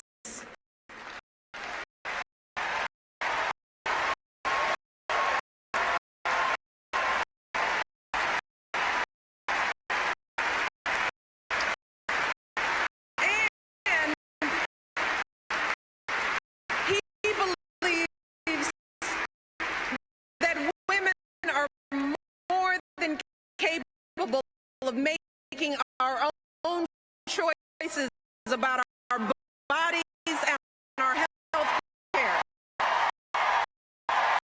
That's what my husband stands for.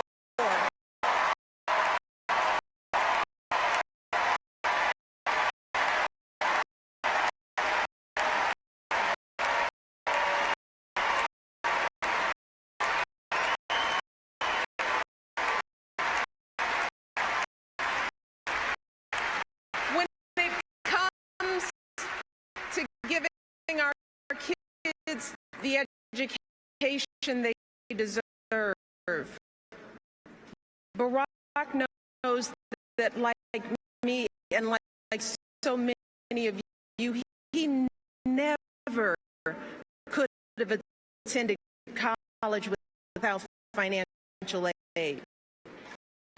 And believe it or not, when we were first married, our combined monthly student loan bill was actually higher than our mortgage. Yeah, we were so young, so in love, and so in debt.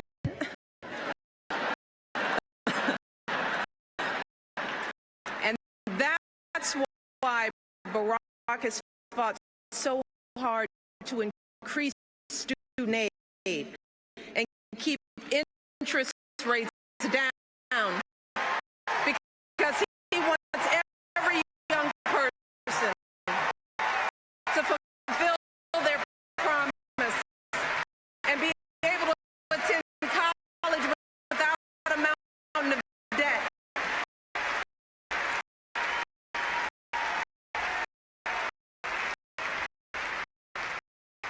So in the end, for Barack, these issues aren't political. They're personal.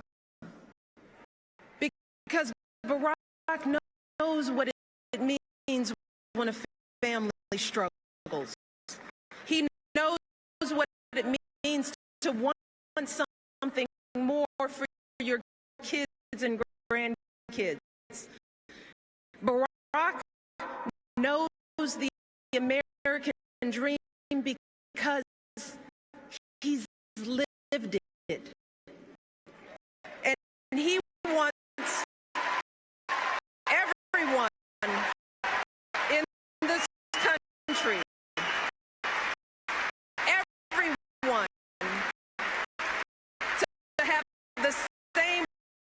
opportunity, no matter who we are or where we're from or what we look like or who we love.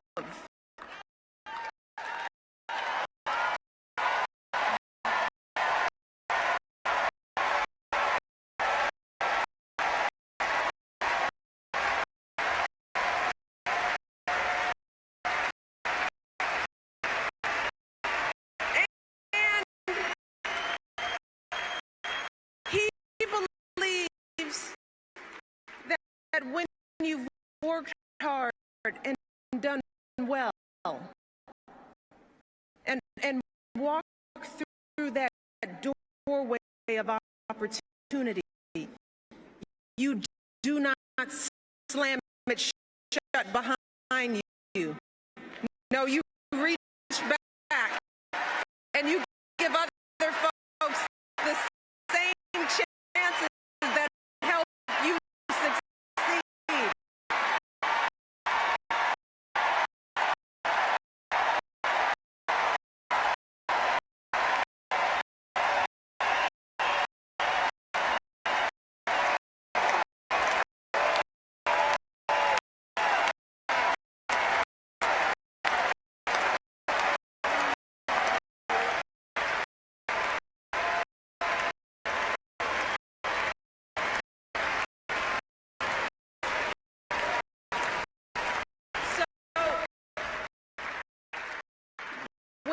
When people ask me whether being in the White House has changed my husband, I can honestly say that when it comes to his character and his convictions and his heart, Barack Obama is still the same man I fell in love with all those years ago. Yeah.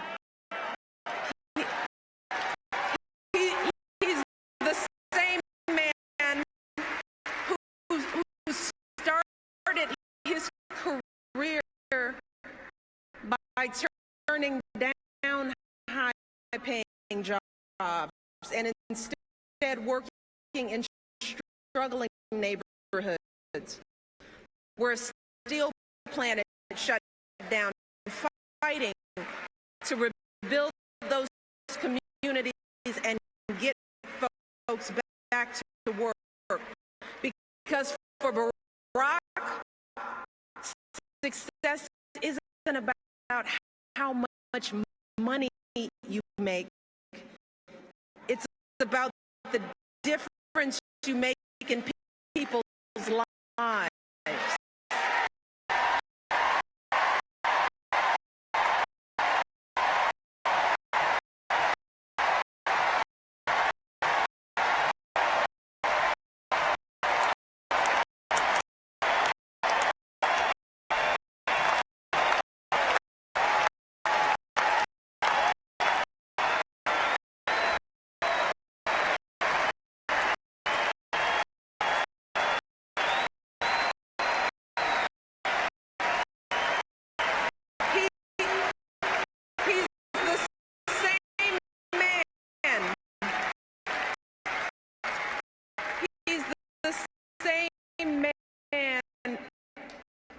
When our girls were first born, would anxiously check their cribs every few minutes to ensure that they were still breathing.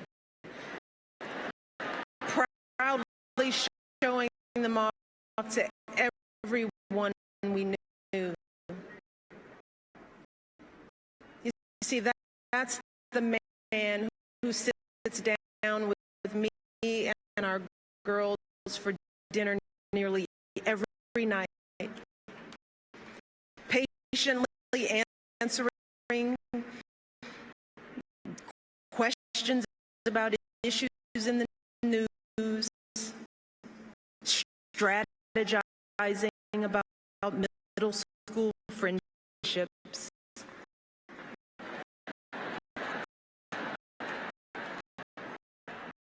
That's the man I see in those quiet moments late at night, hunched over his desk, poring over the letters people have sent him. The letter from the father struggling to pay his bills, from the woman dying of cancer whose insurance company won't cover her care, from the young people with so much promise but so few opportunities. And I see the concern in his eyes. And I hear the determination in his voice as he tells me, "You won't believe what these folks are going through, Michelle. It's not right. We've got to keep working to fix this. We've got so much more to do."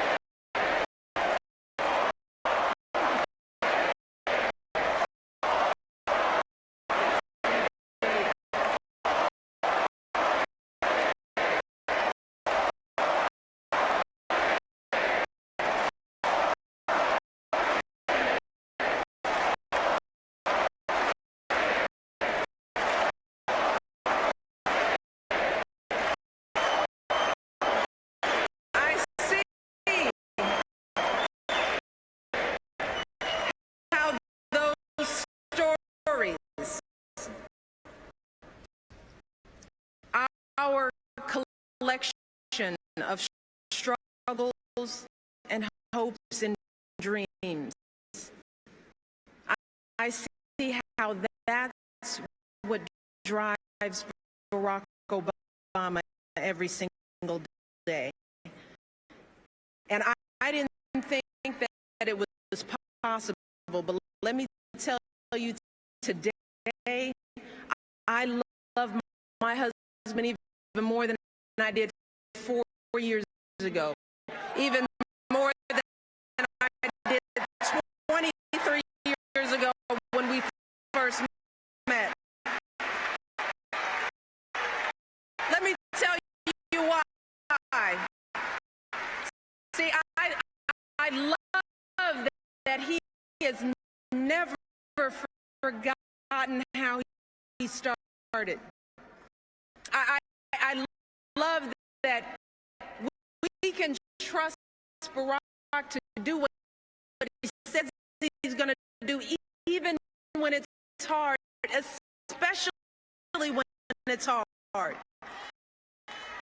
Yeah, I love that for Barack, there is no such thing as us and them.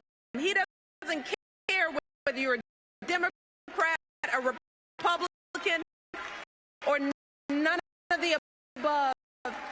He knows that we all love our country. And he is always ready to listen to good ideas. He's always looking for the very best in everyone he meets. And I love that even in the toughest moments, when we're all sweating it, when we're worried that the bill won't pass and it seems like all is lost. See, Barack never lets himself get distracted by the chatter and the noise. No. Just like his grandmother, he just keeps getting up and moving forward with patience and wisdom and courage and grace.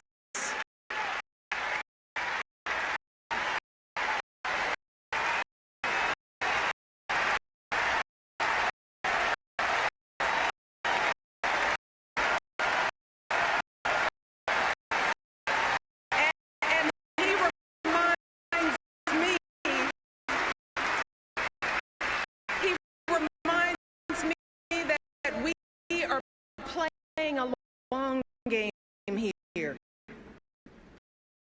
and that change is hard,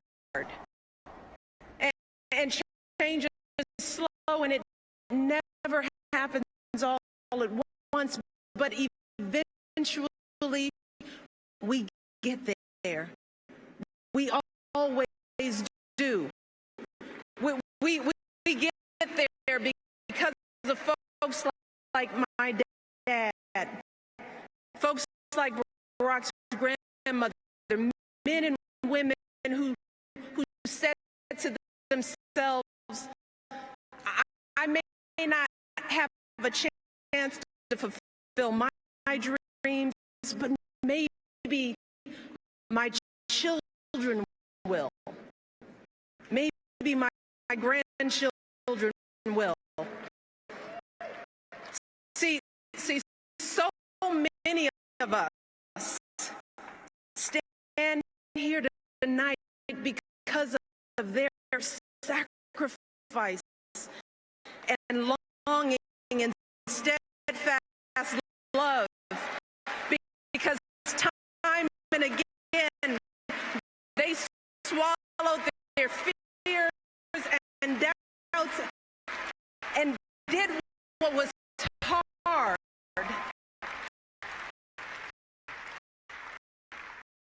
So today, when the challenges we face start to seem overwhelming or even impossible, let us never forget that doing the impossible is the history of this nation. It is who we are as Americans.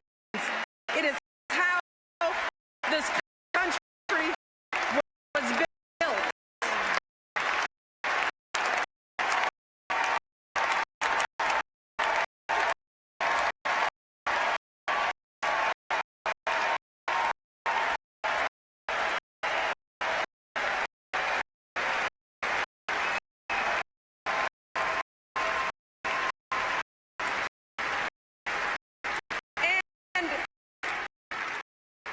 And if our parents and grandparents could toil and struggle for us, you know, if they could raise beams of steel to the sky, send a man to the moon, connect the world with the touch of a button,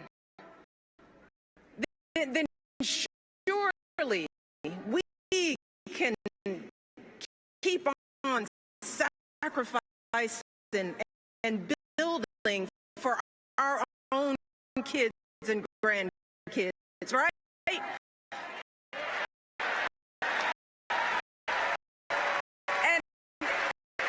And if so many brave men and women could wear our country's uniform and sacrifice their lives for our most fundamental rights, then surely we can do our part as citizens of this great democracy to exercise those rights.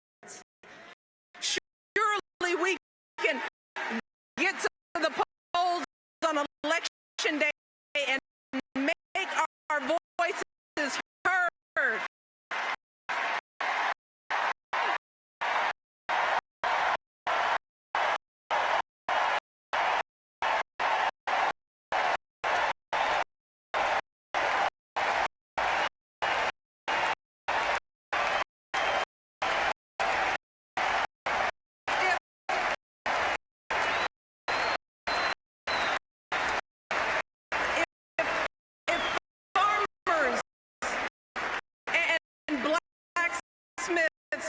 Could win independence from an empire.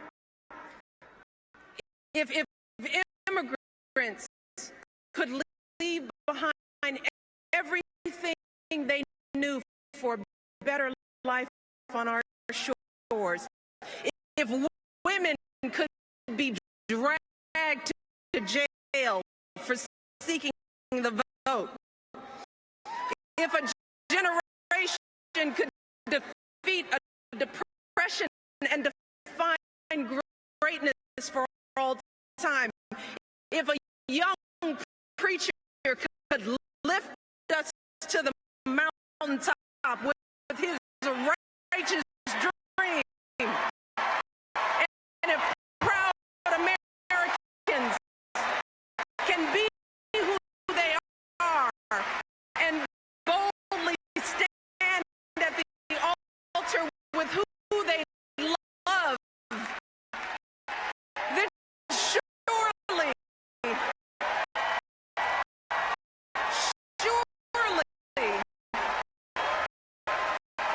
we can give everyone in this country a fair chance at that great American dream.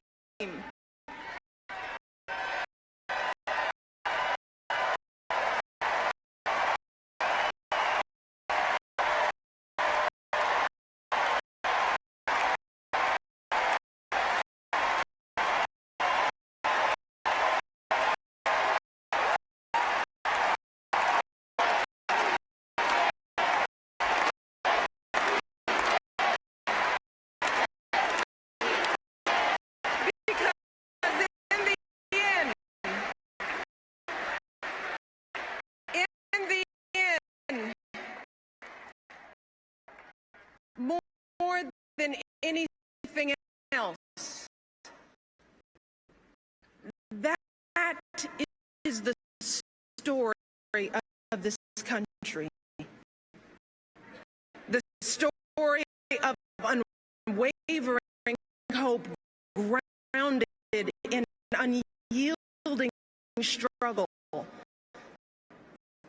That is what has made my story and Barack's story and so many other American stories possible.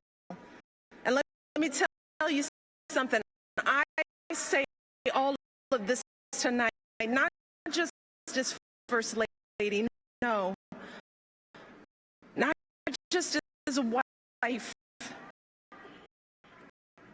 You see, at the end of the day, my most important title is still Mom in Chief.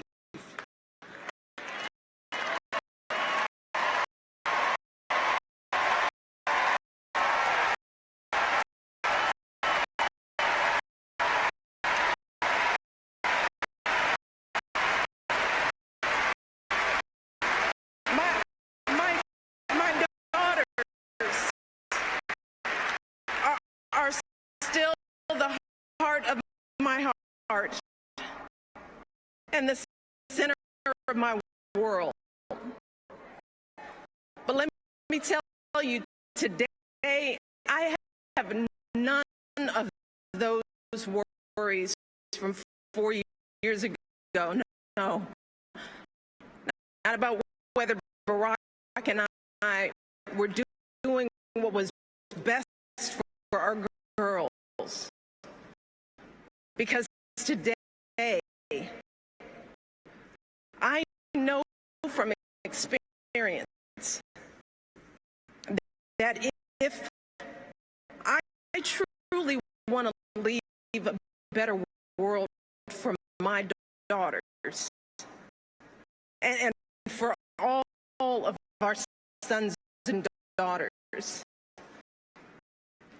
if we want to give all of our children a foundation for their dreams and opportunities worthy of their promise, if we want to give them that sense of limitless possibility, that belief that here in America there is always something better out there if you're willing to work for it, then we must work like never before.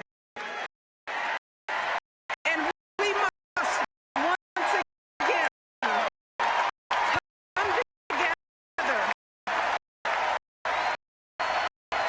and stand together for the man we can trust to keep moving this great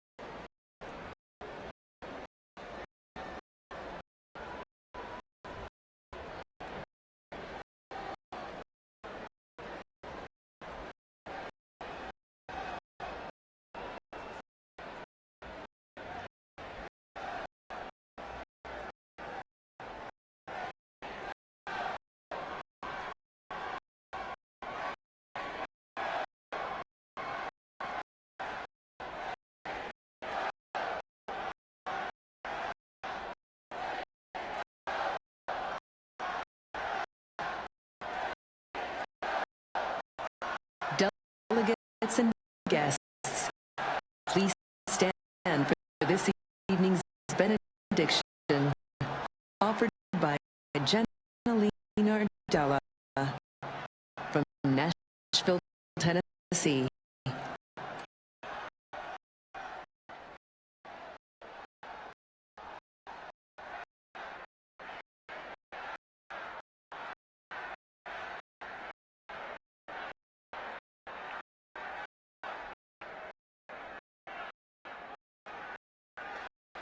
As a young woman of faith and a leader, I am humbled to follow the First Lady, whom we all admire.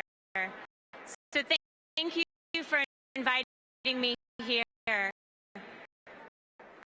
As we close this day, let us quiet our hearts in prayer.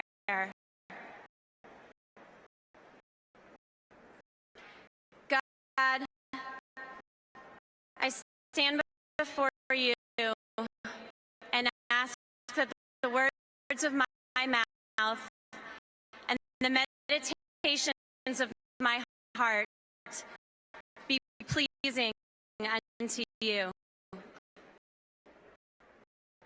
I pray for our President, Barack Obama. May he know your presence, oh God, as he continues to serve as a leader of this nation, as a husband to Michelle, and as a father to his daughters. Help him to seek justice, love mercy, and walk humbly with